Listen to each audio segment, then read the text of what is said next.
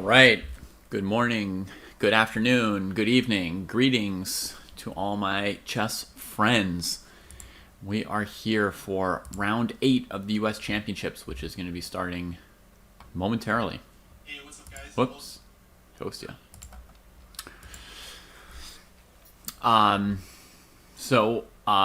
We are playing round 8 today. We are just past the halfway mark in the tournament. We've got the first move just coming in here from Alex Lenderman. 1d4. And e4s from A Wonder and Levon Aronian,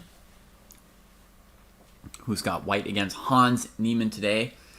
Two players who are struggling this week, Levon and Hans.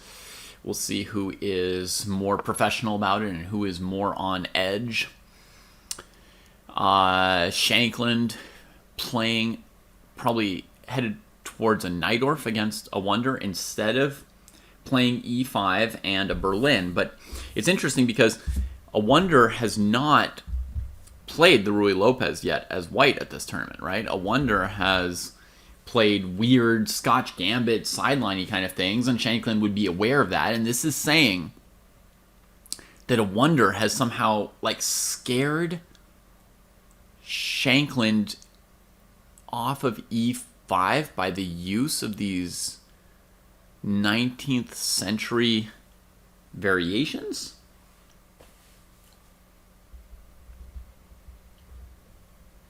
That's weird. I imagine if Shankland could get the Berlin endgame against A Wonder, he would actually be happy to do that, but A Wonder would probably avoid it. I saw a little snippet from an interview that A Wonder gave saying that he did not want to play, and they're getting into a weird line, that he was playing for fun, right? That he was playing for fun.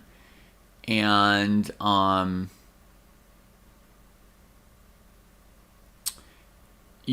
Berlin endgame, I'm pretty sure, is not his idea of fun. So I don't think that he would play that. The boards are bouncing around, which is pretty confusing. Let's see if we can stabilize them. It's a little disorienting, but we've got some wild openings going on. I can tell you right now. Oh my God, I'm getting seasick, however. We've got Levon Aronian playing the Italian into the two knights, going for knight g5 and accepting that pawn sacrifice with knight a5 from Hans Niemann. And then playing bishop d3. Chris Yu playing the fantasy variation against Jeffrey Xiong. And of course, the f3 Nimzo from Sevian against Caruana also suggests a likely fight over there. I was going to watch Sevian versus Caruana today. That was sort of my thought of which game we would probably be focused on.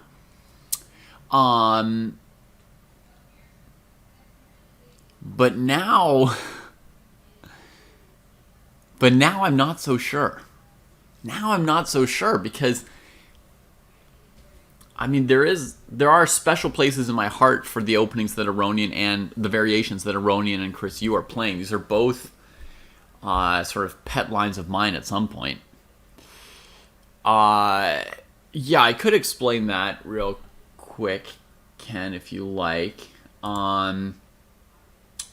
Let me try and grab that game. That is a very, very unusual position, so it could be worthwhile to have a quick look at it, even though normally I like to start out sort of watching all the boards before getting into anything too much. But here, knight f3, d6, d4, takes, queen takes, knight f6, e5. So the point of the move e5 is disrupting the knight, right? Well, we can go back a step. What's the point of the move d6 by black in this position here? Why does black play d6 on move 2 in the Sicilian? Do you know?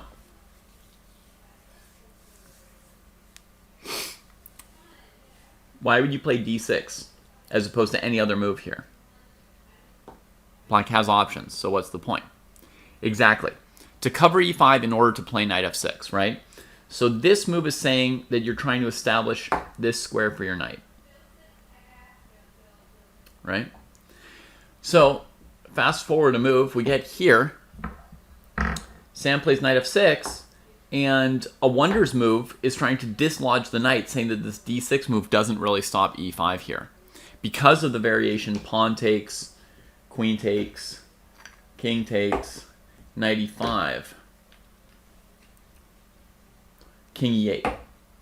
And the claim is that this position here is pleasant for white. Okay?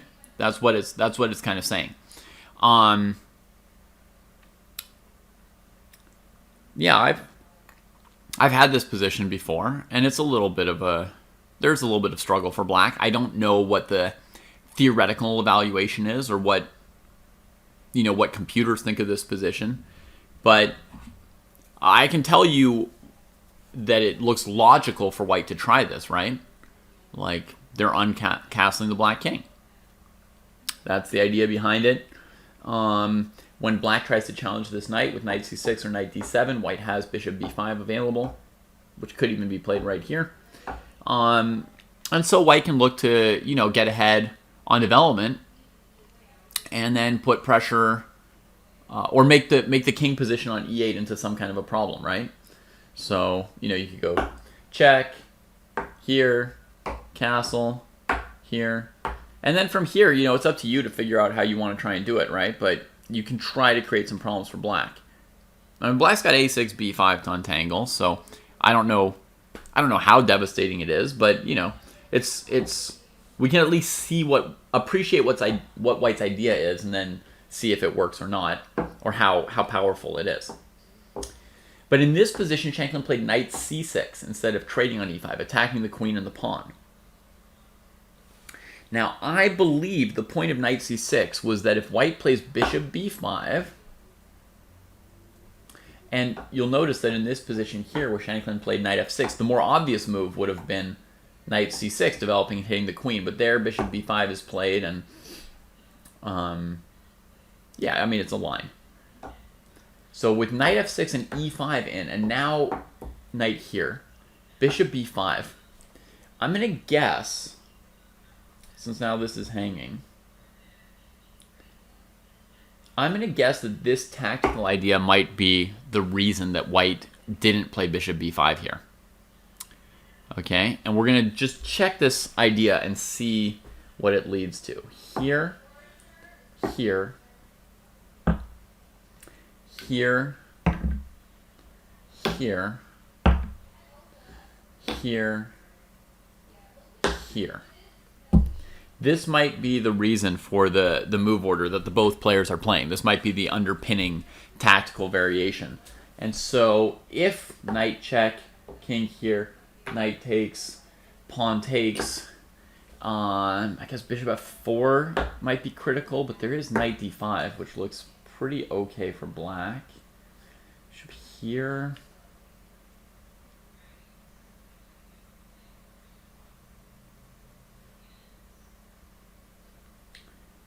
b6, castles, bishop b7, rook d4.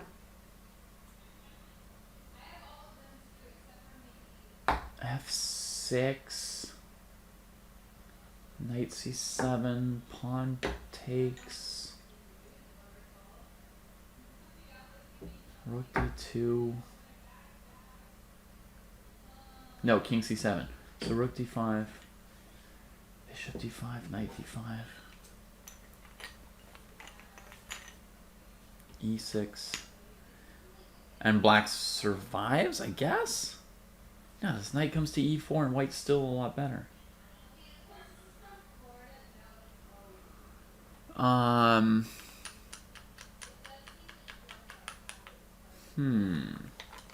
That didn't turn out particularly well for black.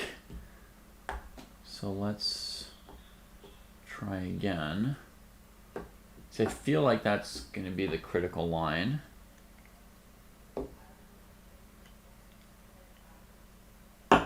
Bishop f4 right here, right?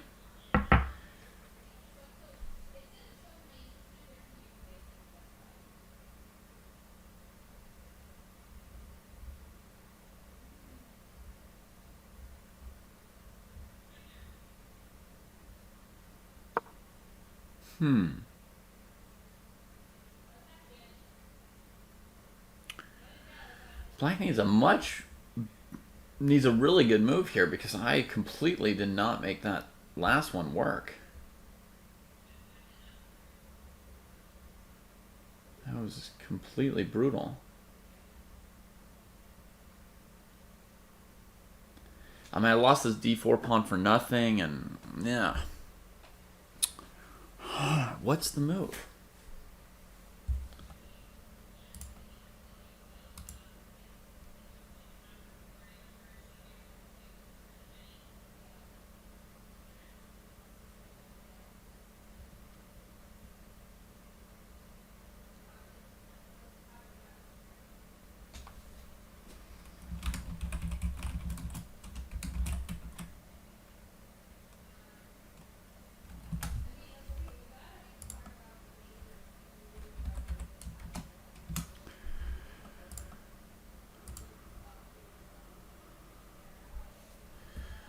Huh. See, this is why I don't want to get into too long a variation too early in the broadcast. I mean, it's irrelevant and there's 100 million games going on, but it's somewhere down that path. The answer to your question, which I can't even find for you quickly, is down that path. I'm sorry. I'm sorry. I'm pretty certain that that's where the answer is, but I can't quite find it. I think e5, knight c6, bishop b5, queen a5 to b5 must somehow work out for black in that position. Therefore, white trying queen a4 here. I guess we could also ask the database if we wanted to.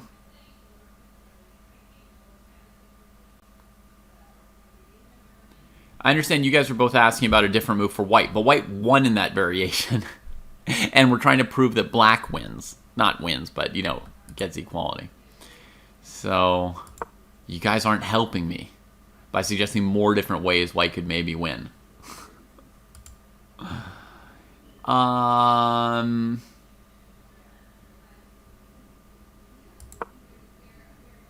Okay, in the database, bishop b5 has been played the most in this position here, but white has won 22% and black's won 50%. And the best move for black is queen a5, check, knight c3, and then queen takes b5, with 54% wins for black, 30% draws, and 16% wins for white. So this position, which I was just looking at and couldn't figure out, as one of you said, yes, the knight can go knight bd4, but then black has no problems. White's never won a game with knight bd4. They don't lose a pawn, they just get a terrible endgame where black's got the bishop pair. So the whole thing is based on this tactic, which I was just not fully able to refute. So knight fd4 is where white has occasionally won. D takes e5. Oh, this is much easier than figuring it out for myself. Knight c7. Oh, king d7 is better than king d8. I just lazily put the king on that square the first time around. And what's the difference going to be?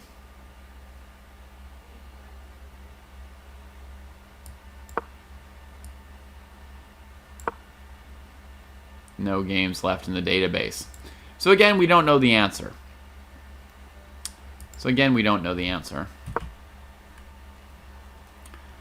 In the database, white has always castled queenside here instead of going for bishop e5. So I don't know what's wrong with bishop e5.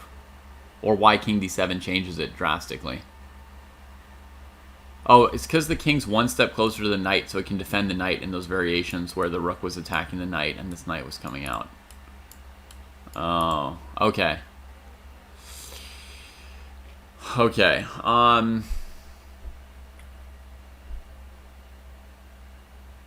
so like for example here, here, here,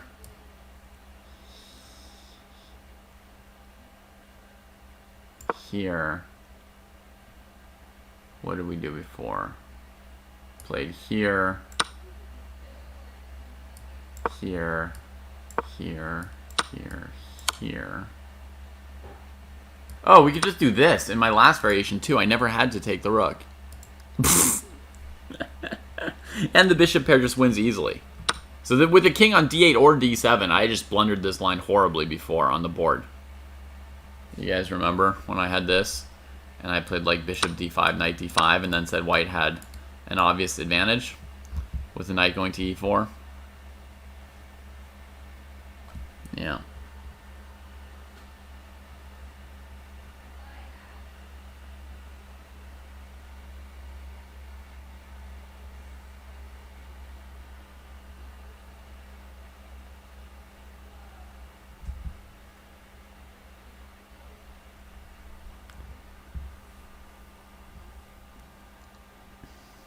Okay, so after knight d5,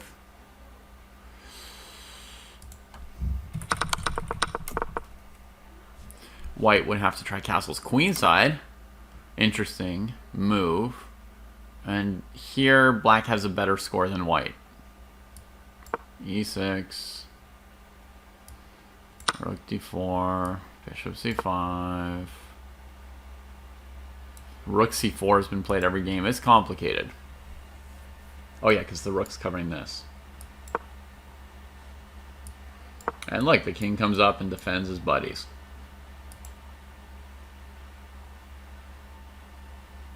Man, all this stuff has been analyzed out in great detail. Okay, let's go back to our game. Knight c6, queen a4.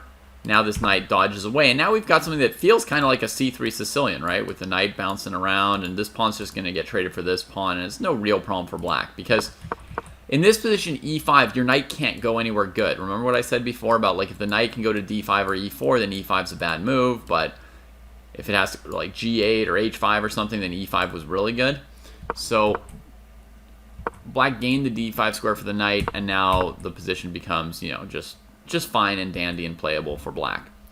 So Wonder's doing something a little bit funky again, and should be fine for Shankadoodle. Let's go to all the boards for a second again and see if we can get an overview of what this round is offering us. You can see Levon Aronian, his kingdom for a doubled isolated d3 pawn, right? He did it all for the d3 pawn. I used to play like this, and everybody told me I was terrible. And now look at the good players who are playing like this. Okay, then we've got like some funky deep theory from Lenderman and Lanier Dominguez in a Catalan. They're like 500 moves into this opening. I mean, and Dominguez is just blitzing every single move.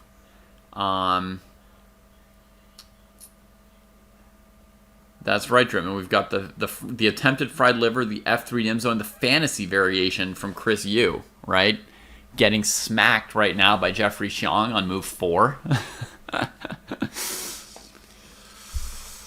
I assume, like me, Dripman, that you would like for the fantasy variation to be good.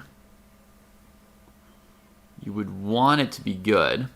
Robson's playing the Berlin against Mora Diabati again. So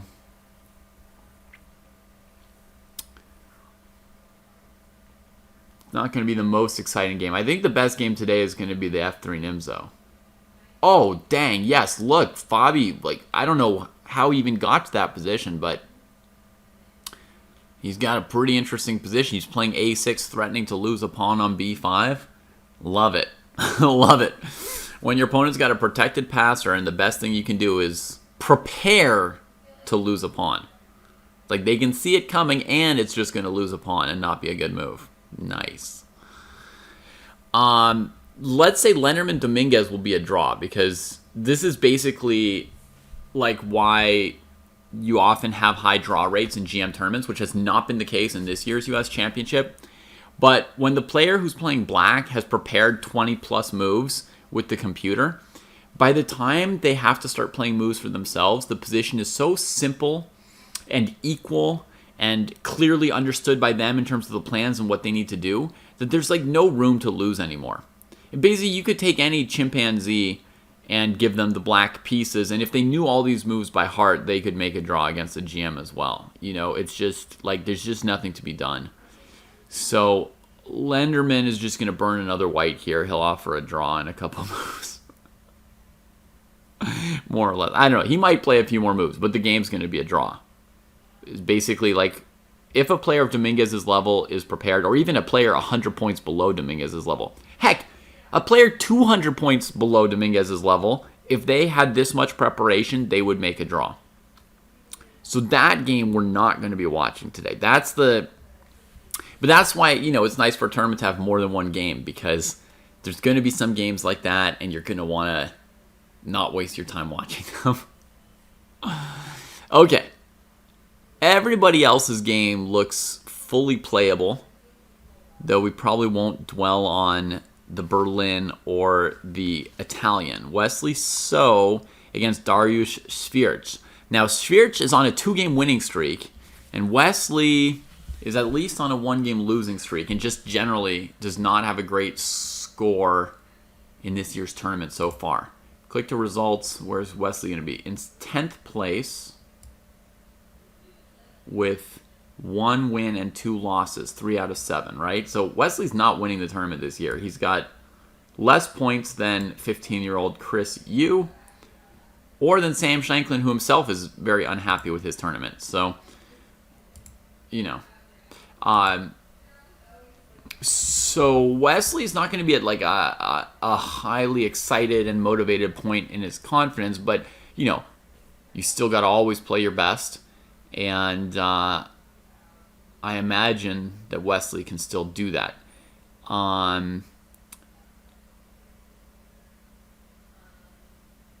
But we'll see if Svirch is really rolling at this point. I mean, Svirch might just be feeling great.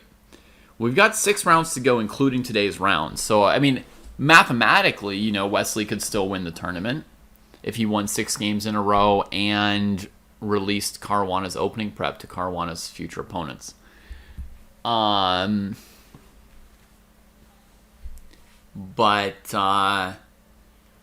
I mean, realistically, the tournament's either going to be won by Fabiano Caruana or Fabiano Caruana. Those are kind of like the main contenders to win the tournament. I know we're only halfway into the tournament, but it's pretty much down to the 2 of them. And, everyone else can try and have a really good tournament.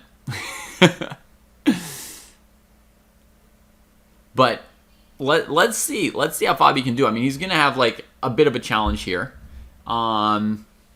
with black against a very ambitious player, Sam Sevian. Sevian has reached a point where he doesn't have too much respect for anybody. He's going to play for a win when he's got the white pieces, for sure. And he's going to give Fabi like, some true opposition. I wouldn't say like a test, because Fabi's obviously the one handing out the tests. But Sevian will make him work today. Fabi seems like he showed up wanting to work this week. So,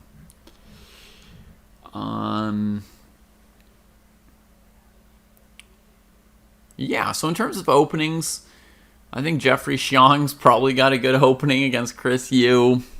Chris with another, dubious sideline hurting him, I think.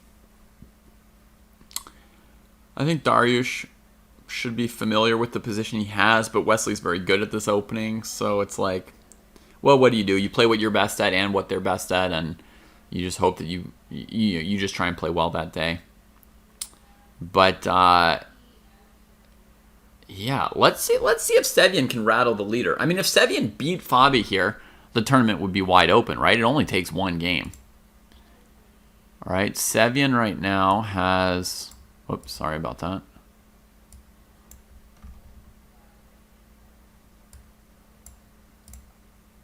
It won't let me use this bar. Okay. Sevian has right now 4 points and Fabi 5.5. So Sevian, if he wins, he'd be half a point behind Fabi, and Ray Robson would probably, also get to 5 points or so by drawing today. So, yeah, I mean, that could be enough to make a whole tournament of it. So let's get into that game, right? I mean, there's already like an interesting position on the board and some interesting moves played. It's not at all impossible for Sevian to do it, If Fabi weren't in the form that he's been in so far this week, then I would have said Sevian could win absolutely any game he played at this tournament. Like, I could see him winning with white or with black against anybody in this tournament. For sure. I can see that. But you know, Fabi at this tournament, that's been a thing. So let's see. Let's see what happens. It's going to be a barn burner. This is definitely an exciting game for today. So we know that it was an F3 Nimzo.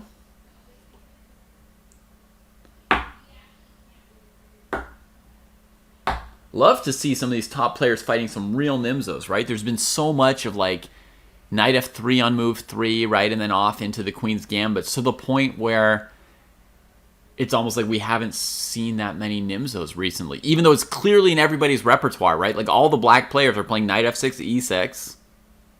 Well, no, I mean, you know, 65 to 75% of super GMs are playing that, maybe of all GMs. But then if white doesn't play Knight C3, we're not really seeing the Nimzo. It's just sort of like lurking under the surface. So plays F3. It looks like Fabi played some variation with C5, but maybe not with the bishop here. Right? Maybe the bishop came back to E7 before he played C5. Let's see what move order Fabi played. He played D5. A3. And then he just keeps the bishop and says, hello, you're playing the Queen's Gambit with the pawn on F3.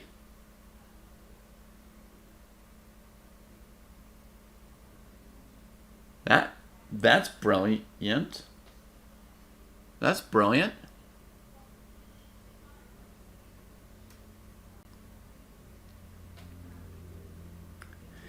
Because I mean A3 is whatever, right? So bishop B4 to E7, 2 moves, but A3 is 1 move, right? So it's almost like this position here, right? Where white's played F3 instead of Knight F3.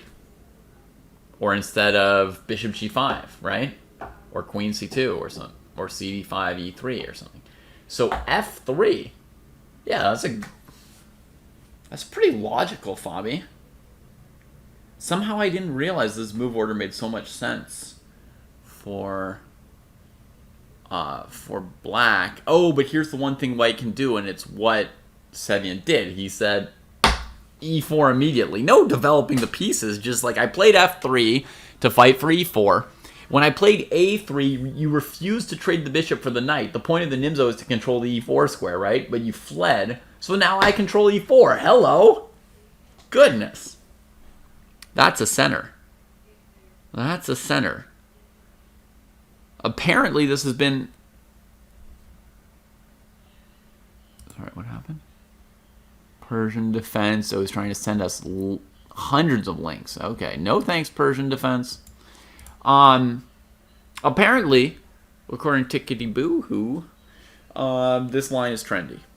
I will say, I look at almost every game that any 2700 player plays in any tournament in the world, and I have not seen this yet. Takes C5, attacking the weak spot here. Interesting. Do you need to take before doing C5? This has got to be another line. C5 looks not losing, so potentially interesting. I suppose you could lose a pawn on D5, right? For black. It's a sack line. But I don't think that loses. I think a bishop on C5 in this position in exchange for a pawn.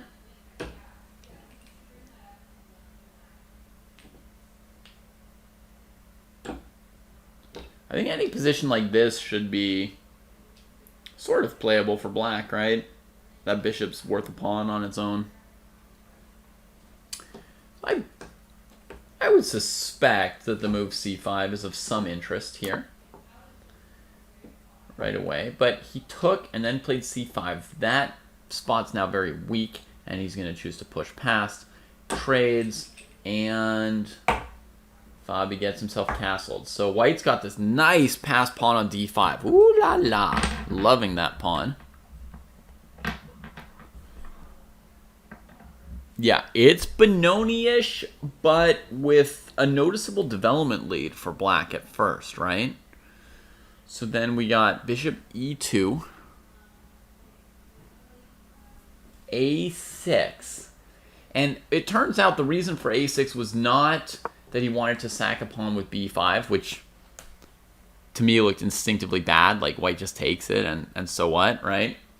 And even if white doesn't take it, doing this doesn't help black very much. Isolating the c pawn, and this is still pretty strong.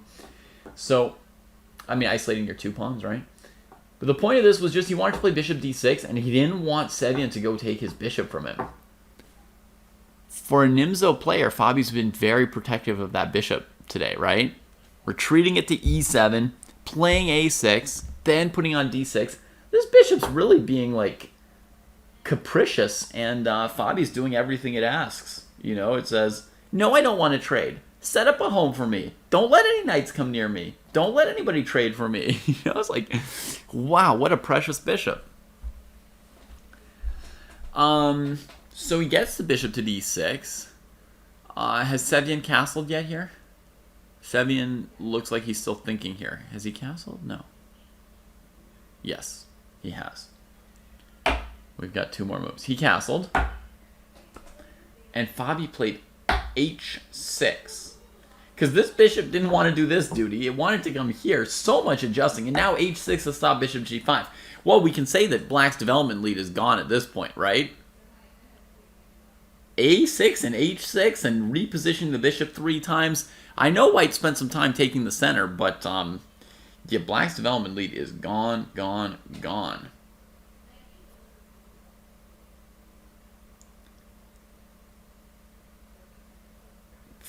Fabi's playing some real funky moves. Really hyper special. Okay, what do we think of the position they've got so far? We see that both players have used some time on the clock, so it's not just bashing out opening prep.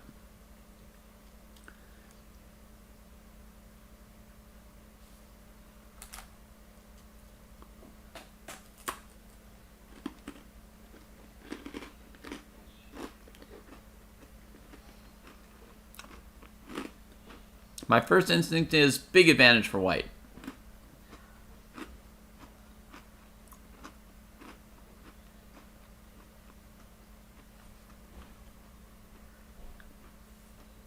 Where's bishop c1 going is a good question. Yeah.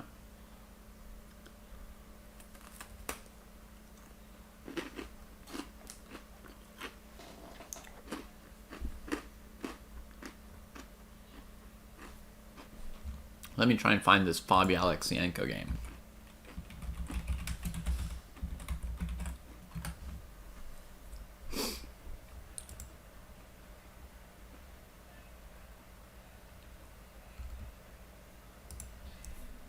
Oh my gosh, you're right. How did I not remember this game?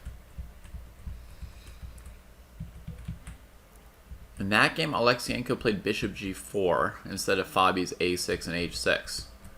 Oh, so Fabi's definitely prepared, even though he's used a few minutes. He knows. He knows what's going on. Knight on b5. Oh, now I remember seeing this position.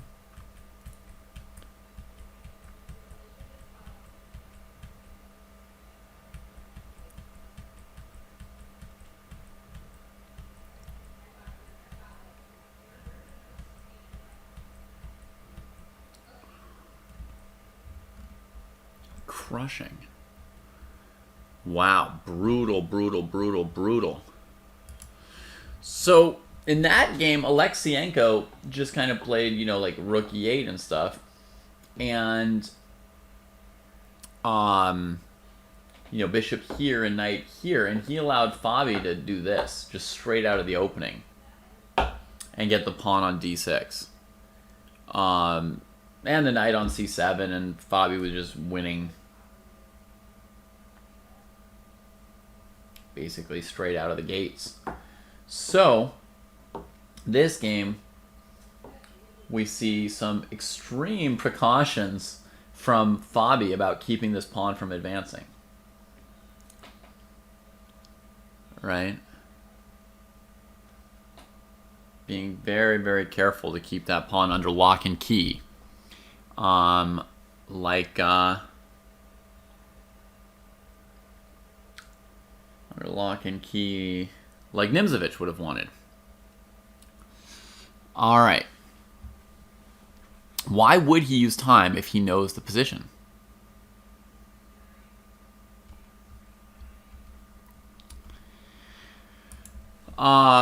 Maybe it's not that he's like, maybe he hasn't prepared it recently, Zelda Sama. Like maybe he prepared it at some point in the past.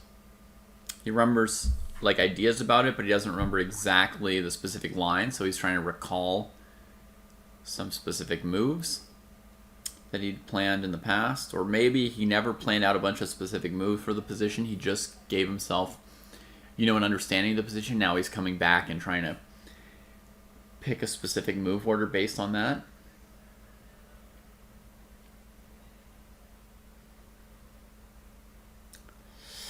I think King H1 here for Sevian. So I can put the bishop on E3. And against Knight G4, just sort of tuck here. The king doesn't have a lot of cover, so we need to watch out for some tricks around Knight G4, Knight H2, Queen H4. We just have to keep our eyes on that stuff. So I think this is a good place for the bishop.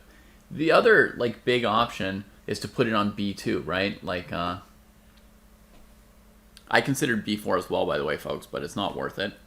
The big problem with B4 is you're coming this way, but black has a bishop that can come onto this diagonal, right? And this is where you've got some big problems. If you compare it to Robson's game yesterday, in Robson's game, black didn't have a bishop. This was an unopposed bishop. So in Robson's game, there was no problem going B4 and bishop B2, right? Or in fact, he'd already sacked his pawn BC3 and lost it in the M zone. He played like this, right? But like the Robson game, you could consider like a more aggressive move, just trying to put the bishop here and create more tension. But you don't want to give black access to these squares. These squares are going to be weak already if you move your bishop away, right? So I think B3, Rook E8. How do you put the bishop on B2 without this move becoming a big problem? I don't really see it, right?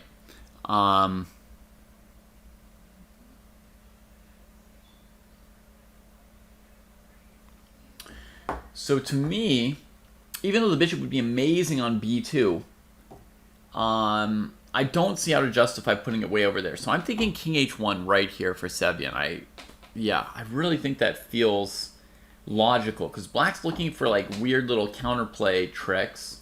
Oh, but there is Rook E8 to stop bishop E3 then, huh? And that's a really likely move for black in response. Huh. But long-term, white's position is really good with this, right? So that's why we just need to organize the pieces and stay strong. So King H1, Rook E8. How do we do this?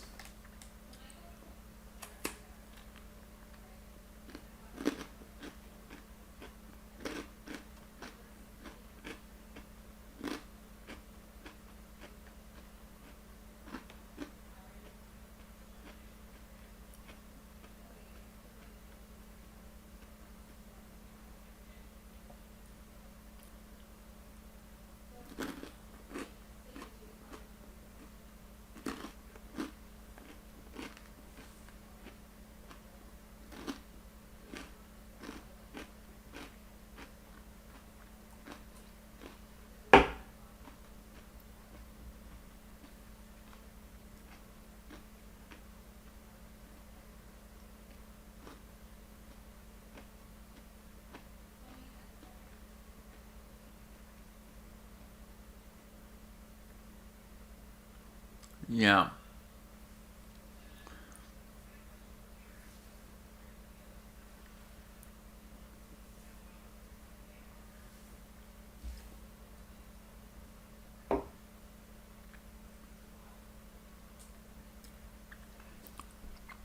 I think about that Magnus versus Nepo thing, Ken.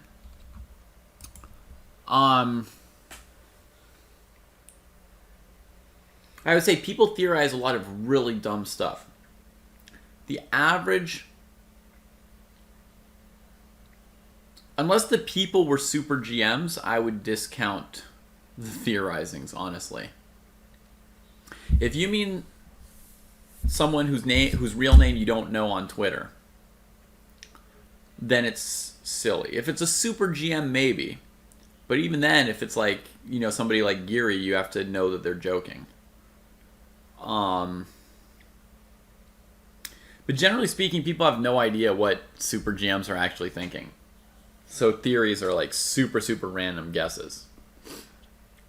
It'd be like me trying to guess what a weather person is thinking when they do the weather on a TV news show when I don't have a TV and don't watch the news.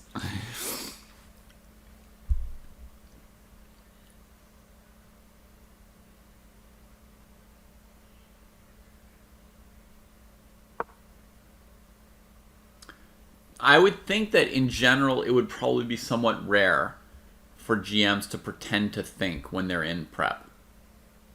I think that would probably be generally a rare thing.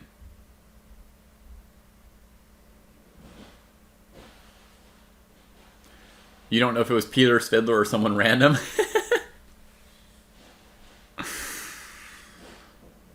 Peter Svidler or someone random. Yeah. Would make a big difference whether I would take the idea seriously or not, right? Knight e1. This was definitely an unusual position that called for some kind of a tricky move. But yeah, this move is a little bit surprising. What's he trying to do? Open the rook. Use the knight to cover some dark squares. Maybe pressure c5. Oh, also, you can play bishop e3 because there's no knight g4 in some cases. Now, I mean, black can stop that with rook e8.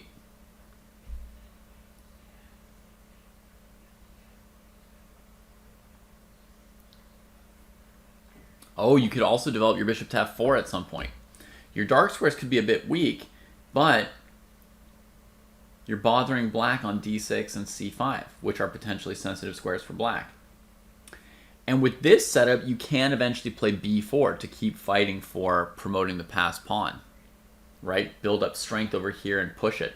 So, wow, okay, deep positional consideration from Sevian, and it feels ambitious and a little abandony of the king, right? I told you guys I was feeling a little fragile with this king and these two little pawns. Now our knight has left us. So there's a definite downside to this knight e1 idea, but the idea itself is very ambitious. And, you know, if he gets to a point where he's played knight d3 and he's playing b4, he's going to really be able to threaten to win the game there with the part of the board where he is strong. So it's going to oblige Fabi to unsheath his sword and really, really go after the white king, I think. Or go after some kind of very active counterplay, very aggressively. Notice also that with one move, and it may not have been... If you gave somebody this position and said white to play and keep the bishop on c8 from developing, it might be hard to notice that, you know, you can stop bishop g4 and bishop f5 at once with this knight e1 move. That might not even hit your radar that you have that option. The move knight h4 stopped those things as well. So again, knight e1. I think we have to ask ourselves queen c7 again right here, right? Like queen c7 going immediately after the weakness there?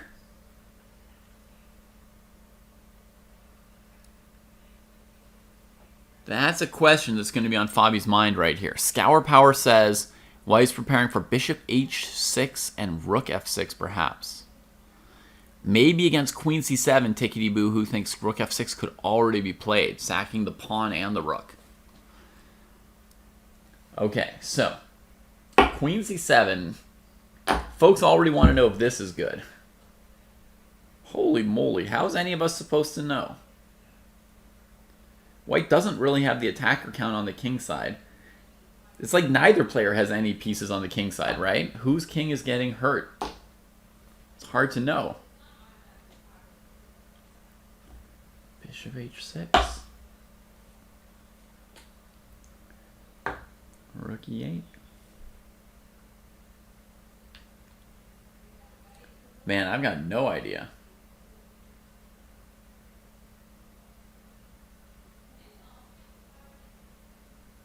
I don't know what's going on with your idea here at all. I mean, I'm not saying it's a bad idea. I'm saying it's disorienting.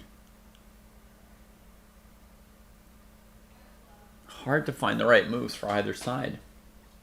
You know, this week I think I'm quickly getting better at seeing the board sideways. The first round or two, it was really disorienting. Now, even in this disorienting position, I feel like I can see where the pieces are. It's scary for all concerned. Yes, white and black would both be scared at this point.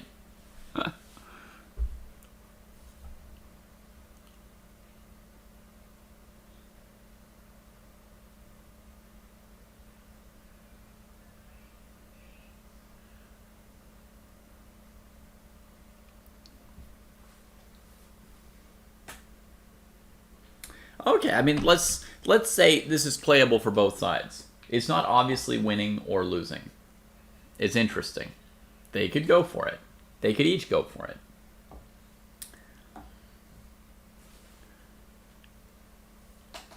What are you going to do, Fabi? What are you going to show us? Another question from chat was, from this position, couldn't black simply bring this knight to e5 really quickly? Definitely possible.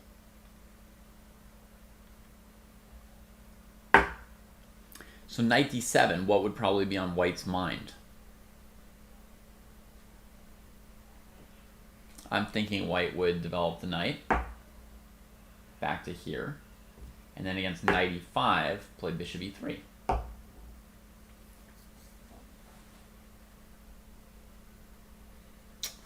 But there's knight g4 there.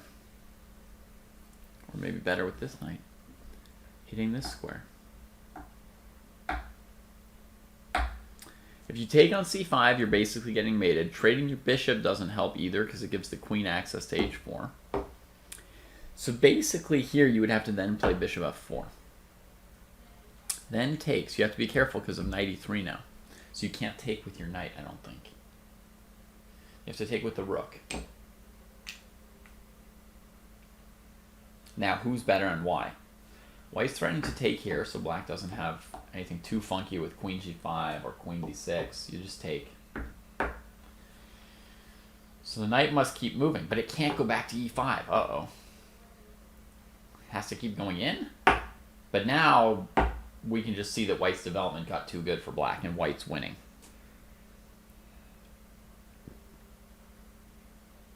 White's position is just too powerful, right? The rooks are both in the game with this one on a8, right? Rook e1 or f1 coming. I don't know where this thing's wandering. c5's hanging. White just got too much power now. So knight g4 at least didn't beat white. White could come here. Black could just play a move like rook e8. They don't have to trade on f4 since that didn't work. White should cover the dark squares with the queen. The game just kind of goes on. Oh, no bishop f5 because of takes. Takes. Oh. Oh god, it takes variation.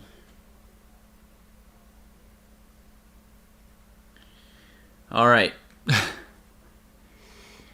Do it with me here, folks. Bishop f5, bishop takes d6. Does anybody lose a piece?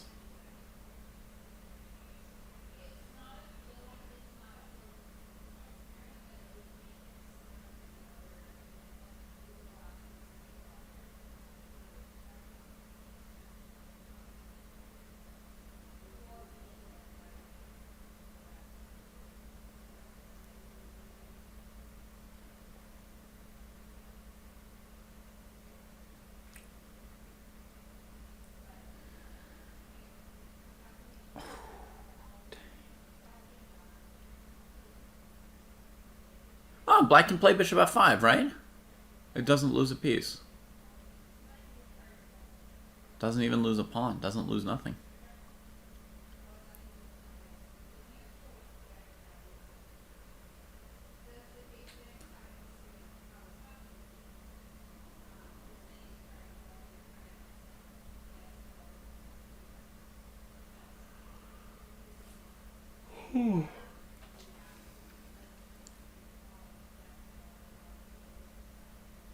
It did, RD-born, yeah. You want to take on c4 at the beginning? Or what? Well, let me first just give the answer here. After this, this, this. You know, if you take on d3, black takes on d6. Bishop g4, black can even take on g4 with the knight. It doesn't change anything, but they can also take on f1. It works out for black. If you take here, then there's this move, which wins for black immediately. So you can't even come out with one extra pawn. So that's the answer to this question. But now we're going to go to D-born's question about the c-pawn.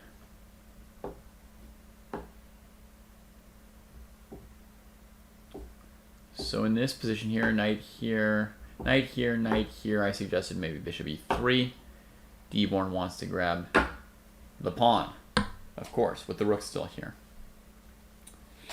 And now bishop c5, knight c5, knight e3 wins in exchange for black.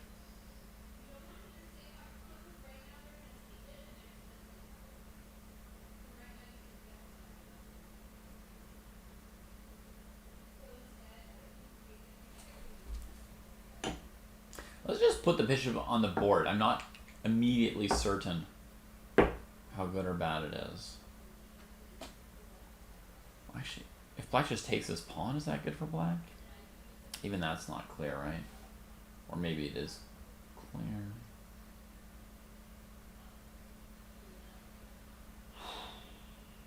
Hard to say. Hard to say, so a lot of unclear. Let's take the rook first. What's the deal here? White's down in exchange. The position looks good, but I think black will be able to handle it.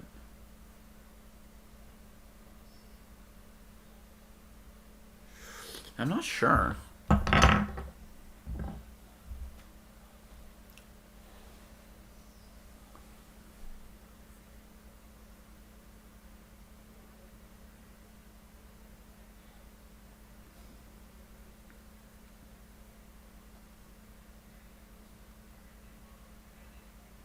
The move queen b6 is not looking very good because after b4 it's all just kind of locked in and your queen's blocking this.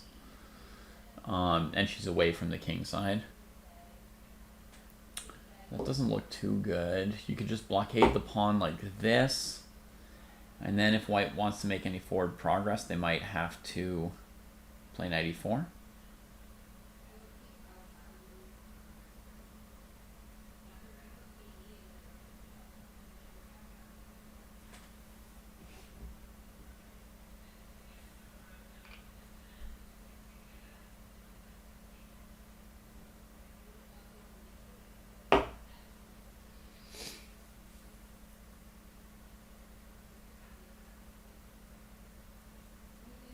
Now, some of you may be thinking white's down in exchange for nothing.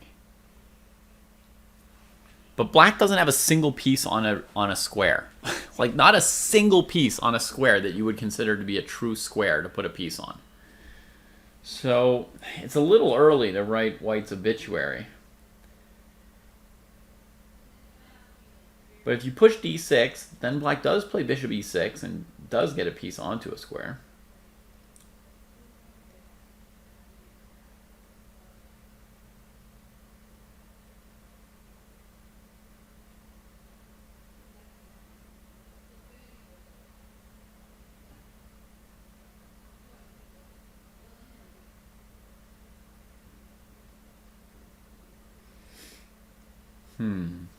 I think white sort of got compensation.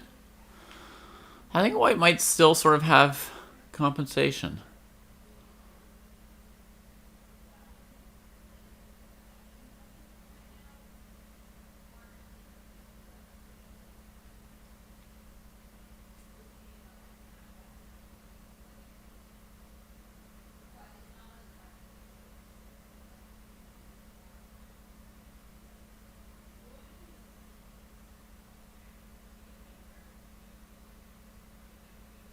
I mean, honestly, like rook f6 and knight f6 are almost playable here. So, making me feel like white's pretty decent.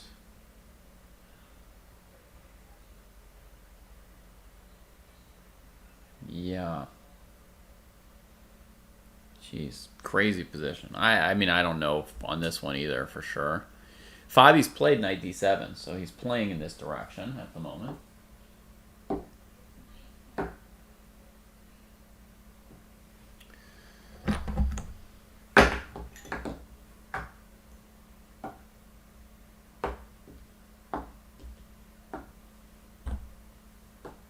Knight d7.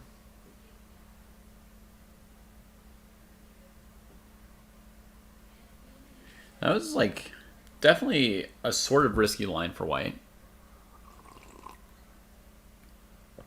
That's the idea, Mato. To mix the idea of going after the king side with the idea of promoting the d pawn or using the d pawn to split up all the black pieces. That was a really tricky position we had there.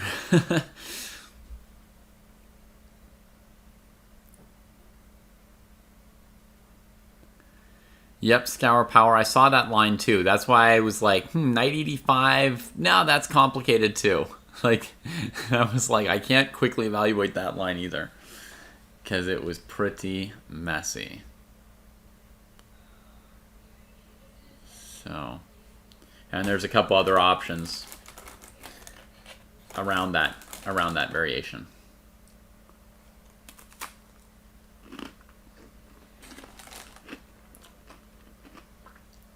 Very good of you to spot that whole line.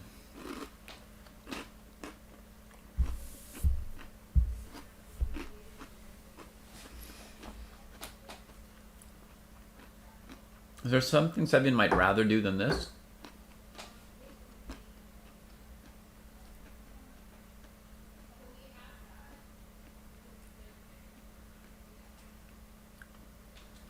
I get this kind of structure sometimes from the King's Gambit, by the way.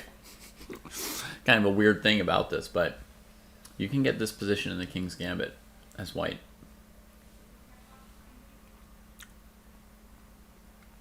Let's say if Sebian loses, he's not going to win the U.S. Championships, right, Haruf?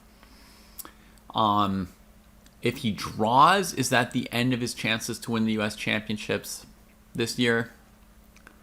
Not entirely, but he'd be pretty far.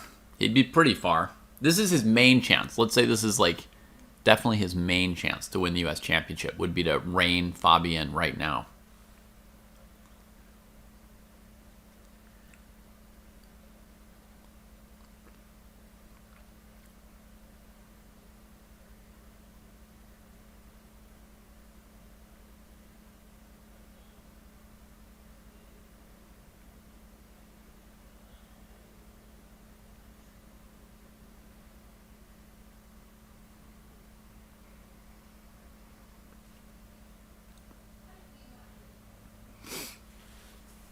Yeah.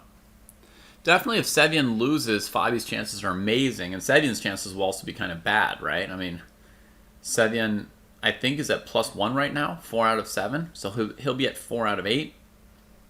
Means even if Fabi collapses, Sebian probably won't be passing, you know, Ray Robson or Dariush or someone. Dariush is, by the way, folks, check this out. If we go to all boards for a second, you can see over here that Dariush has played g5. Aggressive move here against Wesley. Very, very early g5. So he's looking pretty confident today. Right? And there are several players who are on +1, right? There's Dominguez on +1. There's a Wonder Liang on +1. So, you know, like if Sebian loses, it's not just that he would still have to somehow catch up with Caruana like 3 points away, but even if Caruana collapses, I mean, he would have to pass a host of other players, right?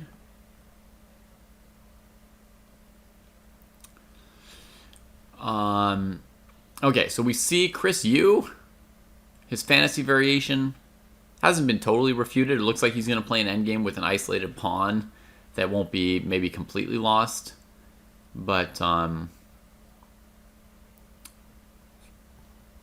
don't know. It's sort of like risking to be a small advantage for Jeffrey, I guess.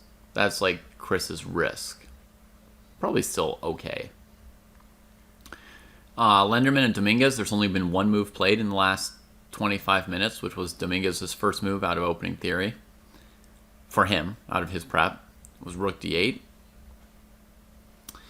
Aronian and Neiman, very, very weird struggle over the isolated D3 pawn, right? These positions are just their own thing.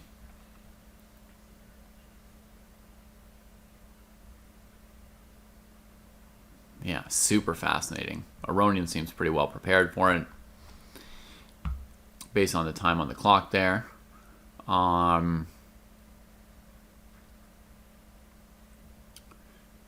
opening between A Wonder and Shanklin looks like it's gotten an extra degree complicated.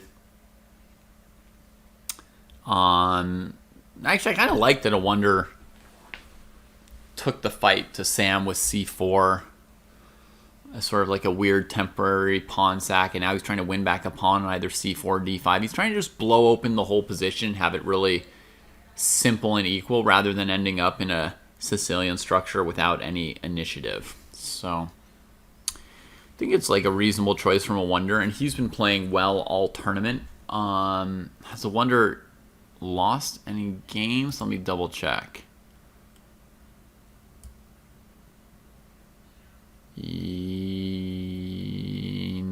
Yes. He lost one game to Elshon. Okay. I think early on in the tournament, so yeah. The Wonder game is definitely weird, yep.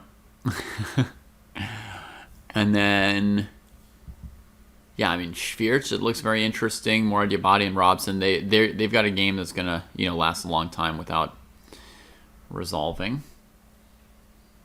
Well, let me try and go take a quick look at maybe Wesley and Dariush's game.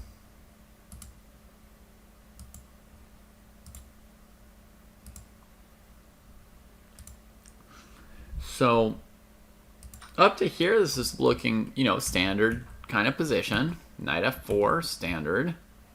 King here allows you to sometimes play G3 with the king protecting this, I guess. And now he brings G5. And he played it quite quickly. 1 minute on that move, so he had seen King H2 coming. Dariush thought a while about Knight F4.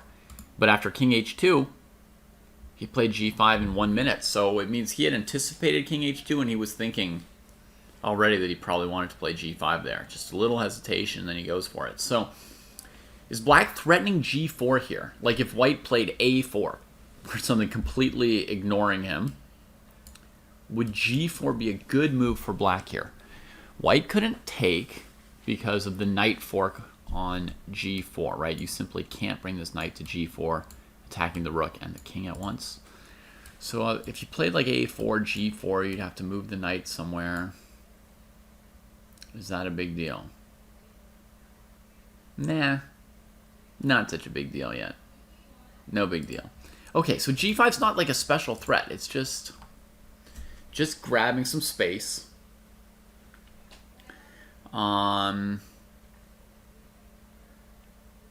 Yeah, if he's going to put pressure on Wesley's king, Dariush is going to play moves like Queen E8 to G6 or H5, and Rook F7, and Rook AF8, and stuff like that before he lands any blows. Okay, so now Wesley is saying, let's get rid of that knight. If Knight H3, he's ready for that in some way. Right? Because one of the things about G5 was to maybe be able to play Knight takes H3 in this position. And then if King takes, you have G4. Now, does Black even really want this? Trading their G-pawn for White's H-pawn?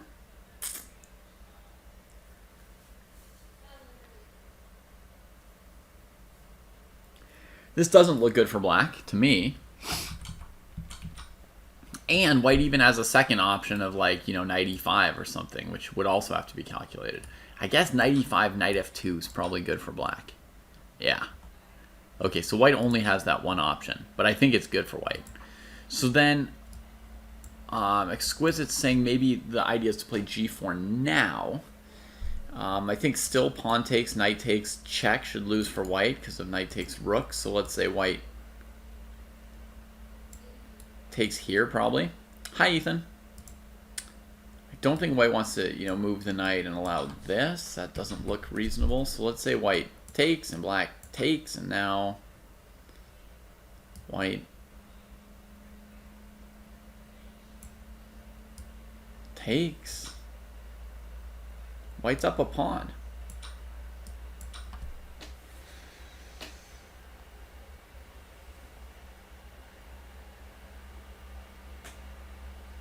Yeah, white's up a pawn and things look fine. So I don't really see g4 or anything really aggressive working out here.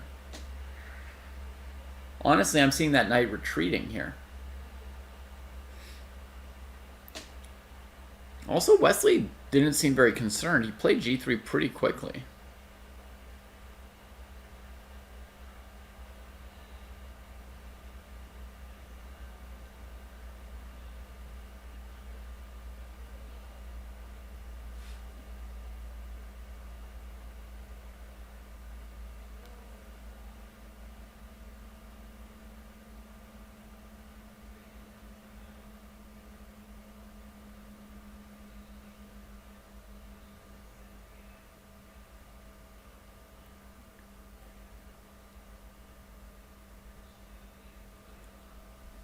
Knight g6.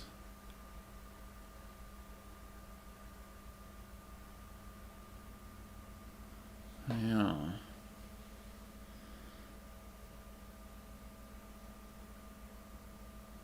Is there a way to just leave the knight on this square and then take back with the g pawn and just attack with like a slow motion piece sack?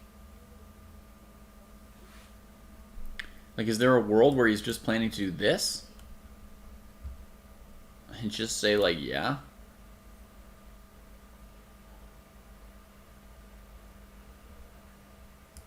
Well, now we have to test.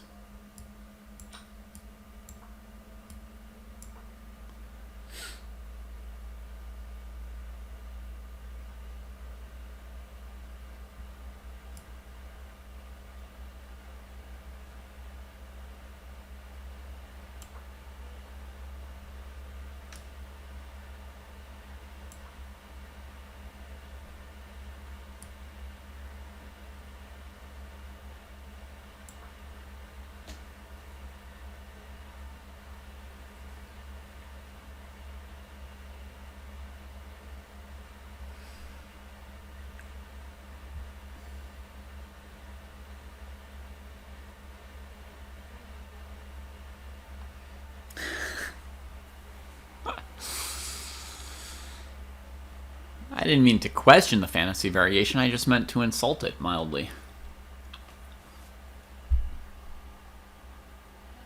But in like a sad kind of way.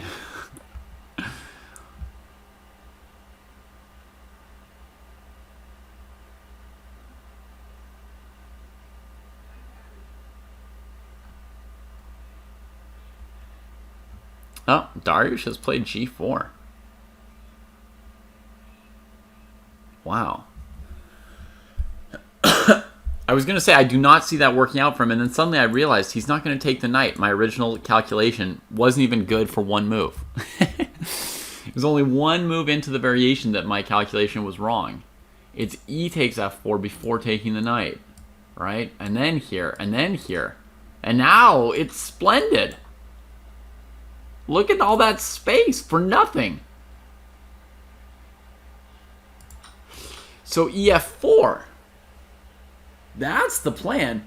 Oh, man. that little pawn capture turns the position on its head. I mean, from like losing to winning. That's slightly strong, but let's say from losing to clearly better. So on g4, is white not even going to take? Knight h4, knight h3. Knight, somewhere knight h3. Knight g1. Okay, Wesley does have a bailout move if the tactics aren't working for him. There is knight to g1 as an option here. And I guess he's still threatening this.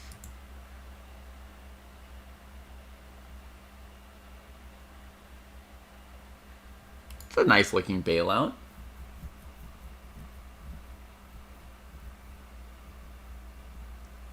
However, sack ideas are getting a little better, I think, right? Because now we can set up this duo of pawns.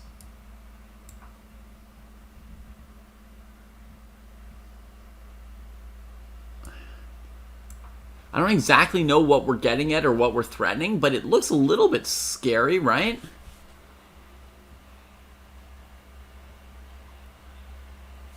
Push. What do you want me to push? F3, G3. G3 to open G4 for the knight. But white's got G4 like really covered at the moment.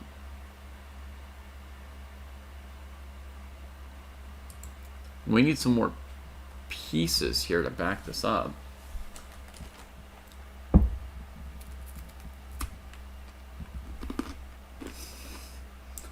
That's right, Ladbemon. This is the like, I'm in a hurry attack, right? No preparation. It's like you're opening up the king side, but it's kind of like equal danger almost. It's like you didn't play king h8. You didn't play rook g8. You didn't play rook f7. You didn't get your queen to the king side. It's like only after you sacked your piece, you start bringing one piece to that side.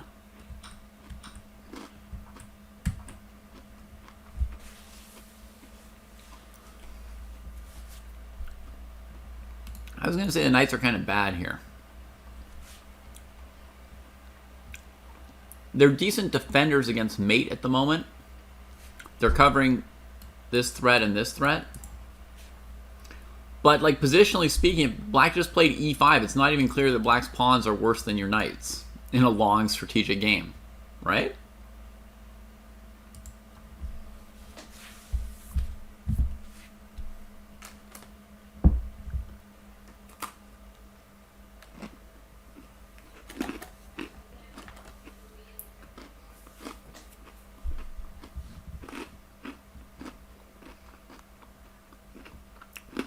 You can't move.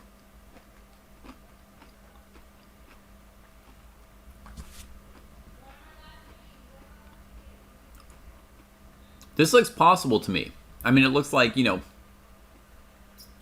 alpha 0 kind of possible.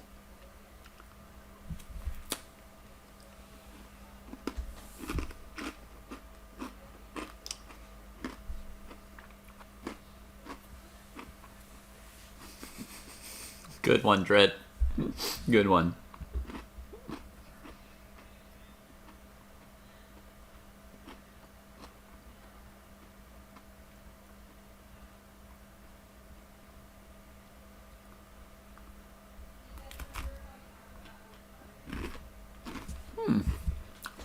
Just looking at this, I don't really know. What else could we do after knight g1?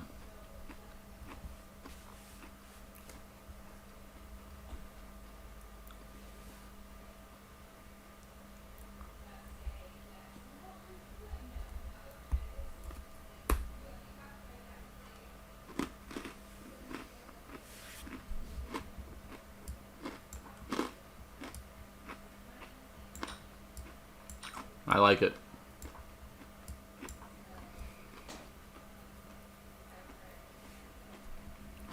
So pawn takes, knight takes does not look plausible here, right?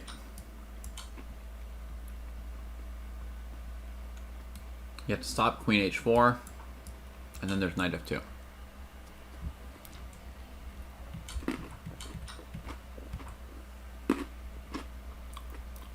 Who's playing f3 here? Scour Power White?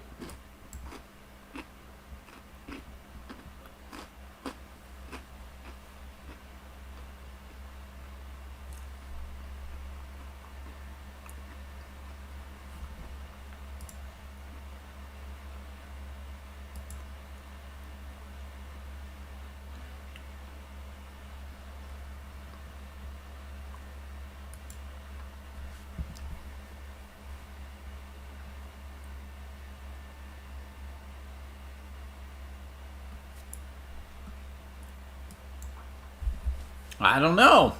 I don't know. It's a mess to me.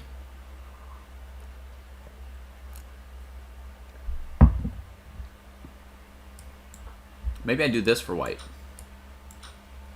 Get an active rook, then play d4. Try and attack the black king through the center. Yeah, g3 check can be played. Here, after f3, we can play g3 check. King here. King's got to block g2. Now, if this knight could come to h4, black would win. So, should we start?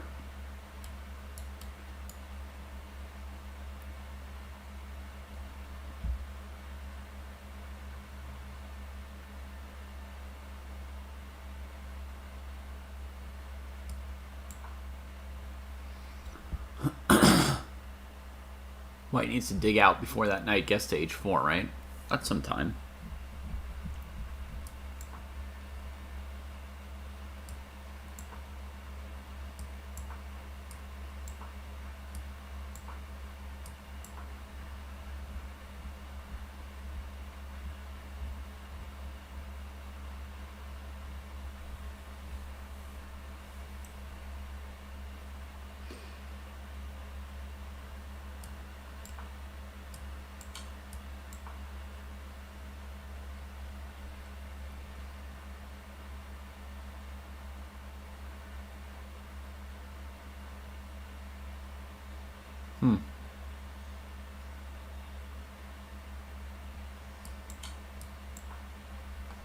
Took a long time to get here. Yeah.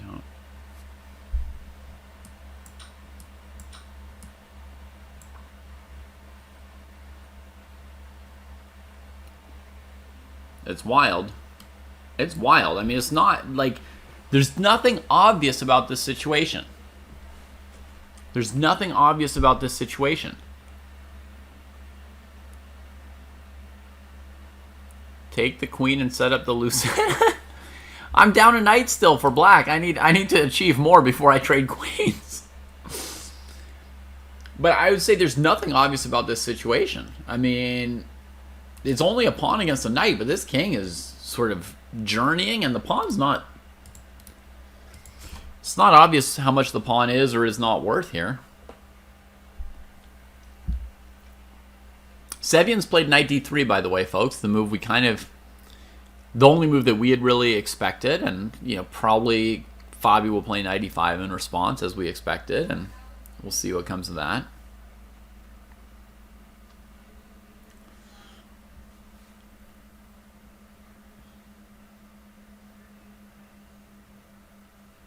Chris Yu has just played a sort of horrible looking move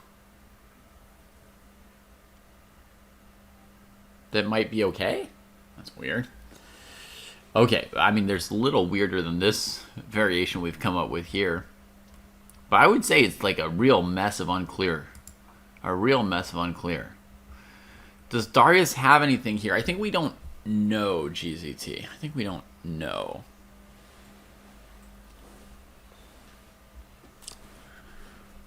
You guys want to see a really weird move? Let me show you a really weird move. I mean, and I'm somebody who plays some weird moves, but this is a really weird move. Bishop d6. I mean, are you trying to trade the undeveloped piece on f8?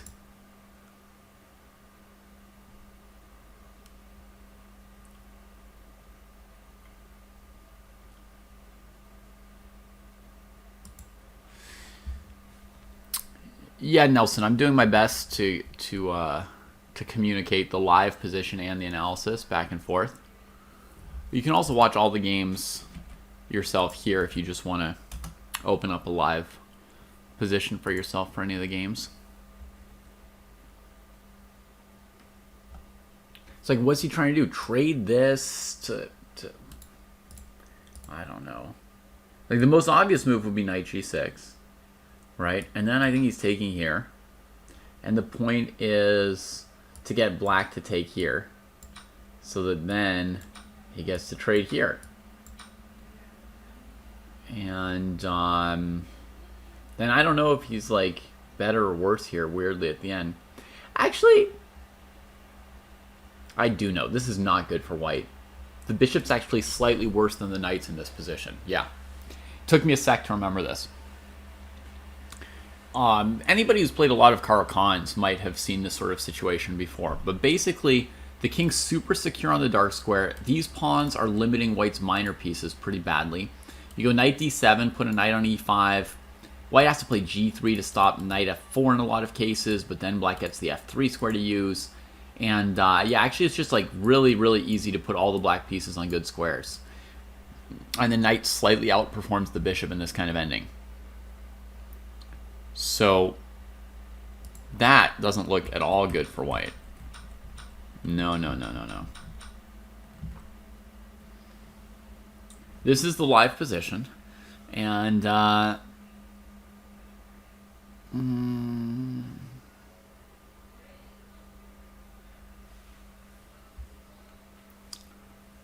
g6 has just been played by Jeffrey, and I think Chris Yu is going off the deep end. A little bit with this opening and the further interpretation of it. I mean, as German said, white's position wasn't looking so bad if they just castled, right?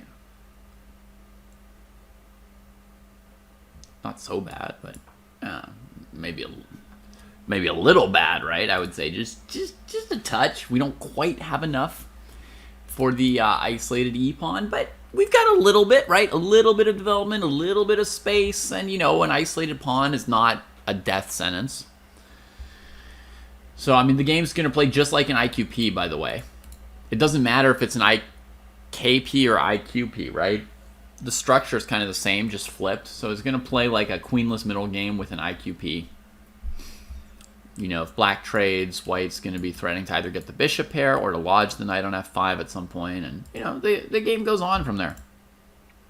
But this is too funky. Like, bishop f4 to d6 to f8. No. No, no, no. It doesn't make any sense. You can't do that. You can't do that. If I were Jesse, you know what I'd be saying.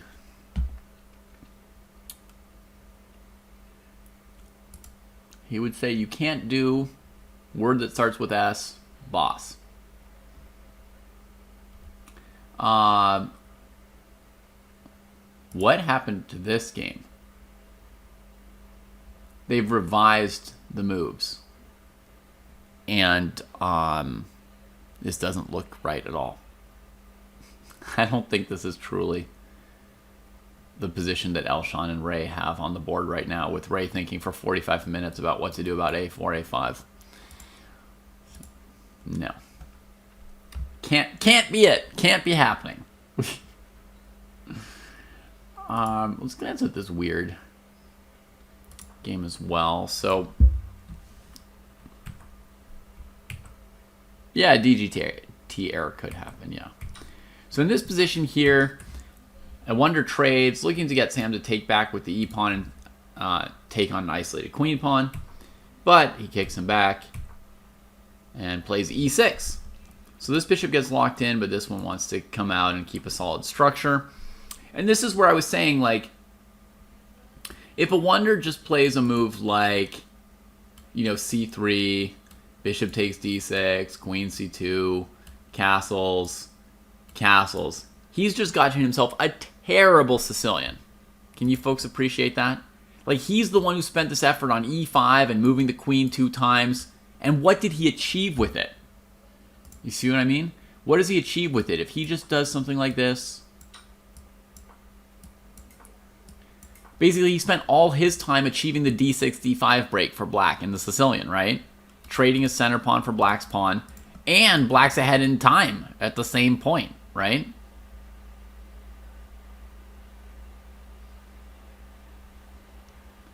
So this would be like truly disastrous. So a wonder fought. He played c4. And if he kicks this knight back, he might play like bishop f4, right? And say, hey, Sam, he might even play c5. The knight could also go to b6 to get a tempo on the queen, and then I imagine he would go here. Just, it's going to try and make it annoying for Sam to recapture this pawn. Right? So, Sam had a plan in mind for this as well, which is b5. Ooh, yes. And that's a powerful looking move from Shanky. I mean, I approve of Liang, of a wonder trying something like c4 instead of just rolling over and dying. But this is a fighting move from Sam, right? If you take it, you're basically going down. You're basically going down. If you accept a pawn sack here, with the number of times you've been moving this queen, right? And then this knight tries to go to c2 or something. I mean,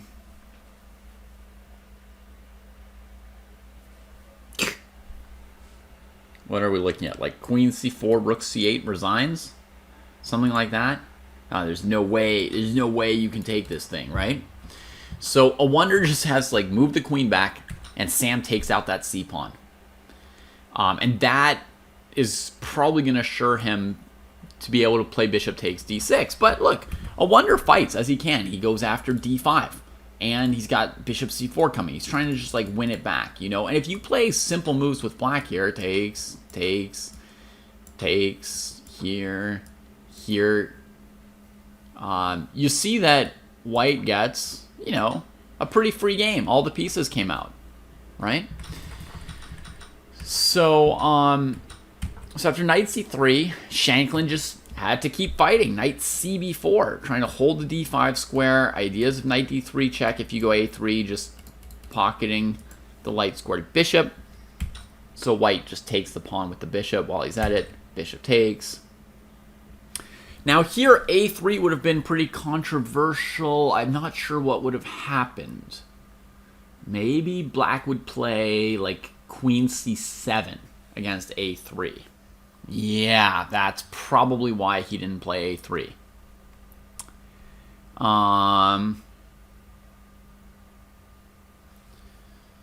So he just straight up traded off his bishop pair right here, here, and now he doesn't go for queen d5, winning a pawn. Shanky's offering him that pawn. It might just be because of bishop b5. A not like immediately impressive move. It's not queen e7, it's not bishop b4, but he may have simply feared this and then not been sure how to get a game for himself.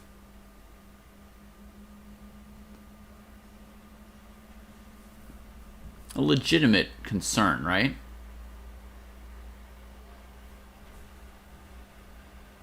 That's right, Quad X. See, as long as you weren't using an engine, if you were accused wrongly of using an engine, then it's maybe a compliment or maybe just, you know, a complex that your opponent has. Yeah, I mean, the next move could be queen e4, but it's like, how do we ever really get a game here for white, right? Tough question. Tough question we're being asked. You know, with or without queens. Like on this move, black could go queen e7 and trade queens, or they could play king d7 or king f8, right? King d7 if they really want to go rook e8 quickly.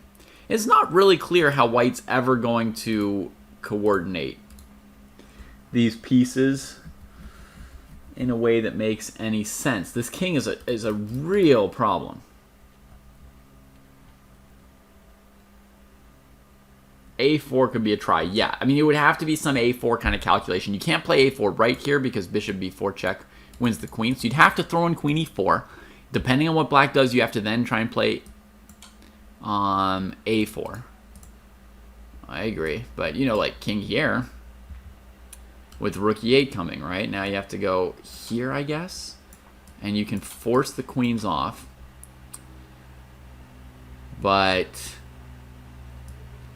you know, black's coming after your king from multiple angles, right? If you go bishop d2, rook e8.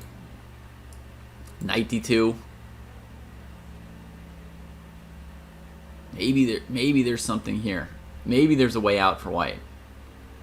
You know? But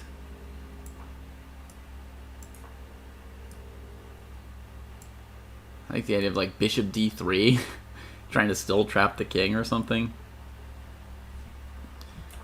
In fact, that makes me want to play king b7 here for black. So that if white castles, I can play bishop d3 and I'm already threatening rook c8 mate when if the knight moves. Yeah, I like that. I like king b7. Yeah, I'm going to keep walking the old dog. But I'm going to checkmate white by moving my king 3 times in the opening too. And then I'm going to put it on a bingo card, right? Checkmate your opponent in the opening by moving your own king 3 times. Look, I even got an exclam from Lad Baymon for the concept. Yeah, that's what I wanted. That's what I wanted. Yeah, on f3, trying to make space for the king. Now we go like, you know, here. Uh-oh. We are tied. Tied. Tied. Up. Up. Up. Up. Up. Up. Up. Up. Up. I'm just playing simple tactics. This is not as fun as yesterday when we were sacking rooks. Not fun at all. This is just paint by numbers here. But playing king b7, the king march was fun. The king march was fun. Different kind of fun. All right. I can strongly understand why a wonder would not take that pawn on d5 and would say, this is my one chance to put the king in the only spot on the board I really want him. Right? We can see why Sam offered it, and we can see why it was not taken. Now, here, there have been a couple more moves. Sam played bishop e6, defending d5, and a wonder smacked him with bishop f4. Oh! How do you like that equality, Shankland? Is what a wonder was saying. The brilliant move to hold equality for white. That was a fine, fine move, Mr. Liang.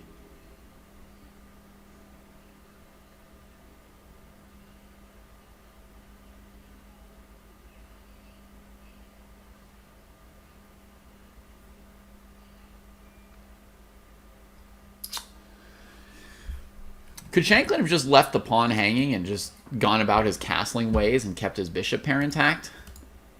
The critical variation would have been queen d5, bishop b5, hitting the rook and threatening bishop h2. That's a double threat, right, folks? Then there's a white's going to need a double defense or to resign, right? Or a counterattack. But the right move here is a double defense. There's a lot of double attacks. What's the double defense? Right. And now it gets a little funky with this move. And this is where I'm like really not sure what's going on.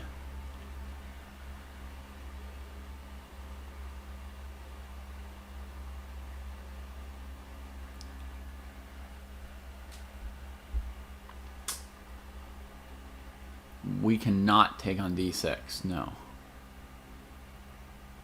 We have to go rook d2, I think, probably.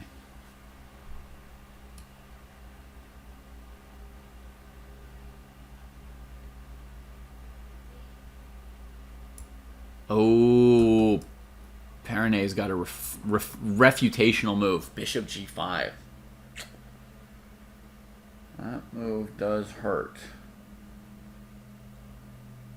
You hurt me, my friend. You hurt me. Yeah, this felt like black was just hoping a little too much.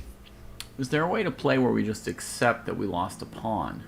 There isn't even really that, because on like some simple move, white just comes after us on this file. You guys feel my desire to castle? I really don't want to defend this pawn. Oh well. Shank defended it. White found a fantastic move. If bishop takes f4, there's just queen a4 check. Recovering it. And white takes out black's best bishop while breaking up the bishop pair. Getting d4 for the knight, probably. Castles takes. And, you know, it's a hard choice between queen d4 and knight d4. But either way, white's very much in the game. Now, the reason why white doesn't have an obvious advantage in this position is that the d-pawn is also a passed pawn. Okay? The fact that the d-pawn is also a passed pawn as well as being an isolated pawn means that there are a lot of endgames where that are just equalish. So, alright, he picked the knight right here. I don't know, Mato. I would evaluate it as being about equal. Yeah. I think white equalized with that nice bishop f4 move. I was slightly frustrated because from the black perspective, I was sort of getting excited to play with the bishop pair. That bishop f4 hurt a lot. Could Shanky not have just played something like this, folks, and kept his good bishop? Is there a rule against retreating? I mean, I don't want to trade.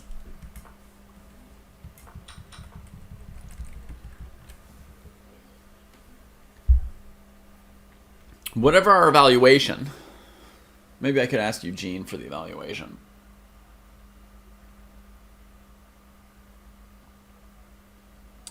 Whatever the evaluation, this is sort of a stable position that they're going to have from here. There's no initiatives or tactics coming next. So this is a static position versus dynamic.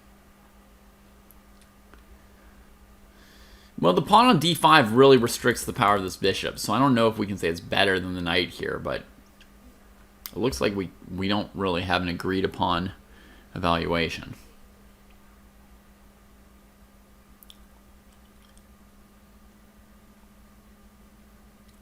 Bad bishop against good knight,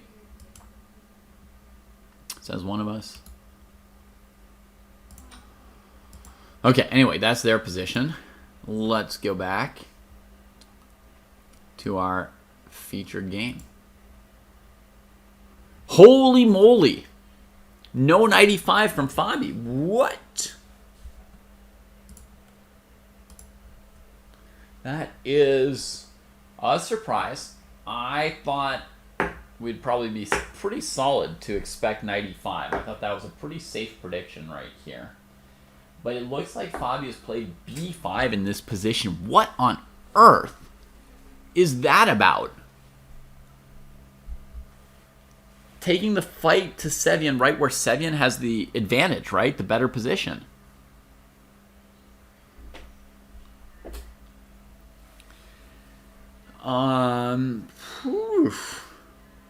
B5. C4 is a soft target. So is the plan if white takes to play C4? Send the knight? Give a check? Before there's bishop e3 or queen d4 or anything? And keep the c4 pawn? And not even sack anything? And say black is pretty active?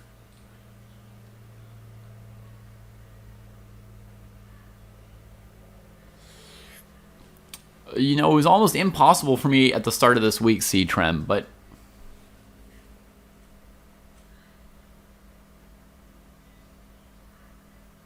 now I'm doing okay, I think.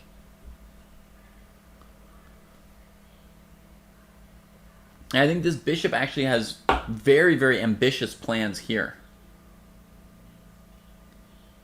To hang out on b7. And g2 is a bit soft, right? Or at least sensitive, right? I'm not soft, I'm just sensitive.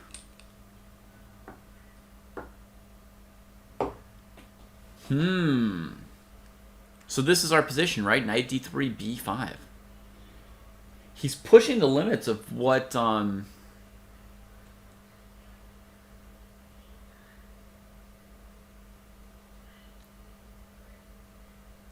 of like what I would consider possible aggression. I mean, Fabi's really pushing it here. I wouldn't have really thought that you could play this hard from this position as black.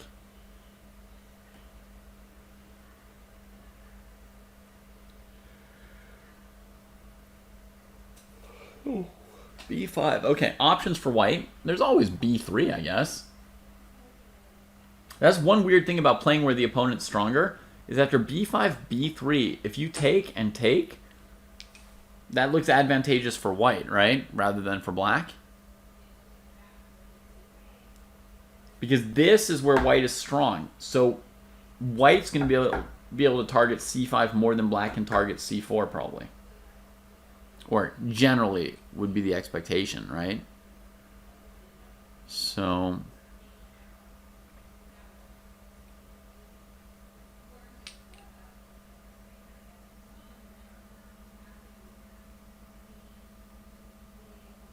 I mean, not that it's not a complicated position with ways for black to play, right? You rook b8, knight e5, rook e8. There's all kinds of stuff for black, but I feel like this variation, it's headed in the direction that favors the d5 pawn.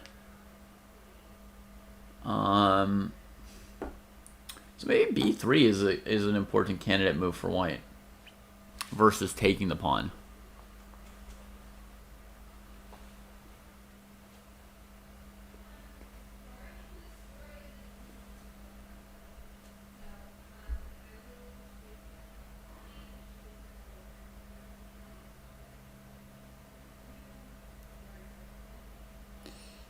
Of note that Sevian and Caruana are both playing these moves a little bit slowly, right? Like nothing terrible as he takes here. Not like slower than they should or insanely slow. I'm just pointing out they're definitely reflecting pretty heavily on these choices here. They're showing some real weight on the moves. They're showing that they think these moves are important. Like 22 minutes on b5 from Fabi, right? 12 minutes from Sevian on knight to d3, 13 minutes from Fabi on knight bd7, 15 minutes from Sevian on c takes b5, right? Like 15 minutes per move. Like you can't do that for very long in a 90-minute game, right? You've got maybe a total of 6 moves you could play at that rate, and then you would literally they would literally be flagging at move 20 and play the next 20 moves on a 30-second increment. So you're definitely saying that these moves are important and that they're not completely sure of them, right? When you think for 15 minutes on 2 consecutive moves, either your opponent played something really surprising, which I think is not really the case. Like look at it from Fabi's perspective for a moment. Right? Sevian plays knight e1 in this position. Knight e1. Right? Fabi thinks for 13 minutes and plays knight bd7. What move would you expect Sevian to play while you're thinking for 13 minutes on this? Well, probably knight d3, right? Sevian plays knight d3 after thinking for 12 minutes, but that's just more time for Fabi to be confident that Sevian might play knight d3 and figure out his plan. And then Fabi thinks another 22 minutes on his next move, after a very predictable move from Sevian, right?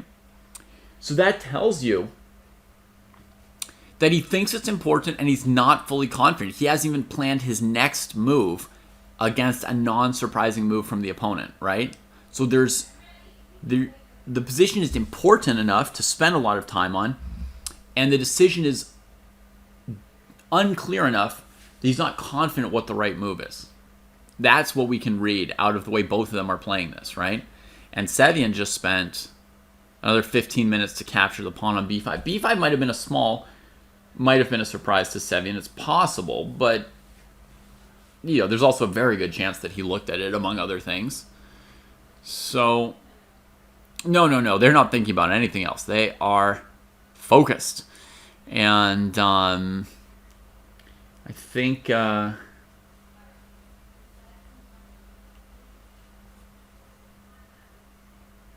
I think that I point that out just to say what I think is at stake right here, right now, in this position. So Setian takes on b5, and I'm thinking maybe c4 from Fabi would be the follow-up, but he at least has not blitzed it out.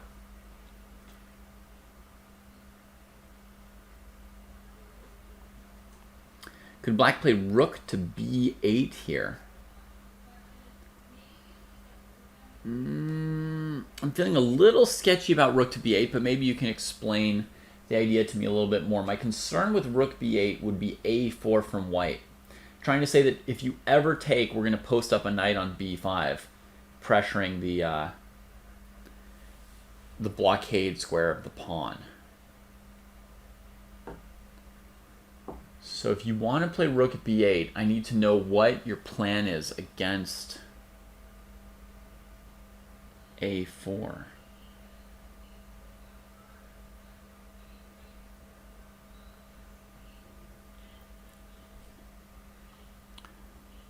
You want to take on b5 and then get the a file, but you just took your rook off the a file. Oh, and Mato is saying against that early c4 move. Mato is saying against the c4 move, even one move before, important point, that instead of knight f4 like we first played randomly the first time we got this position, maybe knight f2 to avoid this queen b6 check. And that way white doesn't give back the pawn on b5, which means the c4 pawn move. C4 pawn remains undefended, right? Dangly. Fabi is simply taken back on b5. Okay. A takes b5 right here. You'd really expect knight b5, right? I mean, we have to double check some possible tactics. He didn't spend too long on a takes b5, only 5 minutes. That's still not like, that's still not the time you take when you're just following a plan you have. It's definitely not, no confidence from either player at the moment, right? But okay, this would be the obvious move. We'll just put it on our board. Now against queen b6, takes c4 check. That's where it gets... Oh, there's knight f2. I was again going to mechanically go here and get into some funkiness. Okay, hang on. So we go knight c4, knight d6, pawn takes d3. Let's try that. And now if you play some in-between move with the knight, pawn takes is hitting your queen, right?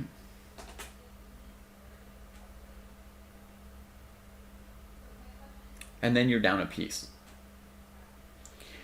So if white plays another in-between move here with the knight on d6, pawn takes e2, and white's down a piece. But if white takes on d3, queen b6, and white's down a piece.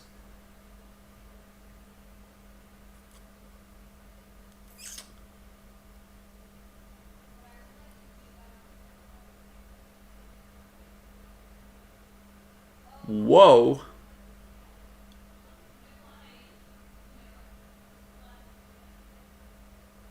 Whoa. White's lost a piece right here. It's already gone. So that means black can play c4 here, and you can't take here. That means your only move is probably knight f2. Pretty much. I mean, if we go somewhere random-ish, I think this doesn't count because bishop takes knight and your rook's undefended. So let's go somewhere random-ish other than f2 for a second and just see, like, is there any way we're holding our piece here, right? Like this, this, this, this, this, this. It's unlikely. It's unlikely. It feels like the tactics are going black's way on the dark squares, even though they didn't bother developing the bishop c8, and they don't deserve to savage white quite like this. But I feel like the tactics are on black's side here. I feel like the detail is just there for black. So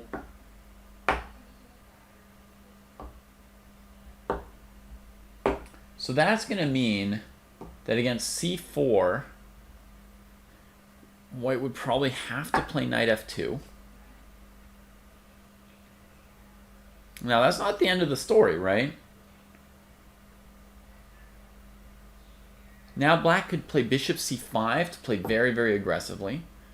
Or knight b6 would be a simpler move, giving up the bishop pair and a pawn to recapture on d5 and just play the whole board. I don't know. Oh, right, if we take back on d5, pawns are equal. So, yeah, okay, so this is a legit option to just sack nothing like this, I think. And now, the positional idea of what black's looking for is like here, here, you know, and whatever happens with this piece, I don't know, here, here. Something like this is what we're looking at there. And white's got a nice dark squared bishop, but black has some space, right? With the knight on d5, pawn on c4, bishop b7, rook e8. It's sort of like a dynamic, very open position. Feels playable. Feels playable. All you've sacked is the bishop pair, but that's a little bit of a thing to sack. So the other option is you go bishop c5, but now you're sacking like 2 pawns, right? White's got 3 passed pawns. You've got 1 extra pawn on the king side, but it's a lot that's been sacked. So now you're all in on what? Like some tactics like here and here. For white, I would gladly lose an exchange around here. If I could only lose an exchange and keep all my pawns. You know, like if I could trade these 2 pieces for these 2 pieces, but get my bishop on e3 at the end, I would be like, yeah, cruising. Cruising. The problem is I'm a little tied up, and it might go worse than that for me, right?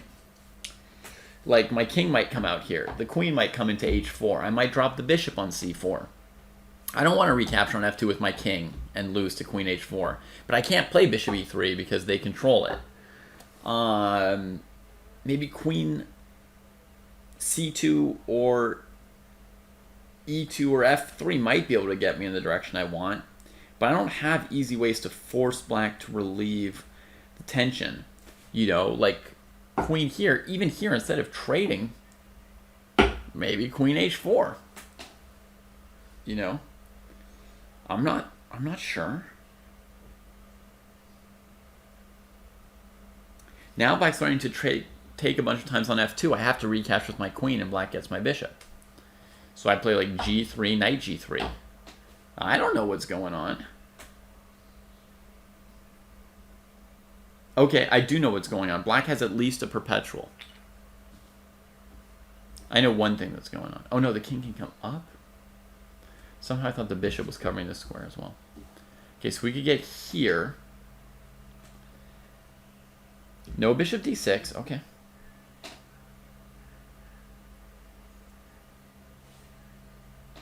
Knight e5.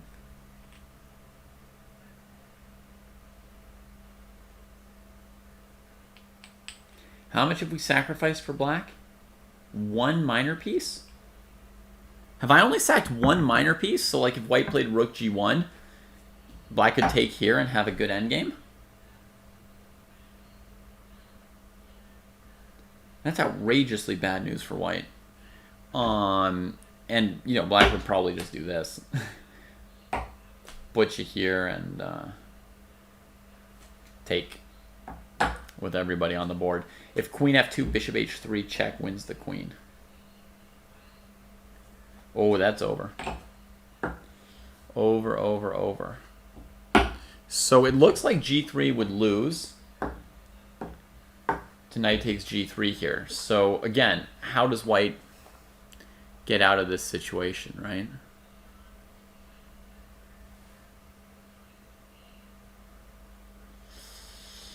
And that's what you're kind of looking at for white. If Fabi is willing to give you all the pawns, is like, yeah. This is a real problem. And I mean, Queen C2 is not the only move, but what are we supposed to play here? You can't just go here, right? Because black trades everything, and then Queen H4 wins the game. So you can't relieve the tension there. You can't seem to develop this bishop anywhere useful. There's a threat on here. So, you know, one of the moves like this seems logical. Oh, maybe knight d4, and we try to fight for that diagonal after all?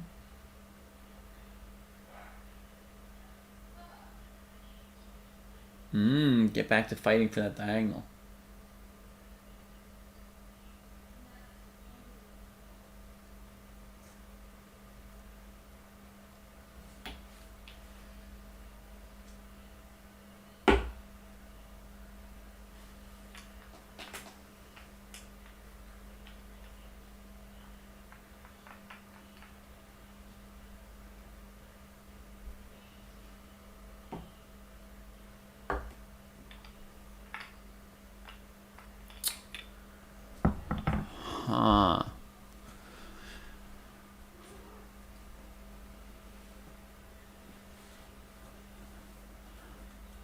Go over knight c3 instead of bishop takes c4. No, we didn't scour.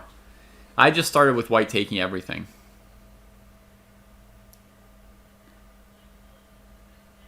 Okay, somebody's saying knight f5 is an exclam here. Oh! Takes and takes.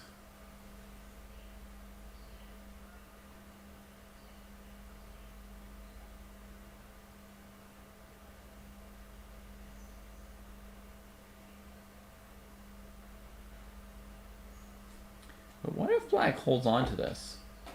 You're going to need a heck of a blow for white, because now you're sacking a piece.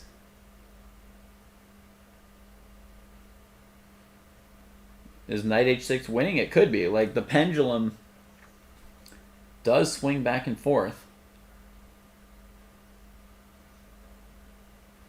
Bishop c5, knight c5, knight d6? Oh! Maybe you already told me this while I was looking at my board.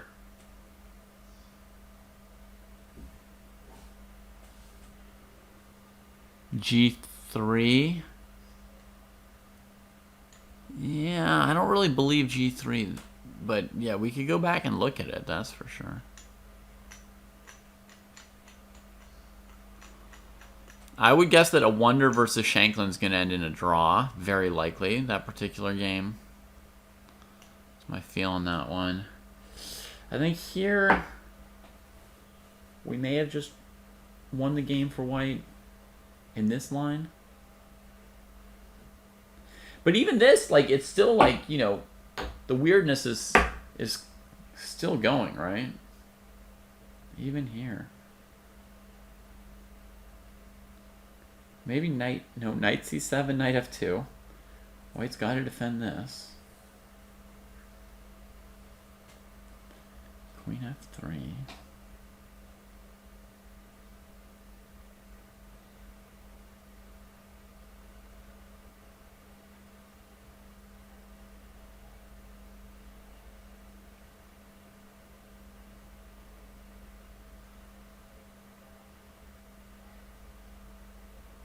I think white eventually wins this one. That was pretty darn scary. I struggle to find those kind of like saving moves for white in those kind of positions. I was feeling instinctively like the game was going black's way.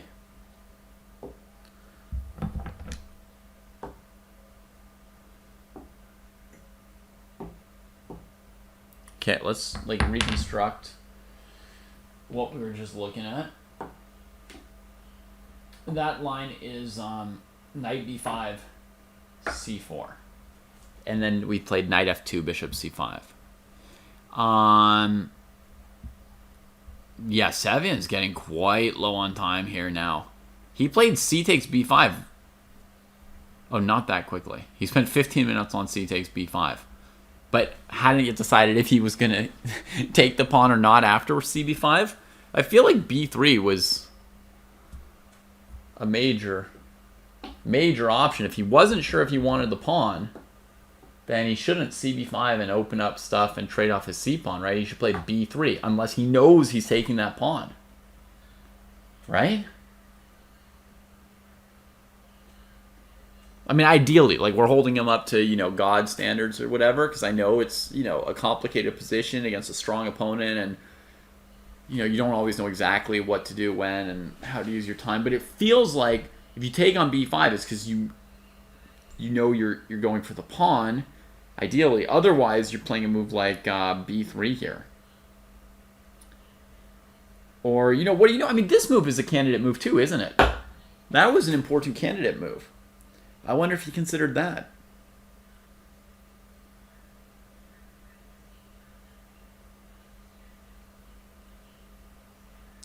Do you guys see the point?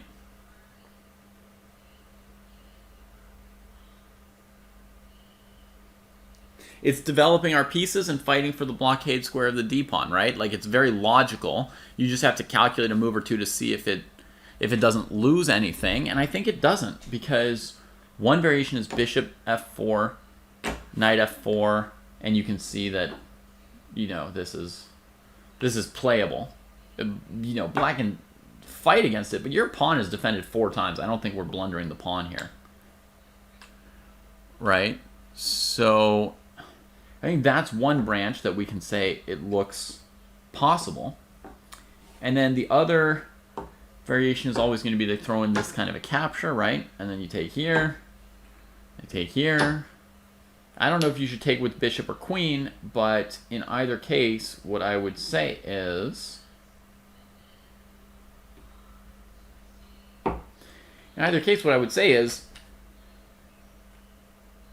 white hasn't lost any material, right? This has to happen. Unless I walked into some c4, queen b6 now.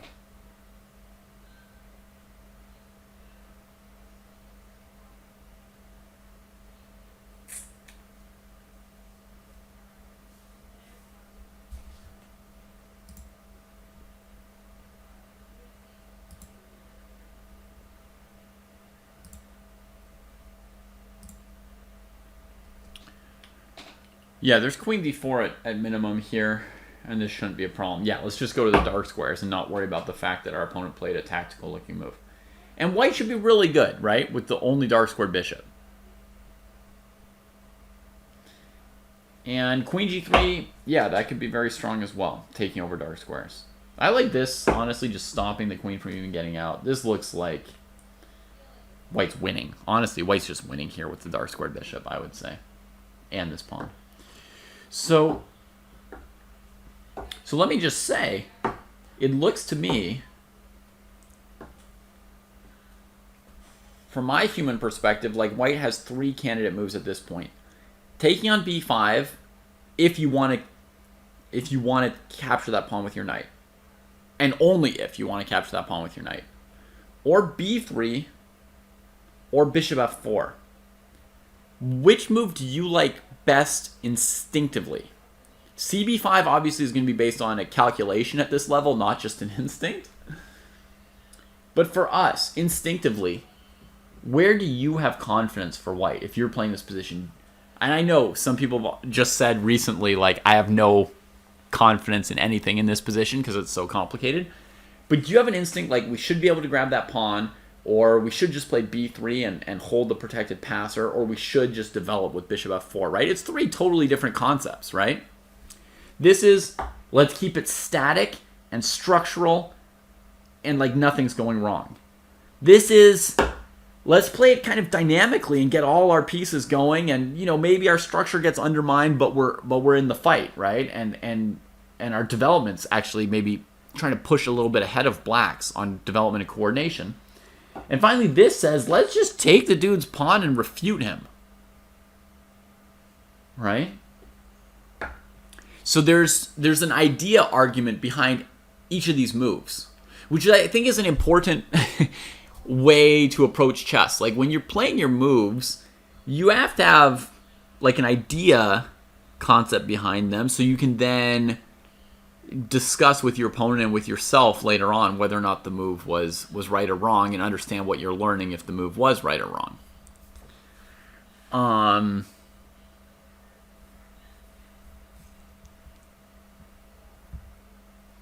We've got one person saying they would never play b3 ever, and 3 people saying b3 feels best in their gut.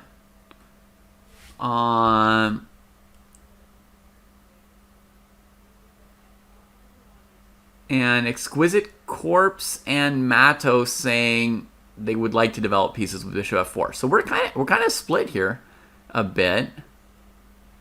You know, I actually have a very strong instinct now that I've done like a scan of candidate moves.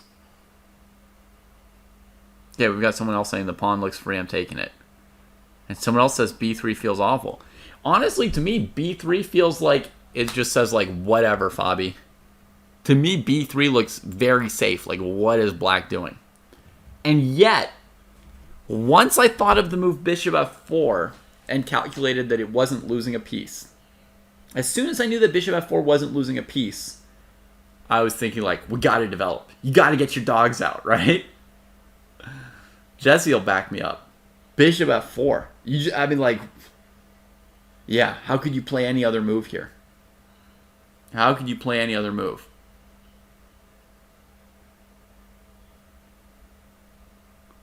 How could you play any other move but bring out your dogs? Mind-boggling.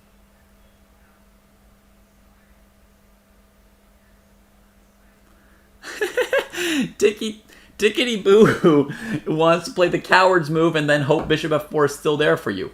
Maybe. But when you play this, you give your opponent time for like knight e5, which bishop f4 would prevent, right? With more pressure on this. Or queen c7. And you have to defend h2, right? So you have to spend a move on, what, g3, h3.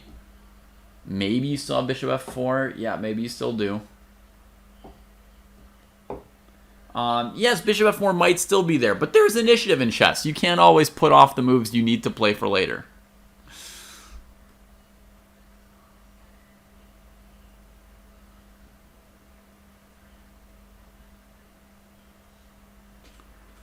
Yeah, so I know b3 looks pretty safe, but once I thought of this, it's like, oh man, this is how you play chess.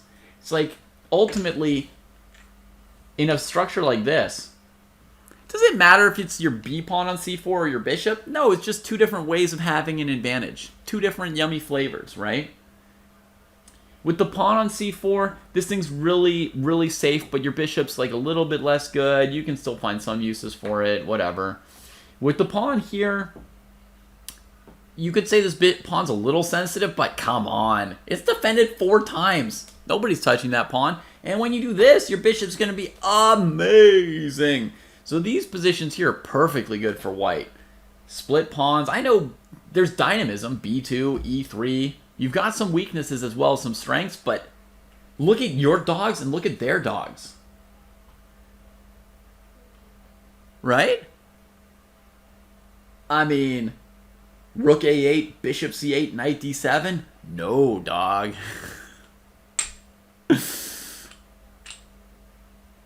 This is just beautiful, you know? This is just beautiful.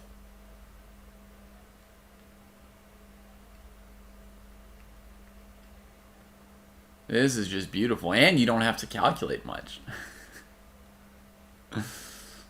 We got everything going on. Those other lines you could actually lose for white, right? This one, it's like, maybe if you play really badly, you'll draw.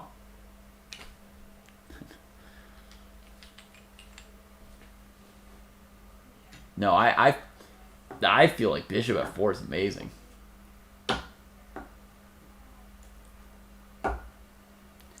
You know, like somebody said, like, we can take this pawn, and after here, what's the move? Knight e1, was it? Someone gave a line. Let me check their line that they feel confident about.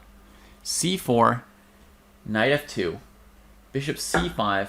They don't want to play bishop takes c4, just knight c3, stopping my knight e4 move. And then if this piece like comes out, just play king h1.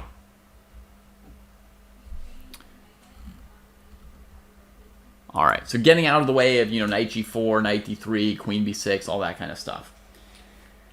So what does white get out of this? White's up a pawn. Black's got every piece out. The knight on f2 is on a god-awful square.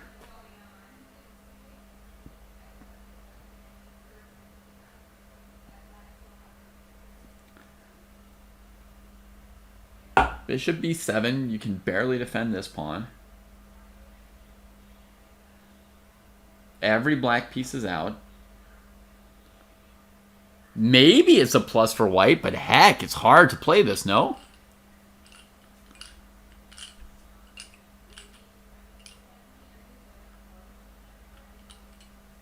I mean, it's worrisome and complex. Worrisome and complex situation. I feel much more confident in that other position. Yeah. And this is definitely got to be Jesse's take on it, right? Jesse, who says he looked through Smyslov's games and realized Smyslov was never really taking the pawn. Smyslov would never play a position with like disharmonious knight on f2 and like some weird extra pawn. So it's messy. We may get something like that. I mean, Sevyan took on b5 once, right? He took on b5 once, and I've said that basically the move that would make sense if you've taken once is to take a second time. So we may get to see those positions, and then we'll see how scary they are or are not in practice. We'll get to see a little bit more at the 2700 level. So we'll get a look at it, but I'm really feeling like bishop f4 was a good move. Man, Fabi came to fight too, right? He's playing super aggressively here with black today. Even though he's already like built up a nice lead in the tournament, and he's going to have some games with white, and he's playing a dangerous opponent, he's just like, danger? What danger? This guy's nothing to me, right? He's really brought that disrespect, finally.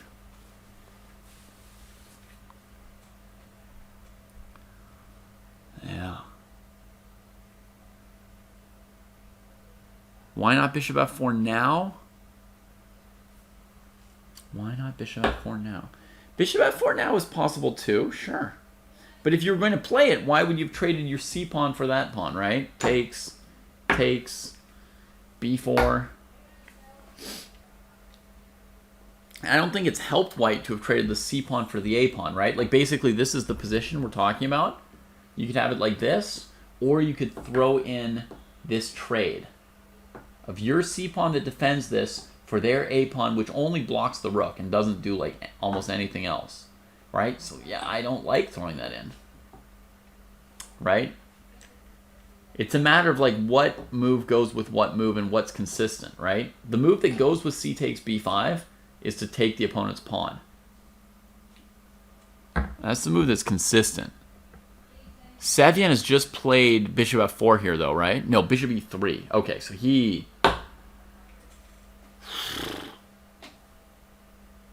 Well, at least, I mean, he's trying to get his dogs out. But it's not...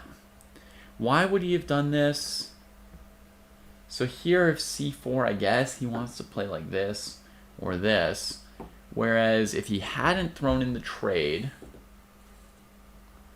then there could have been pawn takes. Is that something to fear? I guess after here, you're not necessarily getting that pawn back. Okay. So bishop e3 here. I mean, at least he's got all his dogs out. But I feel like there's some tactical liabilities in the white camp still. We'll see what Fabi finds. If Fabi wins today Exquisite Corpse, I think you can give him 95% to win the tournament. Honestly, like if he just wins with black here again.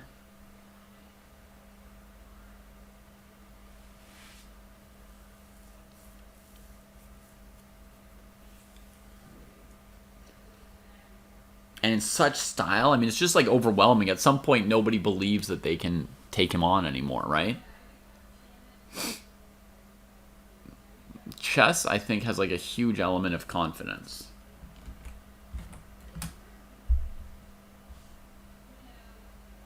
So...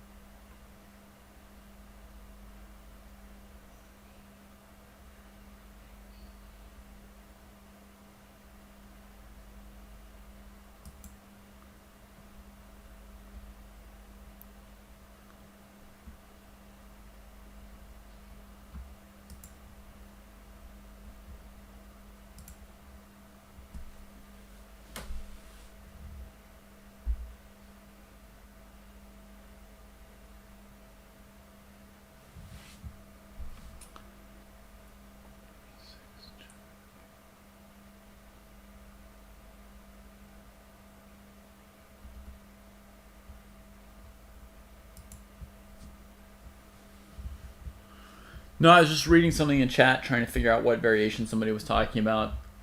So what's the point of bishop e3? I mean, it's a version of getting the dogs out without pawn takes c4 being playable. If there were still a pawn on c4.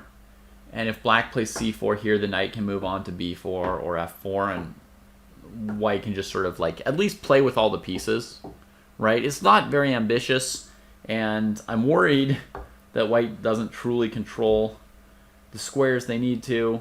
The d5 could become weak instead of strong here. But, you know, it's bringing out all the pieces. In some ways, it's a, like, safety move from Sevian. 18 minutes at this point in this position, though, is, like, whew, crazy scary time for him. Yeah, they are at move 16. So Sam's got 24 moves to make with 18 minutes on the clock plus the 30-second increment. So, yeah.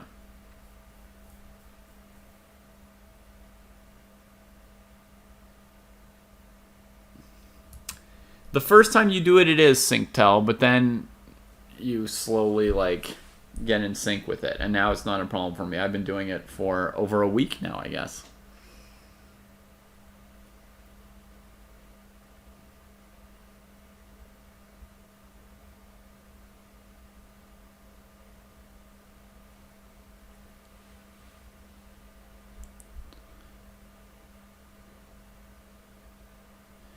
King h1 makes a lot of sense, Grey Wolf, to dodge some of these things. But if you can play bishop e3 and not immediately get hit by like some attack on the bishop that you don't have an answer to, then this move is perfectly good. The problem is if like on this move there's something like queen here, rook takes, queen takes, c4. And then you can't move the knight because of bishop c5. Like if that's the case, then bishop e3 is too loose, and you need king h1 first to have somewhere to tuck that bishop, right? So, I guess that's something we could wonder right here. Like, what happens if Fabi goes rook to e8 right here?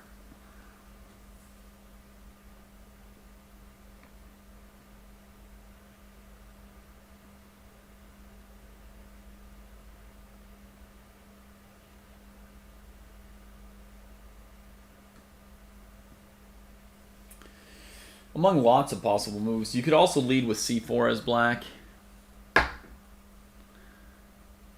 You know, and then after the knight goes somewhere, then go rook e8.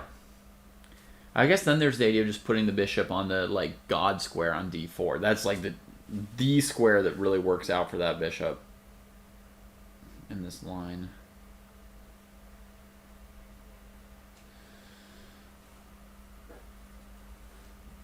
On rook e8, you have to consider now knight b5.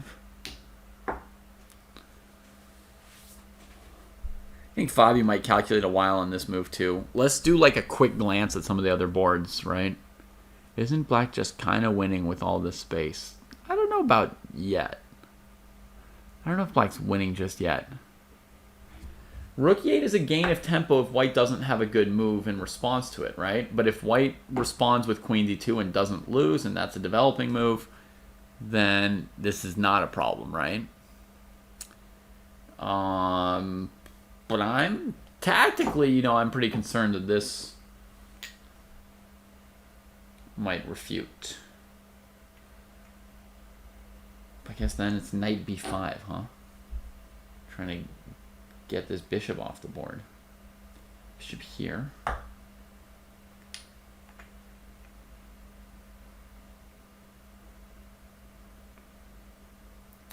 You have to like change the direction of the game as white in a situation like this. You know, something like d6, pawn takes. I don't know which piece takes now. But you see what I mean, like we play with a couple pawns and a rook against a couple pieces and try to switch the feeling.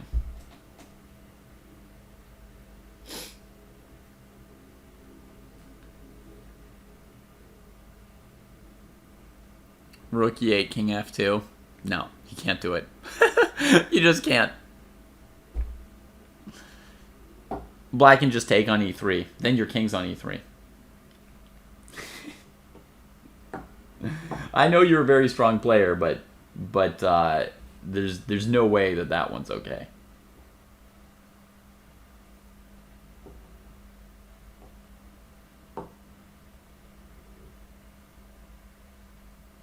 Yeah, there's just no universe where you could play this move.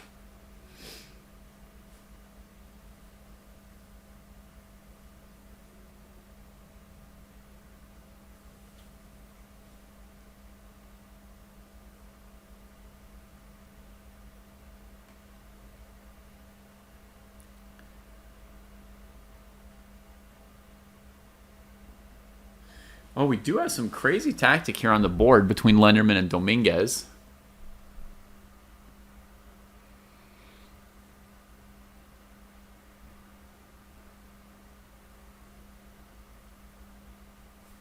Okay, so here's the position. Here's the position. Bishop e3 has been played. Fabi's thinking. I think he will think a little bit more, so it's a good chance for us to glance at some other positions. So e5, attacking the knight, and let's just get that on a board for a second. Over here, actually. So, what the heck is this position? Okay, there we go, e5.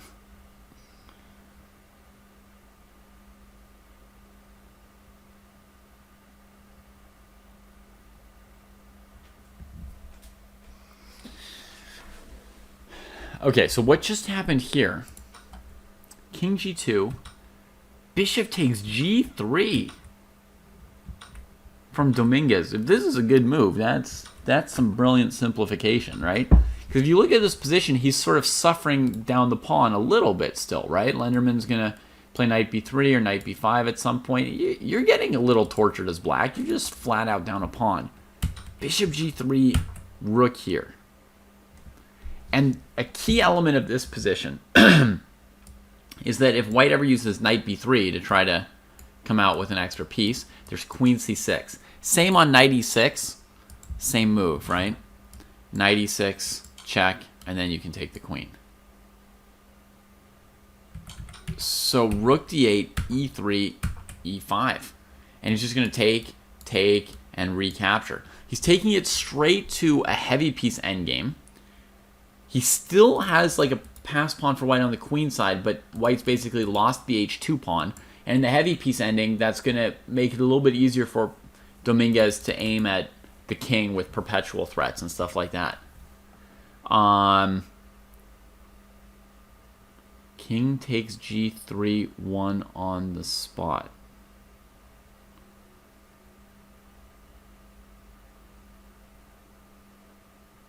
By getting out of queen c6 in this game, R.D. Born? Bishop g3, king g3, game over. What a blunder. What a mutual blunder. I mean, it's like pretty obvious, right? You just go here. Queen check, you got this. Because now there's no longer queen c6. Queen g5 is covered. Oh my goodness. Oh my goodness. Shankland and A Wonder are drawing right now. They're repeating positions in a drawn rook and 3 versus rook and 3. Fabi has played rook e8 against Sevian.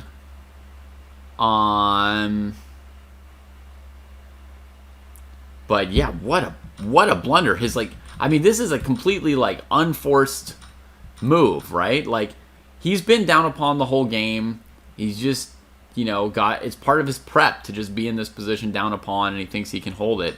And here he tries to win his pawn back, and king g3 would win a piece. Oops. Yeah, that's fairly obvious for this level, honestly. Like, if you're white and your opponent surprises you with bishop g3, I mean, you look at the captures.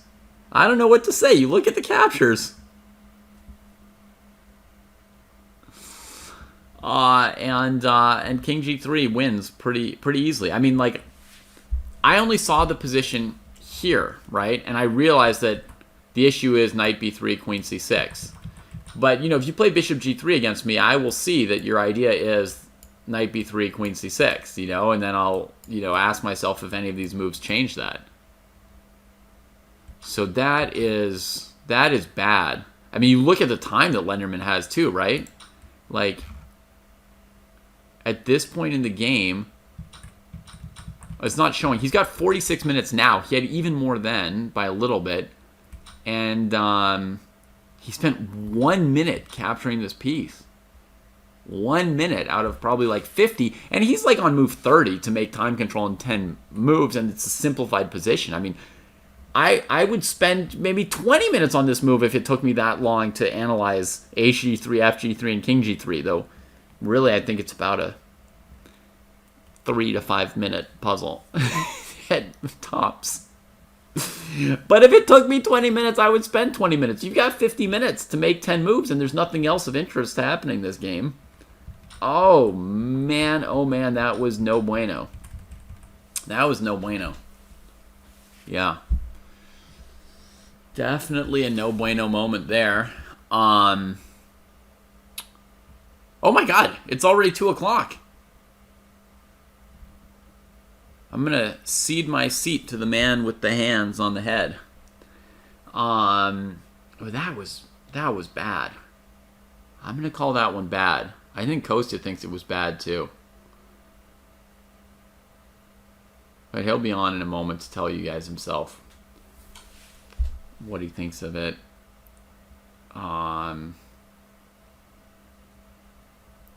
Anyway.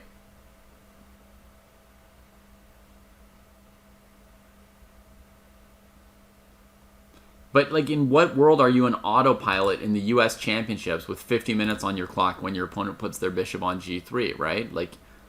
You're not really supposed to spend the game on autopilot. Okay. That's all I got to say about that one. Let me give you a quick overview. I'm going to predict the results on all the games real quick and then turn it over to Kostya. So, Liang versus Shanklin, I'm going to predict a draw. All right, I got that one correct. No, I'd already predicted that earlier. I'm kidding. I did get that one right. I'm going to predict a win for Fabi, a big win in the exciting game we've been watching. The position's very, very messy, but Sevian's lower on time, and Fabi's playing at an incredible level. So I'm going to predict a win for Fabi, though, the win is still to be played. It's not on the board yet, It's he still needs to outplay in this position. Xiang has had a nagging edge throughout this endgame against Chris Yu. And now Chris Yu has played c4 as some kind of a weird pawn sack idea, which I don't understand. Knight c4 for black. I just don't see the problem. Trades. Knight c5 to play rook d7, and then black can play like knight b6 or knight d6 or knight e5 or anything. So I don't know what Chris Yu is doing. Knight b6, then against rook e1, knight d5 looks like the simplest solution. I mean, when Chris Yu throws some like weird tactics, he's almost always right. So I'm gonna think that I'm missing something. What could I be missing? And he's got something funky that I don't see. I don't know. I'm gonna go with Jeffrey Xiong. On So versus Schwiertz, I will predict a draw. But that's really interesting. Lenderman Dominguez, draw. Aronian versus Neiman, draw. Murad Yabadi versus Robson.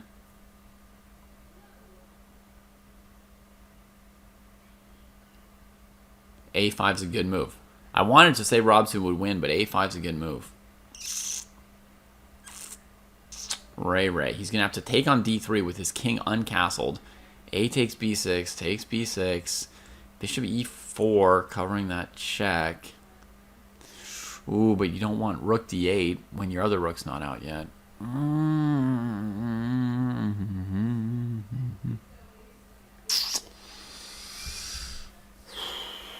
All right, I'll pick Ray. I'm going to pick a lot of decisive results.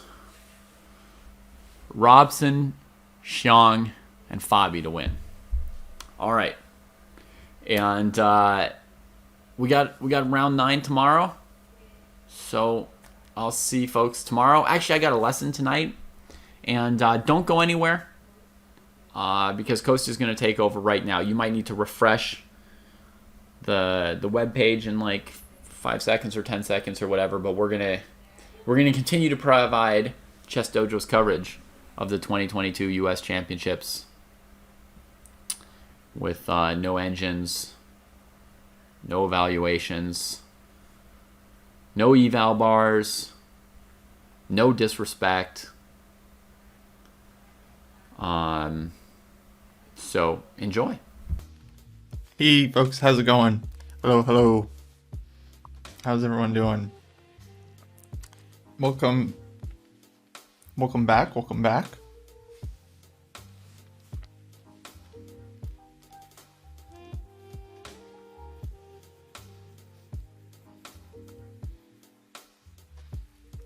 So what's happening here? Let's see. Lenderman Dominguez draw already.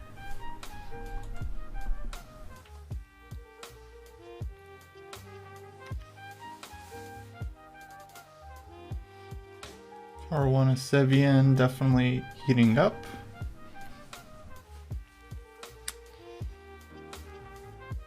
Daro just pushed h4. Wow.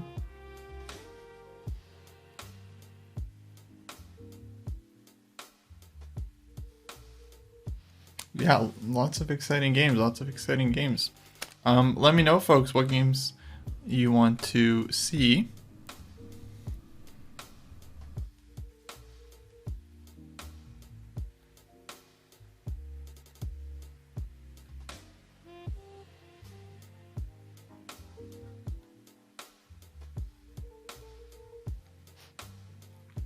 Daro not threatening to take on G3. Yeah, not yet.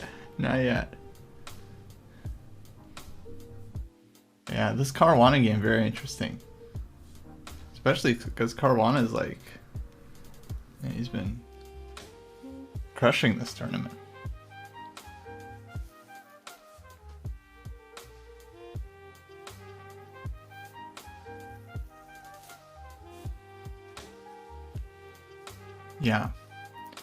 Yeah, Caruana's been doing great. Really good. Okay, well let's watch this game, because this to me seems like maybe the most exciting game.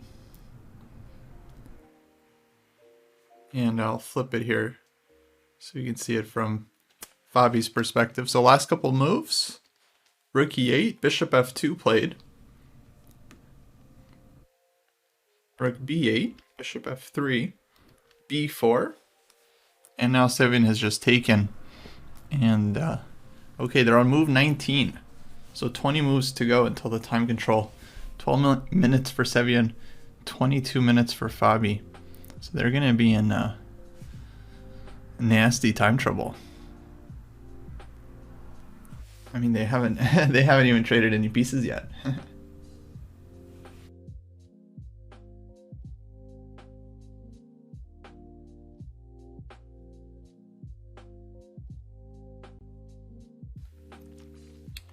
Oh, the flip board on the chess.com page, it's on the right side.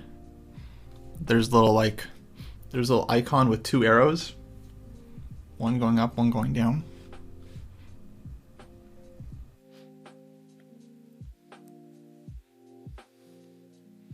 So AB4, and Fabi here hasn't recaptured right away with the pawn. He's thinking about something.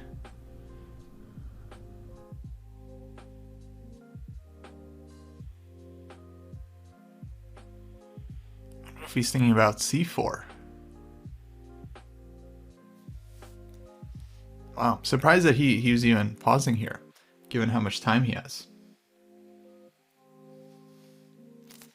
But other than c takes b4, yeah, what else could he be thinking about? I guess c4, knight c5, maybe rook takes b4. Then black's knight on c5 is hanging, and white's knight on c5 is hanging, and white will have to maybe trade or move the knight back.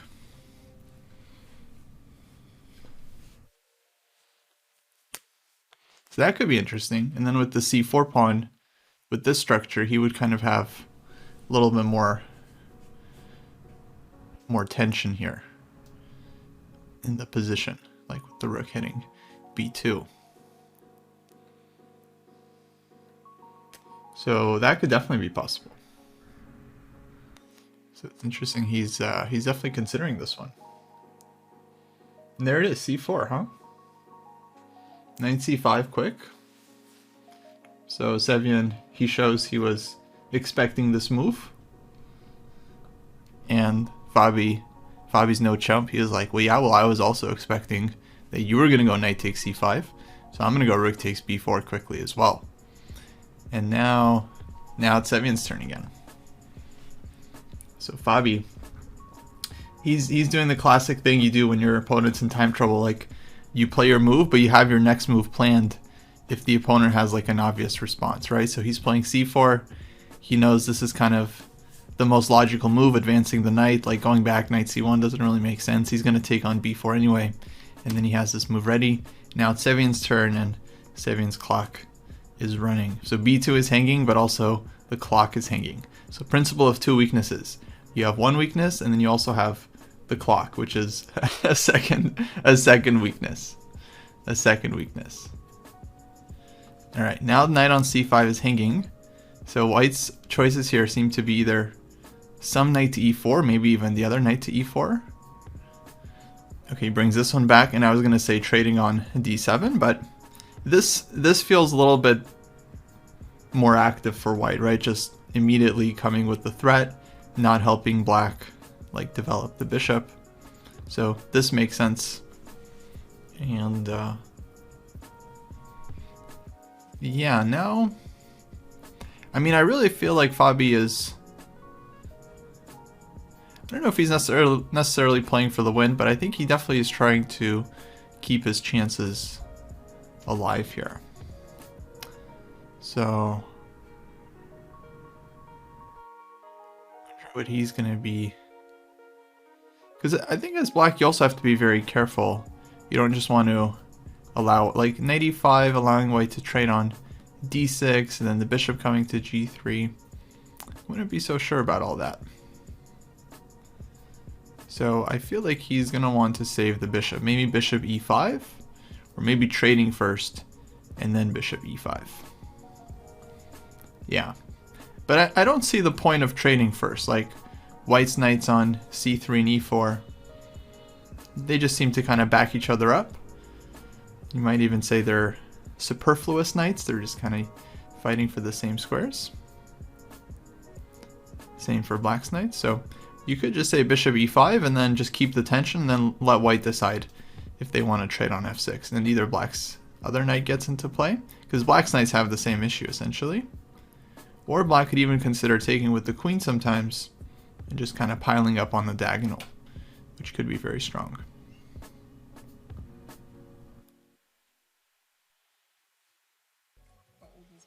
So yeah, really interesting position. I mean, basically just like a middle game position. Okay, he does... Oh wait, what happened? Oh, I think they corrected the DGT. I think knight takes d7 played. Knight takes d7. Knight e4. Bishop e5. So this is what they got? Nah. If knight takes d7 was played...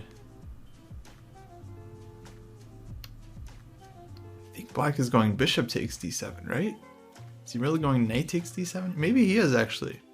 Maybe he is. Okay, so knight e4, bishop e5.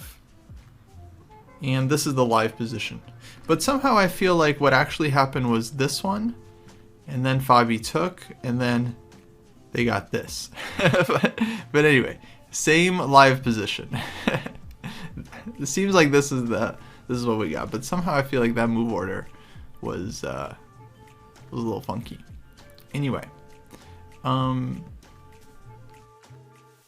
all right. Well, now he's just hitting this pawn. So if black can win the b pawn, just very simply win the b pawn, and then like advance this pawn to c3 and have this be like a protected pass pawn, black could easily win this position. But I have a feeling it's not going to be so simple.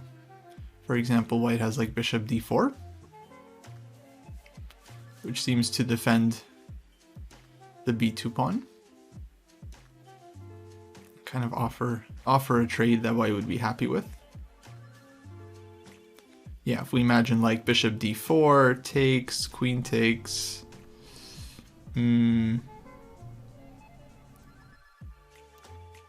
Yeah, I mean, I feel like white is kind of doing well here. Yeah, if rook takes b2. Maybe. I'm not sure about this one. It feels like white's rooks would be pretty strong in this position. So as long as white like doesn't hang something, I feel like white is doing well.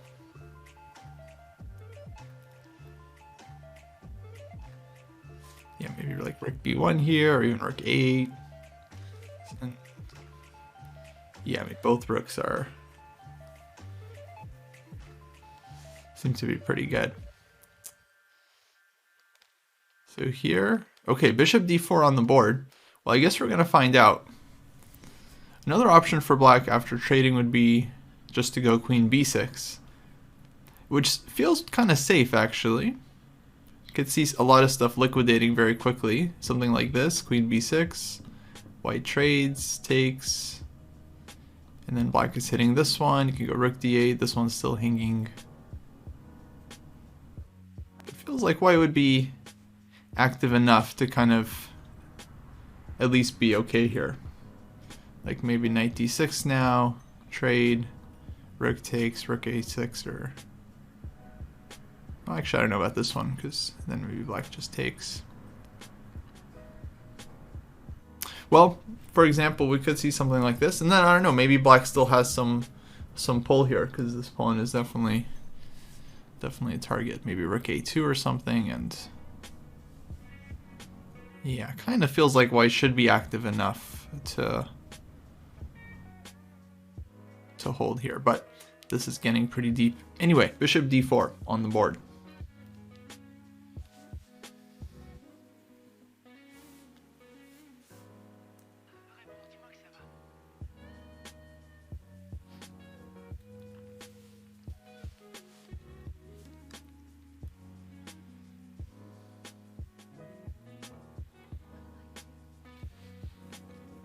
And Fabi just goes cool, calm, and collected bishop b7. Wow.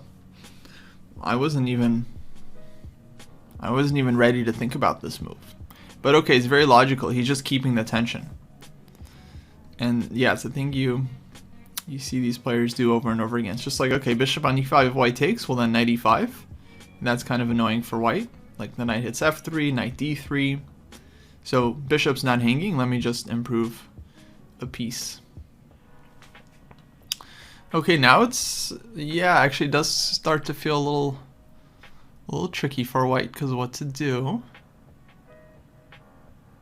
if d6, maybe black can take this pawn. Sure. Also, if d6, bishop takes h2 check is a possibility with the knight on e4 hanging. So there's a lot of stuff under pressure here. And there's a lot of tactics. Queen h4 is in the air. This actually feels very uncomfortable for white. And black is threatening to just take the pawn. Bishop takes d5. Because I think the tactics are kind of working out for black. Takes, rook takes, or takes, knight takes. Bishop on d5 is just defended. So yeah, very strong move by Fabi. Bishop b7, just hitting everything. Okay, bishop c3. That's an option. Then maybe rook b5. To just put more pressure on the pawn. Or taking once, let's say pawn takes, and then rook b5.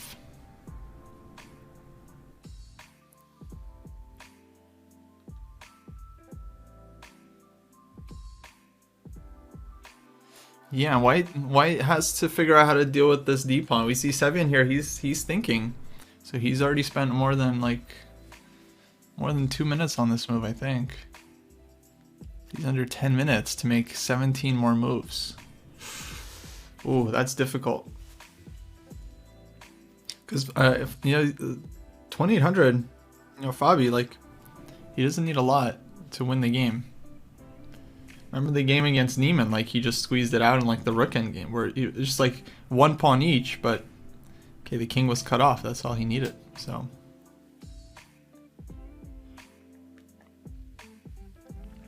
if white loses this d pawn, it could be bad. And Fabi, he's already like a point ahead of everyone.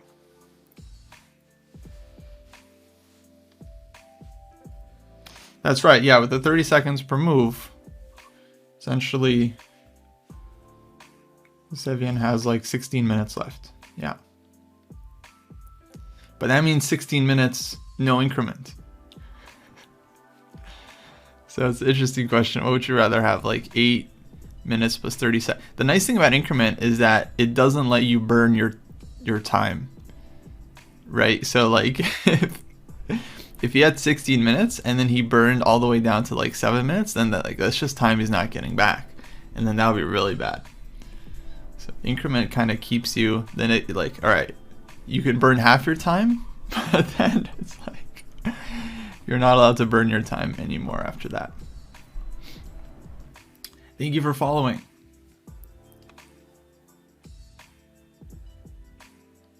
Yeah, the flat time control definitely feels very, very scary. Yeah, indeed. Well, it does seem like a lot of the pieces are loose here. Mostly white's piece. Like black's rook on b4 to me feels a little loose, right? But other than that, it's really white's pieces that are kind of hanging here. b2 pawn.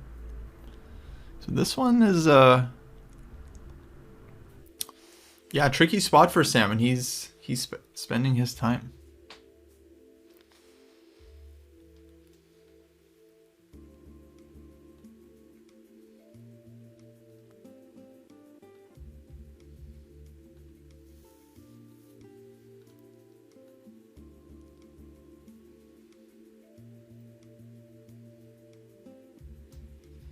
Okay, what to do?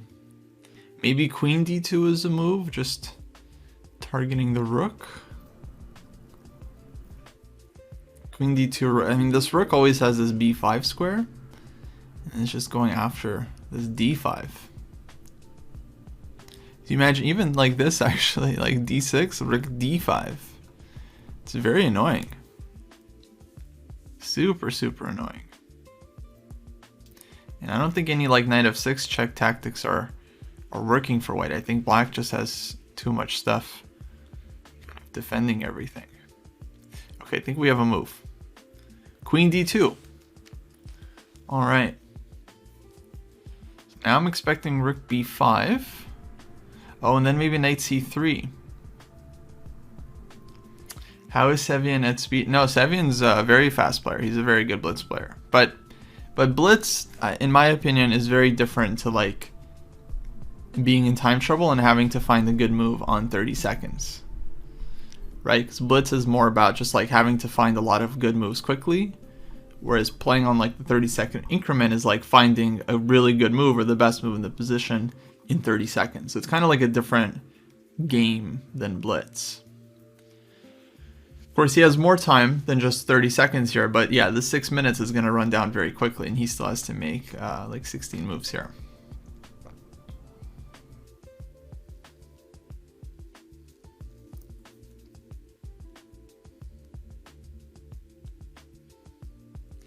So yeah, I think they're probably calculating this. So rook b5, knight c3. Oh, but then takes, rook takes b2 is possible. Queen takes c4. And yeah, I mean, it feels kind of loose for white still. So yeah, this is what I would be trying to figure out. Like, let's say here, take, all forced, take. Now, okay, maybe white has other moves like rook a7 here and stuff, but if this one, then black has stuff like check and rook c8. And it feels really, really dangerous for white. Bishop a6 in the air. But yeah, if I'm Fabi, of course, I'm not 100% sure. But it kind of looks... Yeah, it looks really scary actually. Knight e5. It feels like the queen is running out of squares, and okay, has to go for some desperados. There's going to be like back rank stuff. But it's very, very close.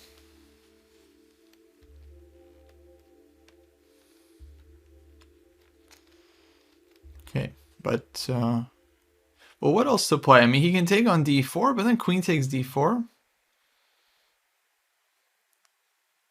Knight e5. So that would be kind of simple, but I mean, I feel like as black, you kind of just want to play the move that keeps tension. Maybe rook b3. Rook b3 comes with a nice threat of rook d3. And doesn't get hit with knight c3 tempo. So what drawback could there be to rook b3?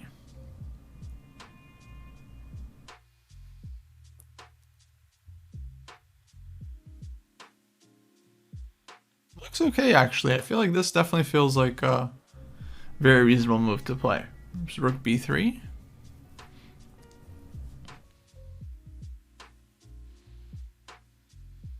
I don't see what white does. Clearly, there's something. Bishop c3. I guess that's one way to... Yeah, it deals with the threat, but not like... Yeah, it's not a move black would be scared of. I guess he's trying to see further, maybe.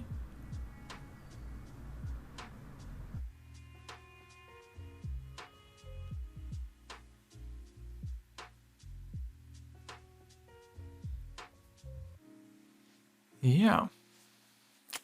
Yeah, maybe he's trying to plan his next move. So rook b3, bishop c3, and then what to do from there. I mean, he can still take, and then maybe white takes with the pawn. He could try to jump in like knight e5. You can also consider maybe... Oh, he trades.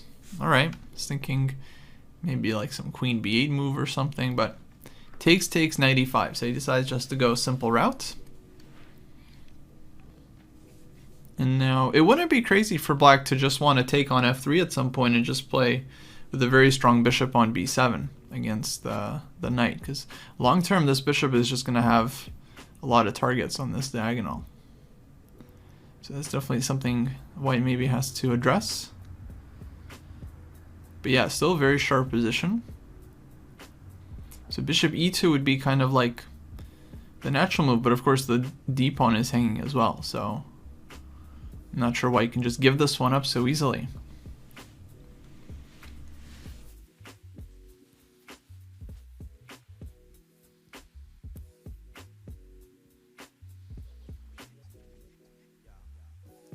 Yeah.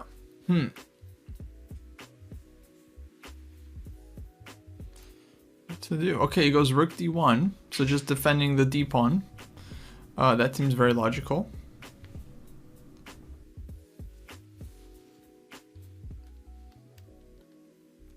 Folks, I got to take a quick break. I'll be right back, but please feel free. Keep discussing the position by all means. And we will continue shortly. See y'all soon.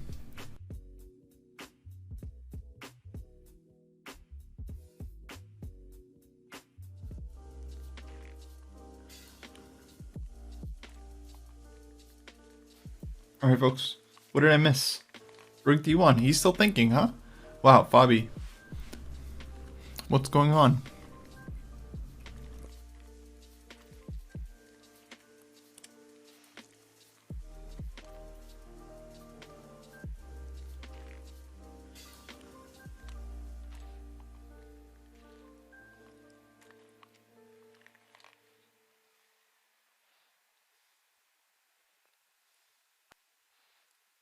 By the way, Christopher Zhang looking like either a draw or possibly very interesting endgame. Because check on the board, king e7, knight c6. Now if black wants to keep playing, he has to find some move like king d6.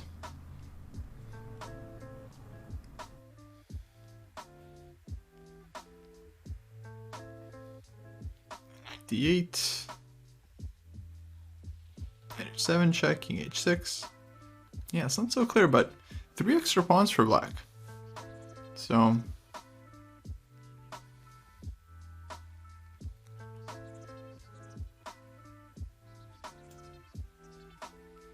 yeah.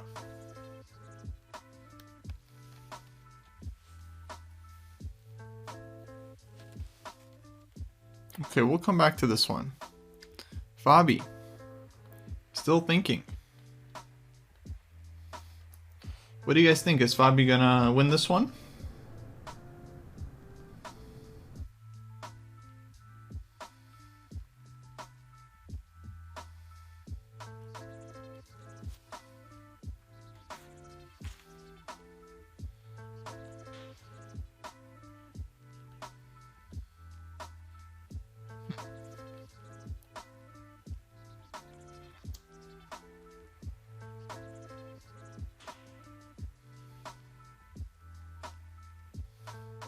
Well, it's too late for Sam to mind his clock. I mean, he's down to 6 minutes to make 14 moves. So his clock is beyond minding. Yeah, they're both down. And at this point, I mean, I would say 5 minutes is still something. Like an extra 5 minutes here for Fabi is at least a small edge. But, alright, he took on f3.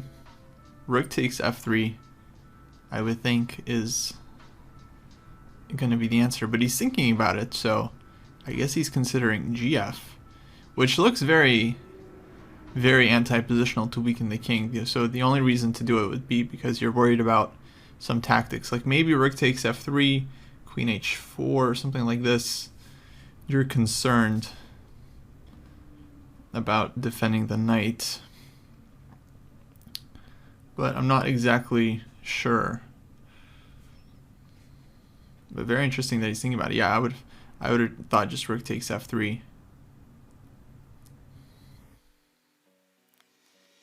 Yeah, fair enough. Queen h4, knight f6. So yeah, I don't think White should be worried about that one. That's a good point. So it takes here, here. Actually, nicely wins for White because the knight is defended. So maybe queen b6.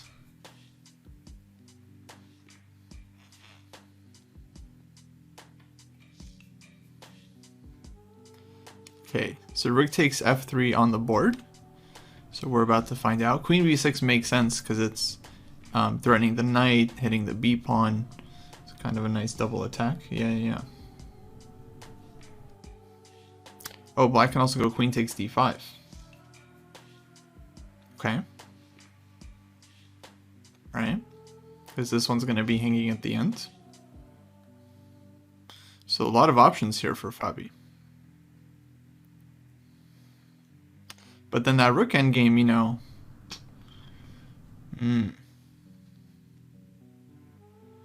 That rook endgame, like it's still, it feels very concrete. So takes. Okay, queen d5 on the board. So actually, we're going to see this. So takes, then white can give check. Take on f7. Black can take on b2 at the end. And I guess black has like rook g4 now to hit this one, defend g7. So at least black is keeping a clear extra pawn. Whether this is going to be enough to win, that's really hard to say. But looks like we went down that exact path. Now it's white to play here. So he's down a pawn. And yeah, I don't think if he like tries to go passive, I don't think this is gonna, I think then black has really good chances. Because if black is allowed to just start advancing the extra pawn on the king side, white's gonna feel very, very squeezed. So yeah, I think we gotta see this. Takes. Then you guys are saying rook c8 for white, which makes sense. Yeah, just kind of getting behind the pawn. But rook c8, there's going to be rook e2, which looks really bad for white. Yeah. So that's kind of the main threat. I was thinking white maybe starts with this one to kind of get there first. But then, okay, if black wants a single rook endgame, black can always play this and get this position. And yeah, I don't know about the eval here. I think this is maybe, this can be draw-ish. This feels pretty draw-ish, but sometimes you can eke out a win. But let's say pretty draw-ish. Oh, rook e1, rook e2, very good, very good. Yeah, that's much stronger. So black wins in this line. So wait, let's go back. So takes. So he did go rook d2. That's interesting. So I guess Sevian thought that this is losing for him. I mean, he might be right, obviously. But he's down to 3 minutes. But just trying to understand the thought process. So yeah, even like rook f2, black is just giving check. And so black is just seizing the second rank here by force. That's why white is... Even on this one, that's what's sick. Is like, oh, it looks like, yeah, white is there, and black has to go defend g3 and then rook c7. Like, this would be kind of unclear, I think. Right, and then here, but no, black is stealing the initiative, literally stealing. And this looks to be winning. So rook d2. Now I think, well, it's not winning yet, but I think it's really good winning chances because black is just up a very healthy pawn and white is a little bit passive here, like having to defend. Granted, like white can set up a little like fortress here, like rook c2, rook c3, but the thing is with these endgames I've learned it's like, it's not really enough to just be defensive because eventually like black is just going to advance everything. Like f4, h5, g4, the king comes in, and like these pawns on the queen side or on the king side are going to be very, very annoying. So it's really hard for white to just sit and wait forever. Okay, you guys are asking about rook e1 check immediately to go to b1. Fair, definitely an idea. Might force white to go rook f1 and then see if black wants to trade a pair of rooks. And yeah, I'm not sure if black has more winning chances here or with 2 rooks on the board. My instinct would be that black actually wants to keep both rooks on. Because then you kind of have like more play in the position. Unless you're kind of sure like you have good chances with just a single rook endgame, like you're more active and you can press. I feel like, I'm not sure if black wants to, I guess we'll see. I mean, it's really up to Fabi. If he goes rook e1 check, then rook f1 feels kind of forced, because king f2, rook b1, this looks like we're just winning the pawn. Although, I don't know, actually, this is still kind of unclear to me, something like this.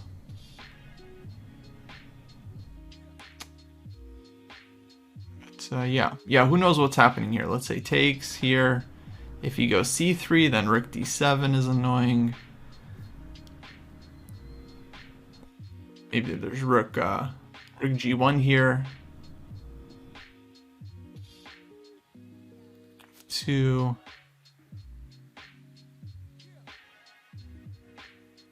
Yeah, it's very complicated. Yeah.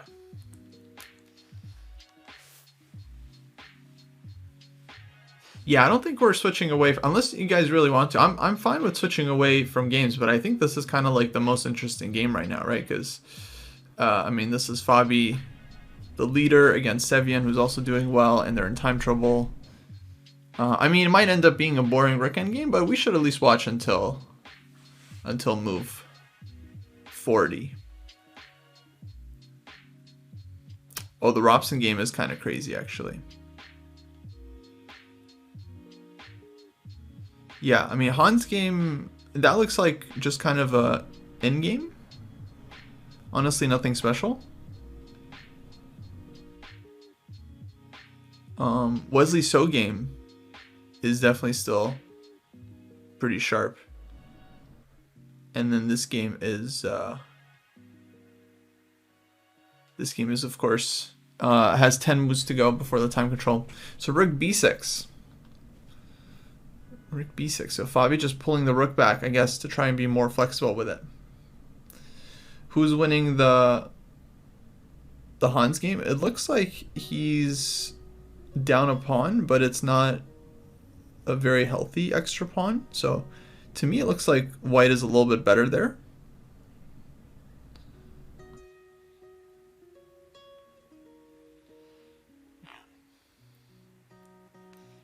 Ray's game, nothing special. No, Ray's game looks very, very sharp. Let me just quickly pull it up.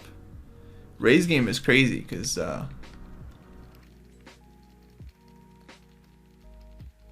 a5. I remember I was watching around this point.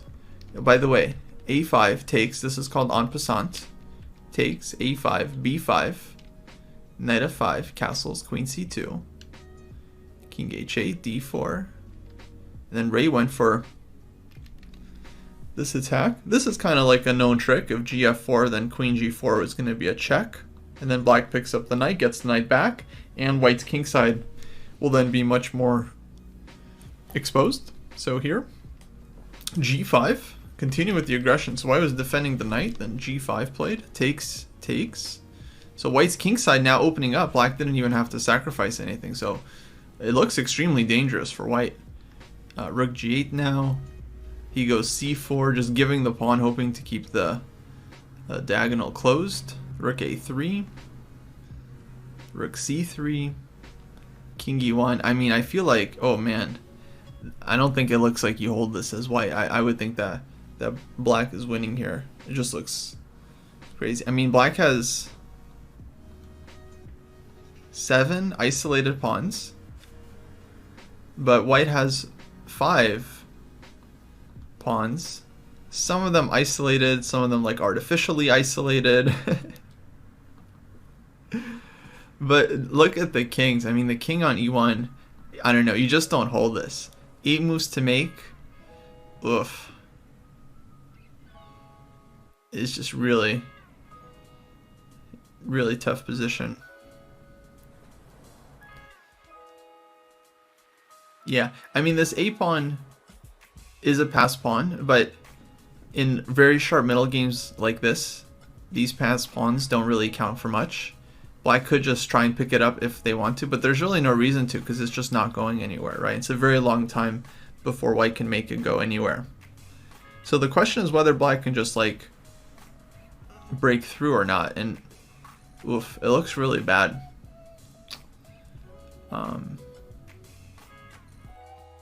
Yeah.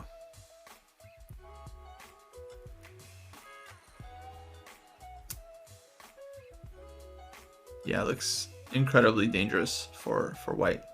But let's talk moves. I mean, what can you do? You can go knight d2 here. By the way, I'll keep an eye on the Fabiano game. I think what's going to happen here, honestly, we maybe don't have to watch this, because I think they're going to make the time control without anything decisive happening. And essentially, like, okay, Fabio's already started to push. Like, he's pushing g5, he's got king g7. He's going to advance these pawns. He's going to try to push more on the king side. h5, g4. White seems to be just holding here. See, there he goes, h5. Maybe he'll even advance this one to h4. And then it's going to be a long grind. I mean, but it's, I think, pretty serious winning chances for black. Unless this b3 just saved the game for Sevian. Hold on. This b3 might be a draw on the spot. If white is able to just trade off these pawns and then just leave himself with a 2 versus 3, then that's like a pretty simple draw. So this b3, that's a very cute resource, because if black takes with the rook, white just wants to take this one, and then it's very, very drawish. And if pawn takes, then rook b2, and black can't hold on to this pawn. Huh. So b3, very clever trick by Sevian. This might just end the game, because if black could have held on, like held this bind, and then just keep everything, like put the king on d5, advance everything, and then one day this like rook b3, start like trading the rooks, or rook d3, and yeah, you can win it with the more active king, extra pawn, but this just kind of trades everything off and then leaves all the play on one side of the board. So it looks like Sevian is saving the game to me, and that's it's a very funny comment, Ace Fox, by the way. I do appreciate it, but just to let you know. All right, so I'll let you guys know if there are updates there, but I think we should watch this game, because Robson has been on a tear. He beat Wesley So. He crossed 2,700 for the first time. We were talking about it before, or right when the U.S. Championship started. We were like, yeah, he could easily cross 2,700. And there we go, it happened. So we called that one. Full credit to us on the dojo talks. Okay, what happened here? So knight d2 played, check, queen f1, queen went back to g7, rook dc1, f5, f3. Wow. Wow. I mean, white's king here is getting more and more open by the minute. Move 36. So they only have a couple more moves to go before they reach the time control. So I think very good chance that they're going to make it here.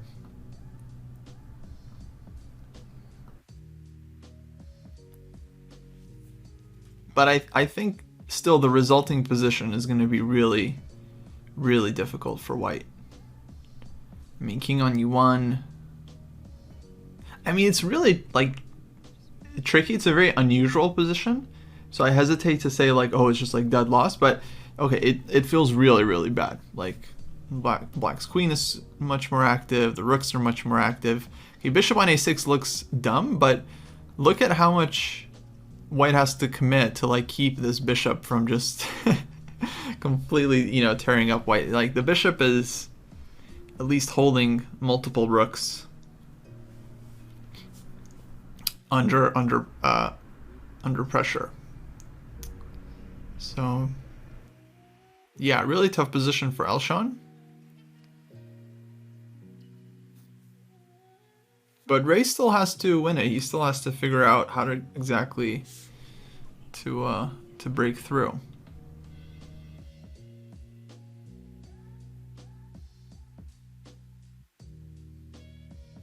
Because if queen d4, for example, then queen f2 he has to consider.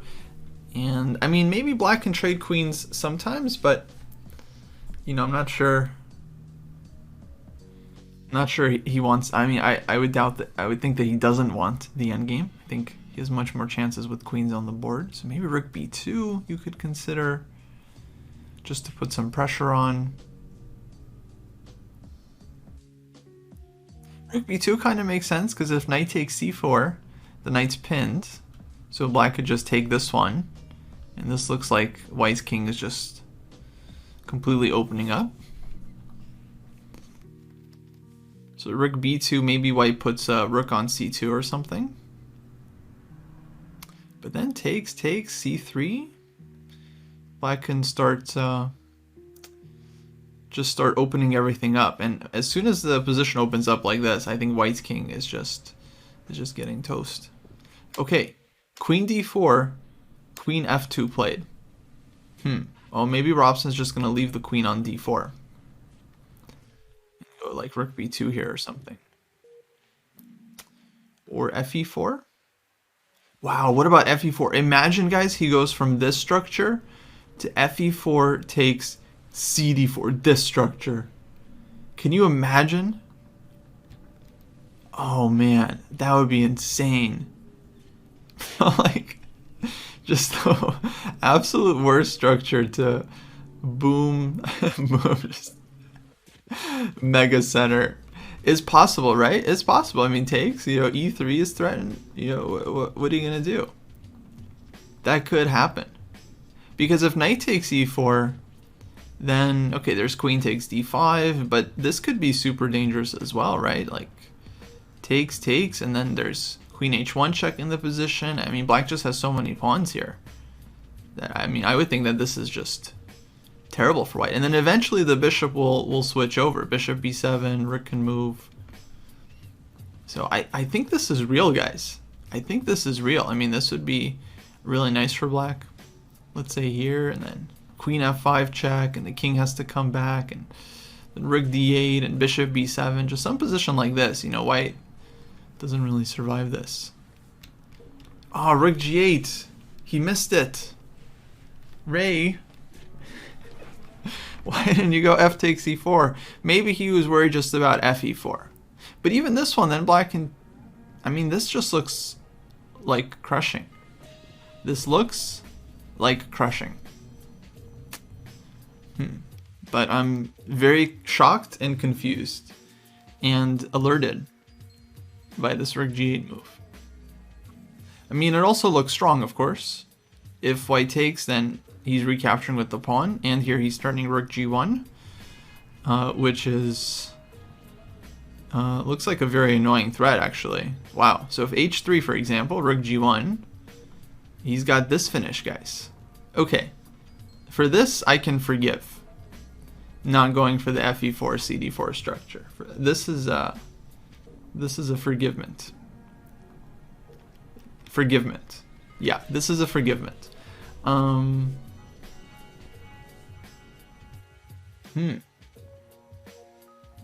But okay, white has king f1 still. That looks like it continues the game. Maybe king f1, rook b2. He's just gonna pile on the pressure from all sides. Yeah, I mean, it looks really bad for white. I can't really blame him for going for this. I mean, even like king f1, h3. Ugh. And rook g2. And then rook b2. I mean, wow. I've heard of active rooks, but yeah, this is ridiculous. Yeah, king f1, h3, absolutely. I think it's a good idea.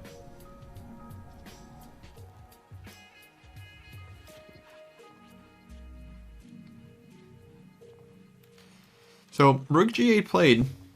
Yeah, still a very sharp position. 3 moves to go for the time control. This is move 38.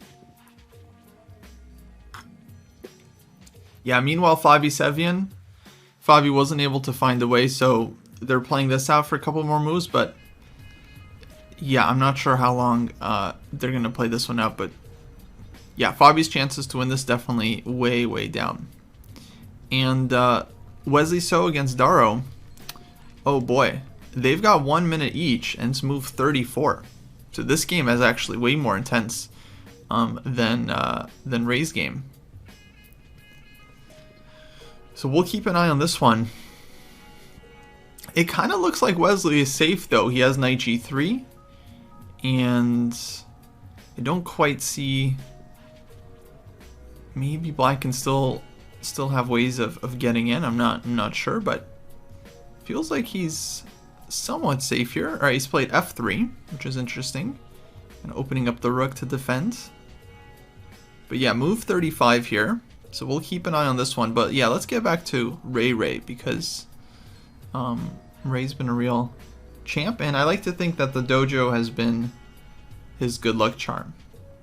I mean, I don't think we should take like full credit or anything like that, but you know, he is doing well, and we have been watching his games and kind of rooting for him from time to time. So, you know, we're all doing our part. He's preparing and playing at a super high level, and we're following his games live and, you know, saying stuff.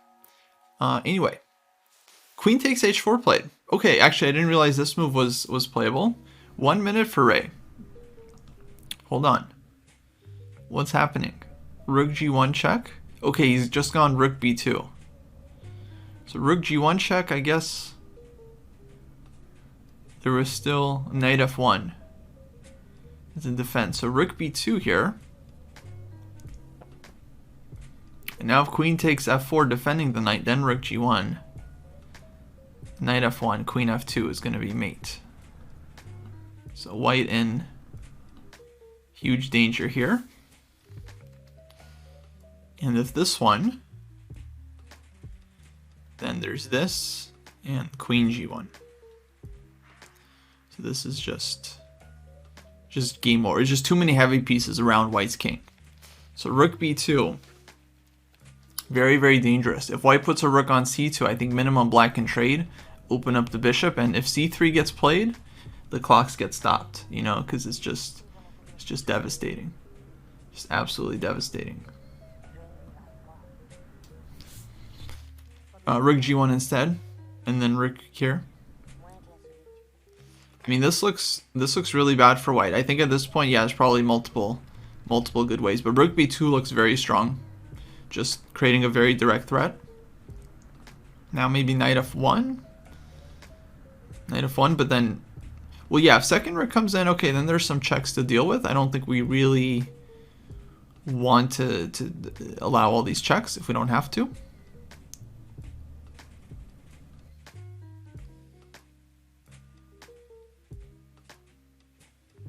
See, what else can we do?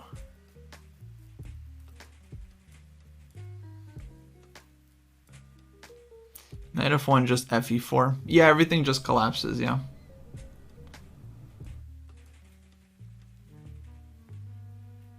But if Ray wins this game, then he's just going to be half a point behind Fabi, which is not bad, because Fabi very likely drawing. By the way, Jeffrey Zhang, he did win that game against Christopher Yu. He's got 4 extra pawns in the knight endgame. But let's stick with this one. 1 minute for Elshon. But yeah, I think it's... Well, yeah, I think it now just clearly lost. Ray's tournament performance 20-32 before this round. Wow. Well, yeah, he's well on his way to a super GM norm, which is not a thing, but we all know what that means.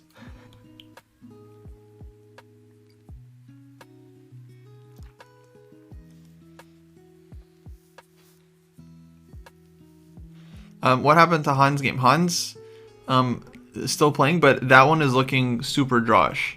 100% draw, actually. They traded down opposite color bishops, so that one is dead drawn.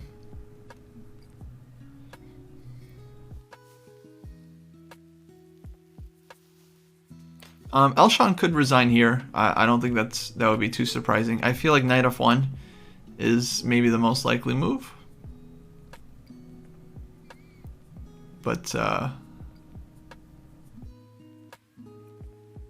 I don't see what else.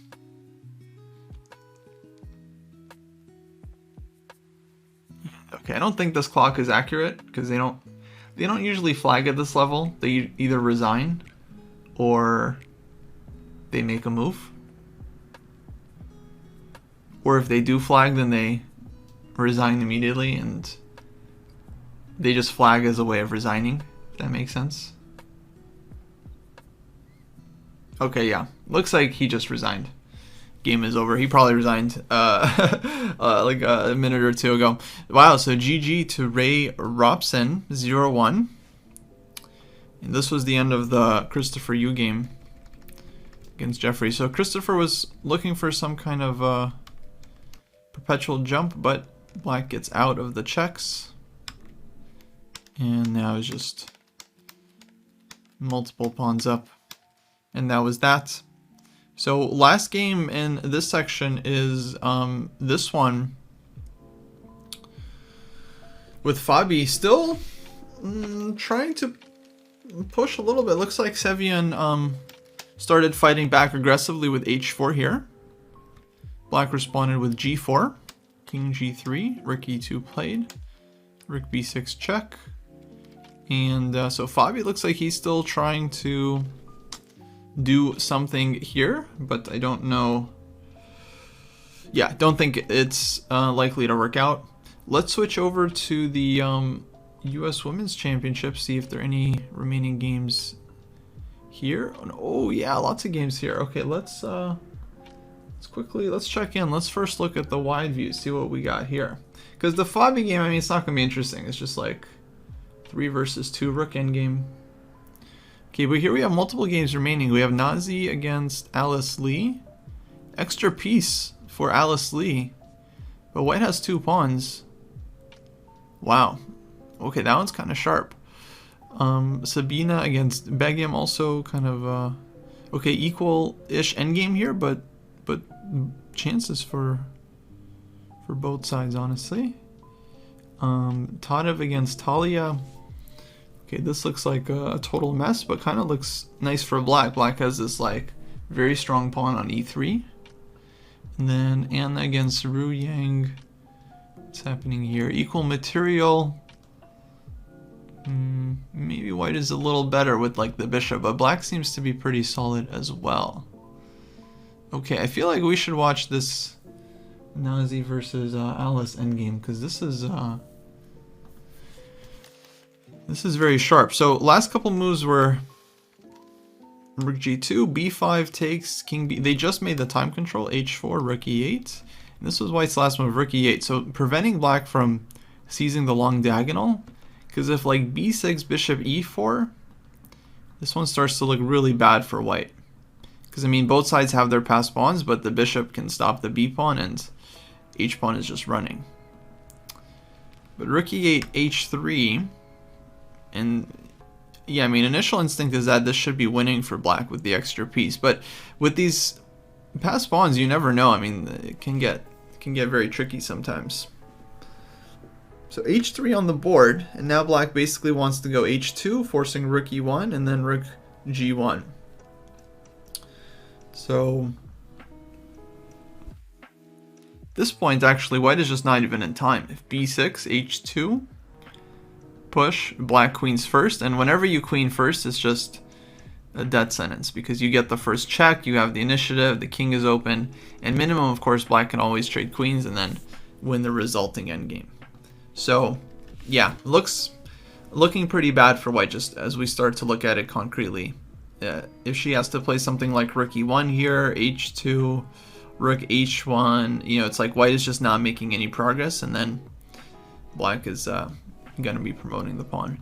And if we look at a line like this, I think in general the 2 pawns look scary, but the pieces are usually able to deal with them quite effectively, even something like as simple as this, and then yeah, white can comfortably resign. So okay, looks like Alice is winning this one. b6 played. Now I wonder if we'll get what we'll see after h2.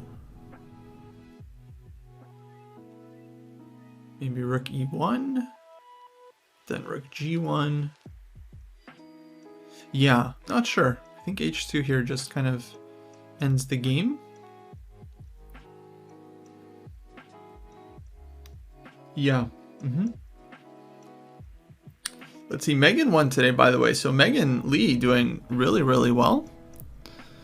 Irina Drew. Jennifer won, so she gets another win, and Anna Tadev still playing.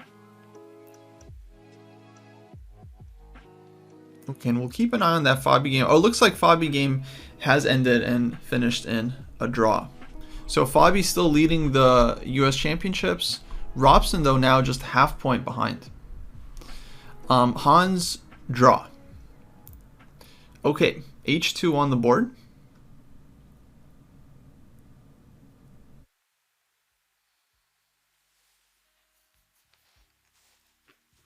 B7.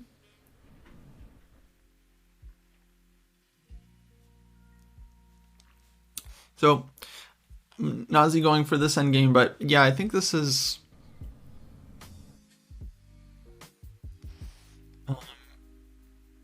not really having a lot of chance for white. And Queen B1 and actually just trading I think is easiest. In fact, after King A5, I don't even think black has any good checks, whereas white does have some very annoying checks. So I think we're just going to see a queen trade, and then black just convert the endgame with the extra piece, which should be very, very straightforward. Like, let's say take, just getting the rook behind the pawn. And at some point, at any point actually, you can just play here and take and just give the bishop back, but get the king and pawn endgame where you have your king that's much more active. So, yeah, lots of ways for black to win this, but I think this is just kind of the most straightforward. Oh, rook g1 at this point. Well, let's see. I mean, rook g1... like rook g8 check. It's like kind of annoying, but okay. I think this wins very comfortably. I think you can even take, right, check and go king h7, and then there's no more checks. And I mean, okay, there's this, for example, right, which is maybe a little, but no, I think the checks run out. So black is totally fine here. So yeah, I agree with you. I think rook g1 looks good enough.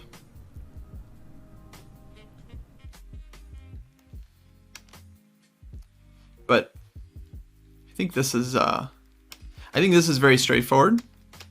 So yeah, hard to blame the player for doing something that's fairly winning. But I would agree. I think rook g1 looked good enough. Actually, earlier in the tournament, I think it was Alice. It was one of the players actually missed a mate in one as black. I think it was Alice, and then she ended up winning like 5 moves later. But instead of mate in one, because it was a weird position. It wasn't like an obvious mate in one, but white's king was on e3, and then black had a lot of attacking pieces, and then the move was like knight d5, which happened to be checkmate. But instead, like, she did something else and then won like 3 of white's pieces, and then it was game over like 5 moves later. But still, I was like, oh, come on, that's mate in one. Like, you gotta see those things. So I think some players, they just like to win in a very clean and straightforward way.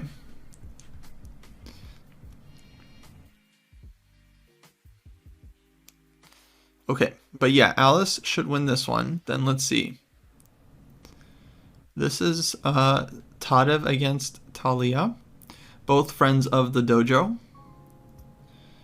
And yeah, I mean, it's equal material, but this e-pawn definitely looks really strong for black. And she has a lot of jumps, like knight f2, knight d3, knight d2. So it looks very unpleasant for white at first glance, but yeah, who knows?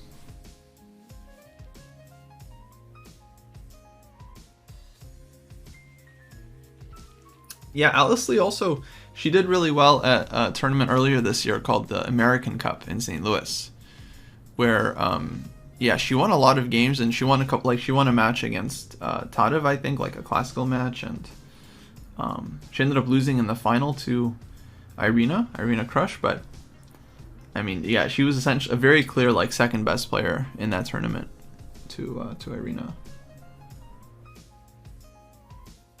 So yeah. Big hopes on Alice Lee.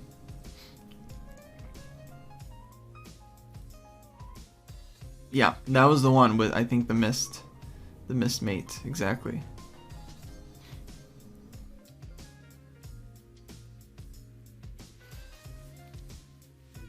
This position, I'm not sure what the situation is on the clocks because they just made the time control. This was move 41. My guess is at move 40, or on this move, Talia has let her time run down to 0 because she has an extra 30 minutes. So she probably has somewhere like 30 minutes right now, and she's thinking about this position. Then let's see. Okay, this game actually is kind of going pretty quickly. So takes, rook e3, rook d8, rook e4, king b5. And I think both players here are playing pretty fast because I think White understands that she's completely losing, so she might as well play quickly and try to get Black to play quickly and do some kind of mistake. And Black here is feeling pretty confident that she's not going to mess this up, so she's playing pretty quickly as well. Now rook h4. Nice setup. The bishop can just sack itself for the pawn at any moment. And then White just has 2 pawns and is winning. And now she wants to go like rook h8 and make sure that White is just never promoting here. So yeah, I mean, the only chance is going to be some kind of like, yeah, rook sack when the pawn is on a7 and then like trying to promote, but it's really hard. I mean, she can go bishop d3 check right now, take, and I think White resigns. Just here for good measure to cut off the king, and then the pawns just start advancing, and yeah, it's just not very fun for White to play out the position. So I think White, yeah, there's bishop d3 check, and let's see. I think here, but I mean, I don't know. We might see it because Black can play anything like rook back and give check. And yeah, that's game over. Question, how diligent are you about checking the color of your passed pawns against the bishops for entering certain endgames? The only thing I think we mainly think about is like when you have like a wrong color rook pawn, like if White had a dark squared bishop and then you're entering an endgame where you only have like 1 pawn left or 2 pawns left and one of them is the wrong color rook pawn, then you kind of think about that. But other than that, I don't really think about it too much, especially if there's a lot going on. Then all that stuff, I think it just kind of can be pretty random. But yeah, in general, we do want to pay attention to the structure when entering the endgame. But how specific you want to be about it really depends, I think, on the position. Okay, so let's see. Looks like this game ended in a draw. This was a Kavutskiy against Ru Yang, where, yeah, it feels like they had some kind of equilibrium and ended up just repeating the position. So we've got this game remaining where Talia is still thinking after an 82. And this game we haven't looked at yet, so maybe we can spend a little bit of time here. This is the game with Sabina against Beghem. And equal material, but as we can see, White just went very, very active last couple of moves. And now has both rooks on the 7th rank. Black just gave rook e8 check. Now White needs to be careful not to lose a piece, but this one's also hanging, so oof. Yeah, I don't know what's going on here.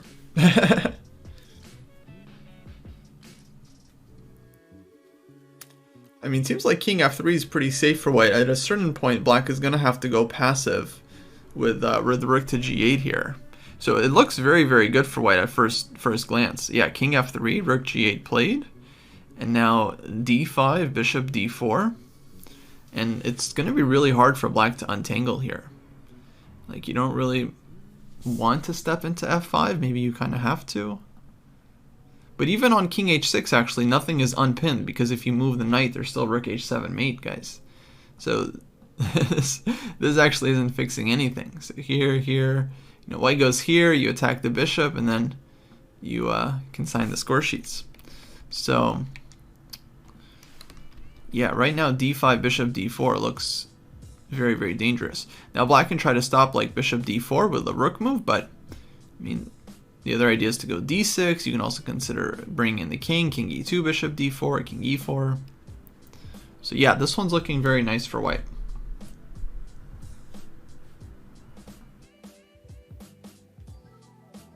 Okay, so we have this game remaining, and then we have this game where black played knight d2 check, king a1.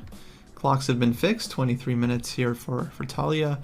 And yeah, it seems like she probably understands that she's better here, but is trying to figure out how exactly to convert this position. Because it's not so easy. White has this blockade, and it's like how to break through. But it definitely feels very, very good for black, because you got a very strong e-pawn, and the king somehow feels like it can be a little bit closer to the action here if black can get the king in time. So maybe some rook trade here is in order. But yeah, I also thought knight f2 here was a very interesting move, or worth considering at least, because then knight d3 kind of messes with white's blockade.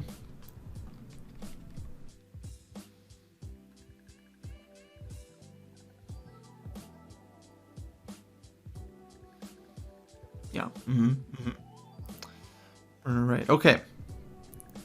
So yeah, I'm not sure. We'll keep an eye on both games, and we'll keep the stream going until 4 p.m. Pacific time, so in about 35 minutes, and then we're gonna switch over to the U.S. Chess School. Grandmaster Johan Helstein will be teaching the class today. His classes are always great, very, very instructive. Even though mainly for the students there in the U.S. Chess School, but people can still watch and hang out in the chat, and yeah, all the material I think is usually pretty cool. So stay tuned for that. But in the meantime, nice time for you guys. Take a quick break if you want.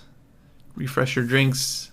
These players have time. We're just going to watch these endgames. We're just going to sit back. We're not going to get moves super quickly here as they reach the time control, but endgames are pretty interesting.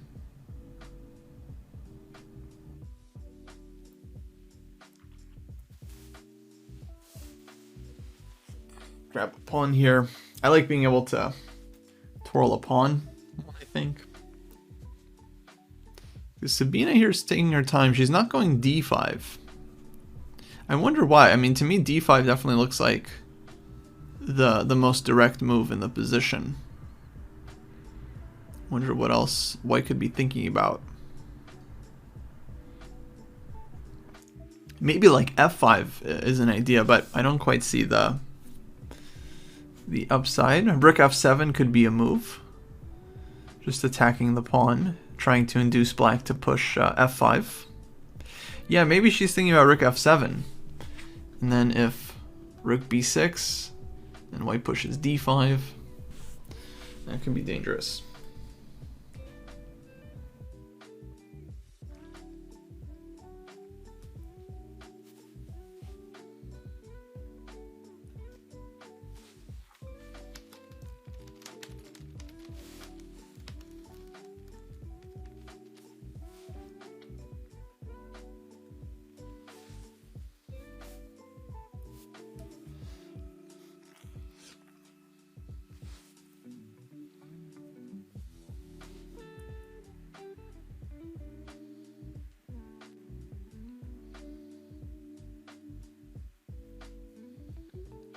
But yeah, it's kind of rough for black. I don't understand actually how black even untangles here, because anywhere you move the king, there's still going to be rook h7.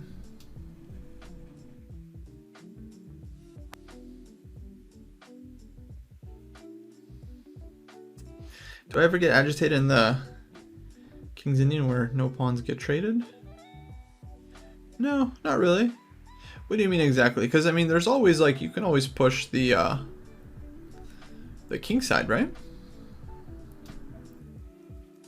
Okay, finally we do see d5 after about 4.5 or 5 minutes, and rook b3 quickly is the response. So black, I think, playing fast, maybe realizing her position is not great, and just pinning the bishop.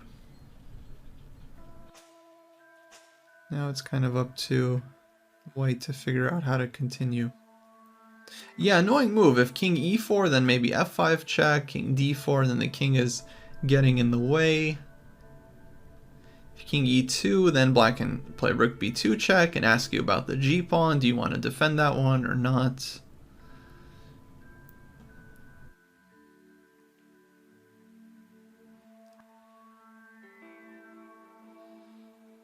Yeah. But Okay, another option for white is just to go d6.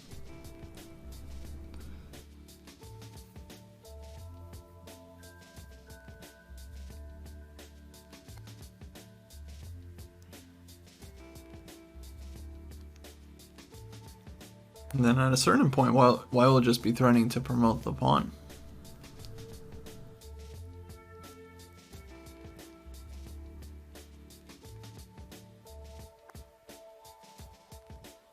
So d6 isn't threatening this one yet, but it's very close. So if you imagine takes, d7, black still has rook d3.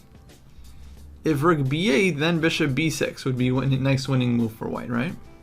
But in that position, black will still have rook d3 stopping the pawn. So if white's king was on e2, pawn on d6, then this one I think actually is working nicely.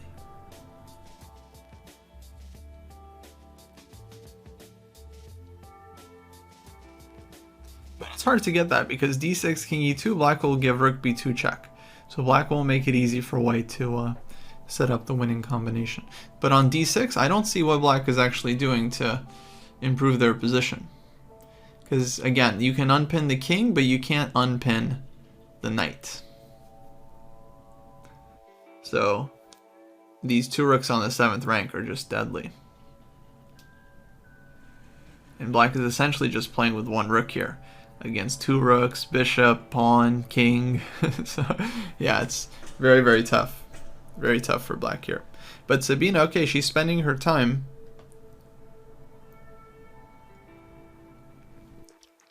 because she wants to be precise. But yeah, I don't know. I don't see the drawback to this one. Just looks like, and then just asking black like, okay, what do you, how are you gonna continue?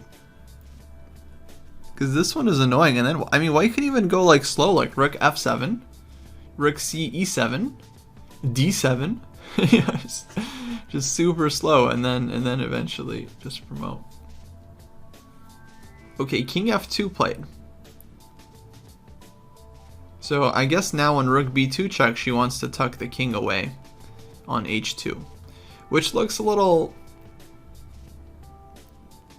like offsides. Like I think white should actually just trying to be active with the king, but it still shows the problem with black's position, which is that these pieces aren't moving. So it still looks completely winning for white. Then bishop will be ready to go to d4. White can still go d6.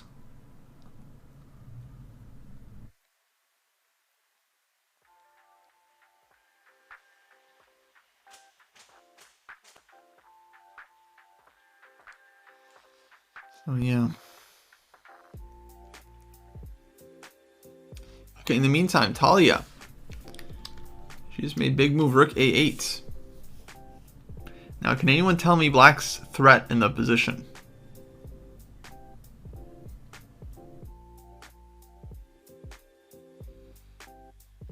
Rook a8. Rook takes a2. Very good, Stayman. Very good. Boom. Rook a2. So if white makes a move, this one is going to win. With the old back rank checkmate, where the knight covers the escape squares and the rook gives side checkmate on the back rank. Okay. So white could try maybe knight c1 here. And then if black is really clever, because this is defending here, they could try sacking this one and then sacking this one. And then this is when you're like, oh wait, I thought I had another rook. And then you just resign. So that wouldn't work. So knight c1. There is this and knight b3, but I don't know if this does a whole lot other than training. Trading here. But this would be a pawn up. Wait, this one's just hanging. Yeah, so I don't know. Actually, this is all. Oh, here black wins. So that's kind of funny. Maybe here then.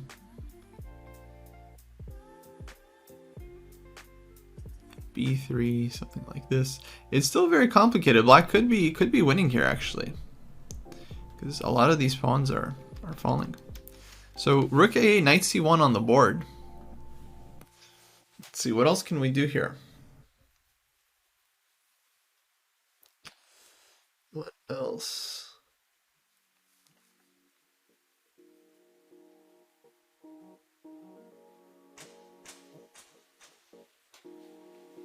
I guess b3 and then rook c2 maybe is an option. This is kind of a funny one. Threatening to take. Like if rook takes here, then takes. Check.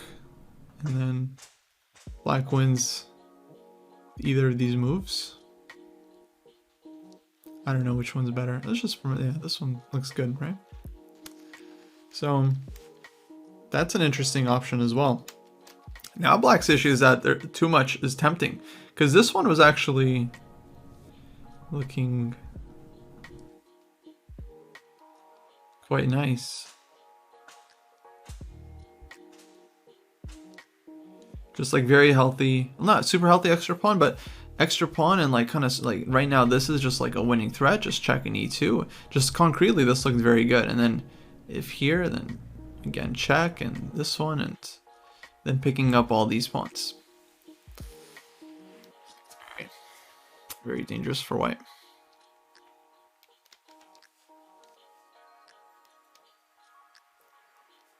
Oh, rook c8 here. Yeah, that's also candidate move for sure. Knight d3 and then pushing here, playing for the back rank. Yeah, for sure. I don't know, maybe white takes. So they'll have rook a4. Oh no, they won't have no rook a4, because you'll have knight takes b3. This one taking, and okay, this endgame, but looks this, I think black would win if we can hold on to that e-pawn. So yeah, definitely this one, another option. And then if a3,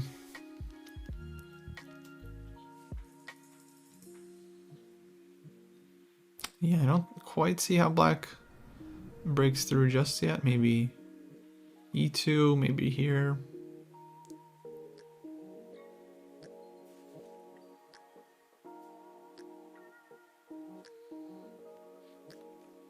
Both moves look annoying. I mean, looks like black is very, very close.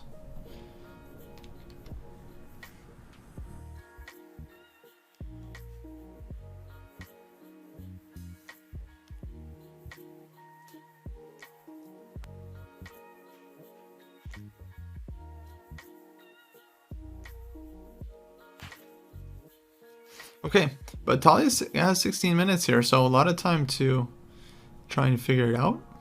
Of course, it's very critical. I mean, one mistake, like you drop this pawn and could just be game over.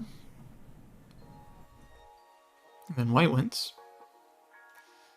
But yeah, feels very, very active for black. Okay, another line, b3, a3, knight c4. Threatening.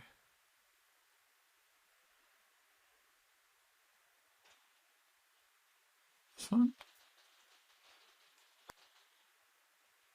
This b3, I mean, is really annoying because it's like just fixing white with all these back rank weaknesses. Oh, and this line, I gotcha. So here. Threatening this one. Ah, that makes more sense. Yeah. Then white has back rank issues. But yeah, rook e4. Still, it's very annoying for white. This knight holds the pawn, like the knight is defended, this pawn holds the king. Feels very, very unpleasant here. But okay, what to do? I don't know. I mean, I'm still not quite seeing the problem with this. The only thing is, like, during the game, it's hard to convince yourself to go for this because it's like a rook endgame. You're only one pawn up. You're not sure. Oh, maybe king b1 here. this could be a problem. And then here white is, yeah, maybe this concretely is the issue. King b1. Then white's ready to take. Well, actually, no. Let's say here, if takes rook e8, this one black wins. If e2, then rook e4 stops the pawn. Then I think white's fine. So we have to pull the rook back, and then white stops the pawn. And then yeah, this feels not very clear.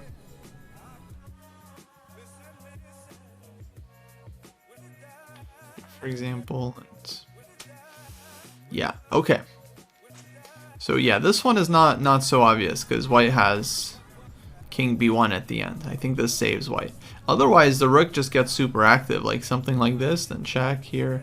We already looked at this a couple times, but this would be really bad for white.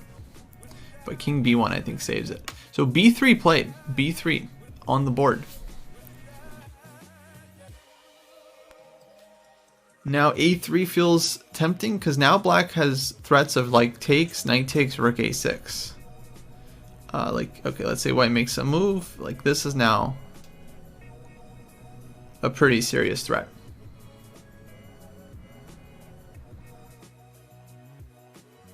This is what we call checkmate. So a3 I think might be forced.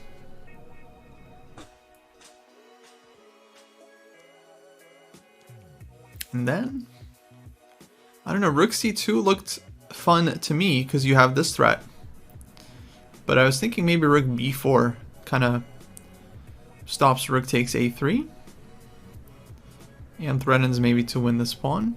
So yeah, you're very scared to kind of lose the grip here as black, because if you lose like one or both of these pawns, then you're just like you'll be down 2 pawns and just losing. So you have to be very, very precise here. Maybe something like this actually could work, and then e2, and then here and here. What if we just looked at this for a second? Just as an option. So b3, a3 on the board. So this is the live position. Let's say black goes here. Threatening rook takes a3, followed by b2, b1. Rook b4. Takes, e2. Threat, rook f8, rook f1.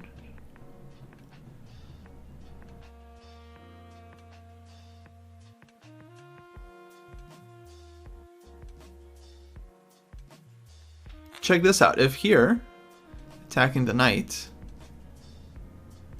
let's say black goes here, takes, black goes here, king b1, and then black promotes. And it's still a back rank mater. Checkmate. King can't go anywhere. They'd have to sign the score sheets and say GG, and that would be that. That's kind of a fun line. So here, and then takes e2.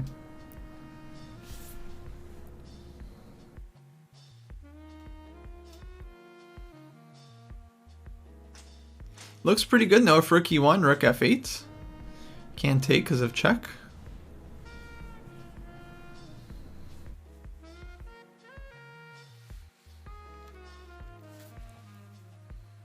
I feel like it's winning. I don't know. I don't see anything there. Maybe there's other ways as well.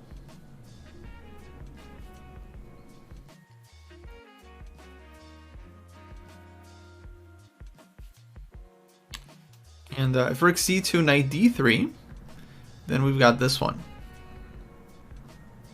I love this knight on d2. It creates so many mating ideas. It's awesome. So yeah, rook c2 looks good to me.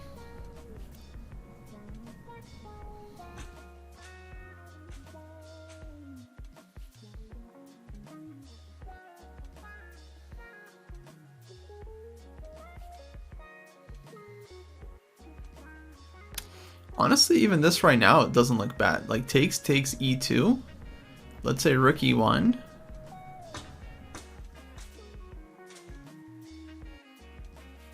Actually, maybe this is a little too much. Never mind. I like rook c2 first.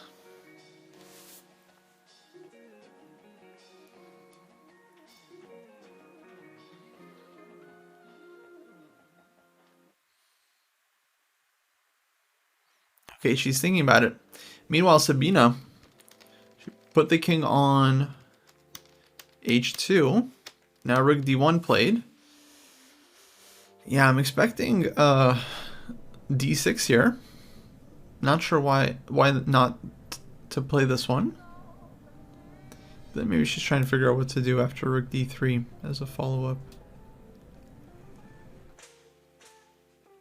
Or maybe now it's time to bring the king back. King g3, king f2, king e2. Okay, spending her time, but I think still doing well there. Let's watch Talia. 10 minutes. 10 minutes. Very, very sharp position here.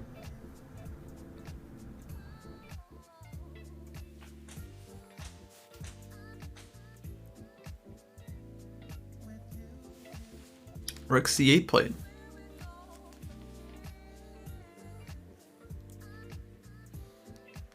Okay, hitting the knight. Now we were thinking knight d3. Maybe knight e2 could be played as well.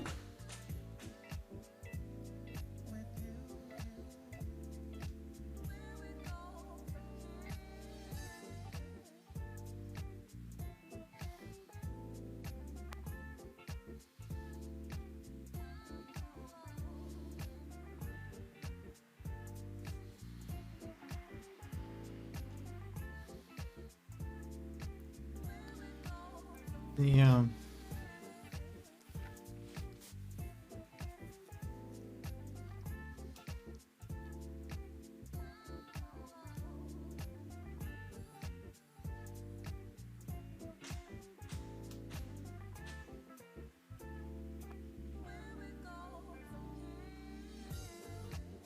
Yeah, honestly not clear to me.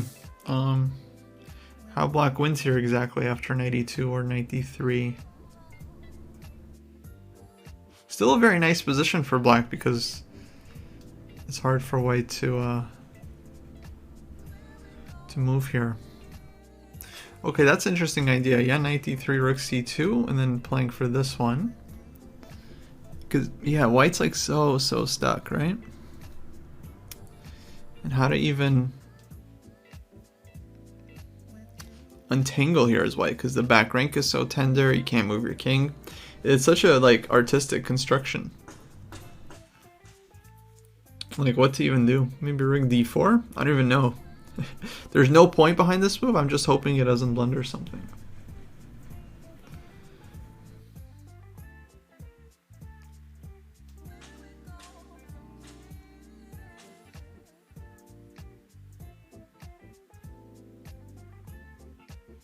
You can throw an e2 somewhere. Feels like black should be very close.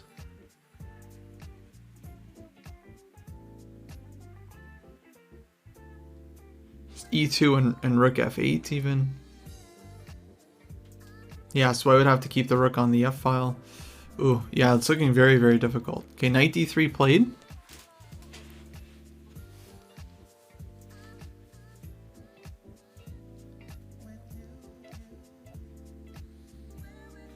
I guess you don't really want to go e2 right away because then there's rook f2. Going after the pawn. But I think rook d8 here could work. Just hitting the knight. Like if takes, then we have this one. And then we have the back rank. And then if knight c1, then maybe this works again. Takes in here. And actually there's rook f2. I was hoping for this. Rook e1, knight f3. I thought this was a cool way to win. And then rook d1 next.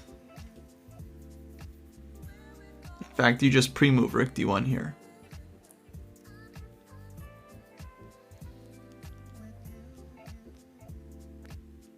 So I thought this would be fun.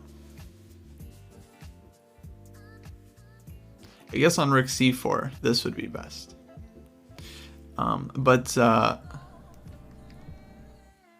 Yeah, rook d8, knight e5.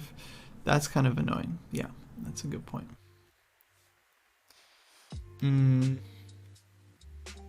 Okay. Yeah, I don't think we want that. That's a very good point. So maybe rook d6. Maybe like this then. And then I would consider taking in here, but rook f2 at the end seems to kind of spoil all the fun. And yeah, so I don't think this is really working out for black. So knight d3, rook c2 feels very, very natural, just keeping the rooks on the c file, keeping the pressure on the back rank, and then setting up some rook d8 stuff as well. But black is spending their time, you can tell, like not really sure exactly how to break through.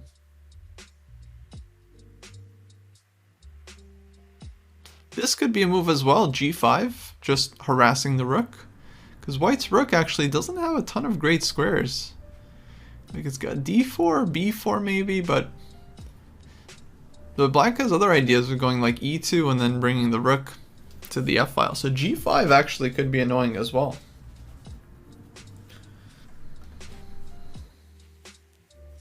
Kind of like it the more I look at it. If rook f5, then king g6 to harass the rook, and then the other rook can swing over. And yeah, it's just this back rank for white is terrible. Okay, e2. e2 is a big move, but what does Talia want on rook f2? Because that's a serious question. Maybe rook f2, she wants rook d8 or rook d6. So rook f2 here. Can't take because rook d3. And then if knight c1, then maybe this line takes. No, wait, I don't quite see this working actually. So what about knight c1? Hold on. e2. What's happening on rook f2 here? Rook d6, knight c1.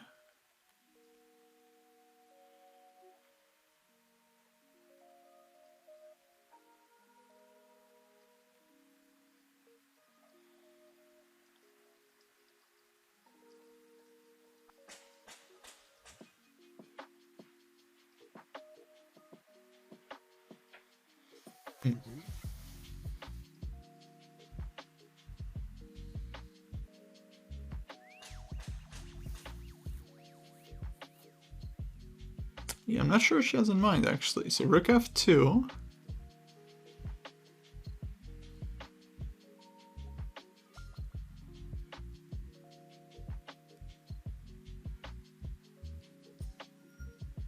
Rook d6, knight c1.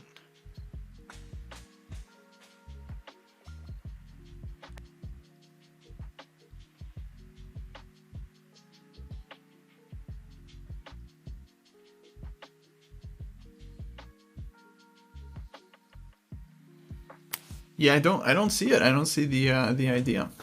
I don't know. I don't know if you guys see it, but rook f2 here looks like an annoying move. I'm just trying to take the pawn.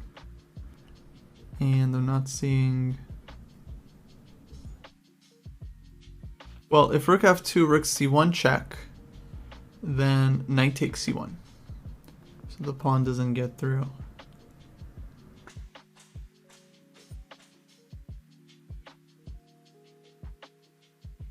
Oh, knight f3 there. Oh yeah, Stamen, actually very, very good idea. Yeah. I think you're right. So rook f2, rook d6, knight c1, knight f3.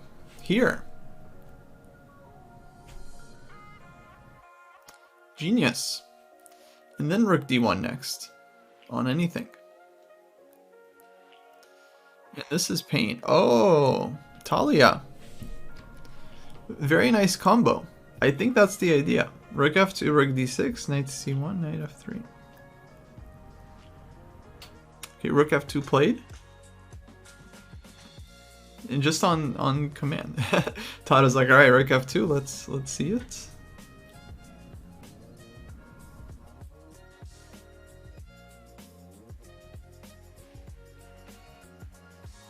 Knight f3 is so annoying. Yeah, we saw this in the other lines too. But yeah, this even knight f4, knight f3 again. Takes knight e1. Yeah.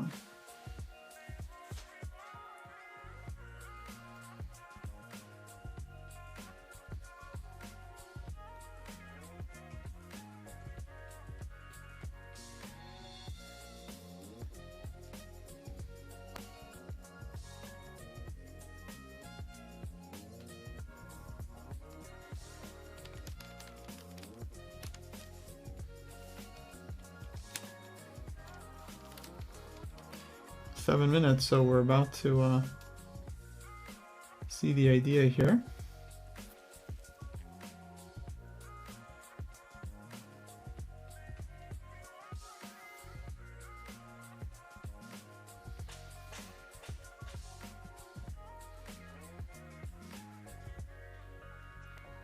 Meanwhile, other game. Samina.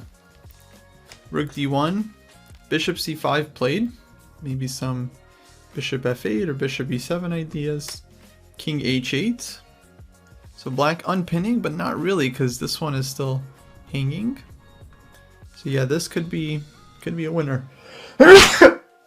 Excuse me. But this could be winning for white. Folks, in just a couple minutes, we're going to have to switch to the US Chess School. We've got Grandmaster Johan Helstein teaching today, so he'll be on in a couple minutes. His classes are always very, very instructive, so do stick around. But of course, you can follow the US champs at the link here on the layout, go.chess.com/USChamps22 if you want to see the remainder of these games.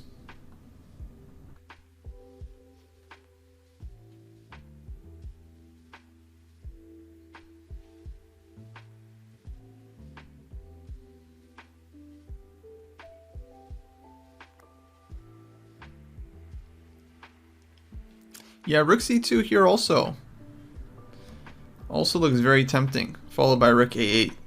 This one's a little hard to go to because you have to really make sure you're calculating everything correctly, but this one looks very annoying.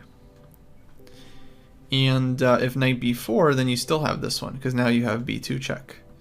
And you win because of the double check. Double check and mate.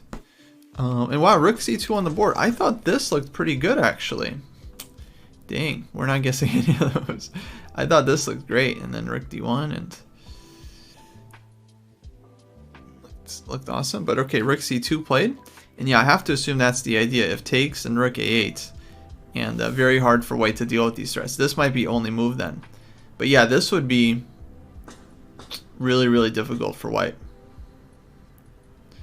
Knight c5,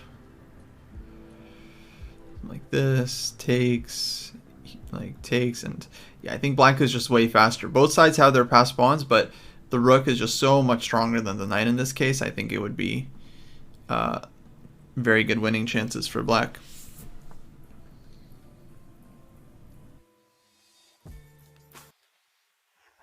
Kill the music there. Okay, folks, I'm gonna switch over to set up the US Chess School class now, which is starting in 3 minutes. So stay tuned for that. In the meantime, yeah, you guys can keep following the games on chess.com or whatever. But anyways, I'll be seeing you folks again tomorrow, hopefully. And yeah, then this weekend, we're gonna have a lot more streaming coming up. Oh, whoops. I don't know why that needed. But alrighty, y'all. It's been fun. Have a good one. See you guys next time.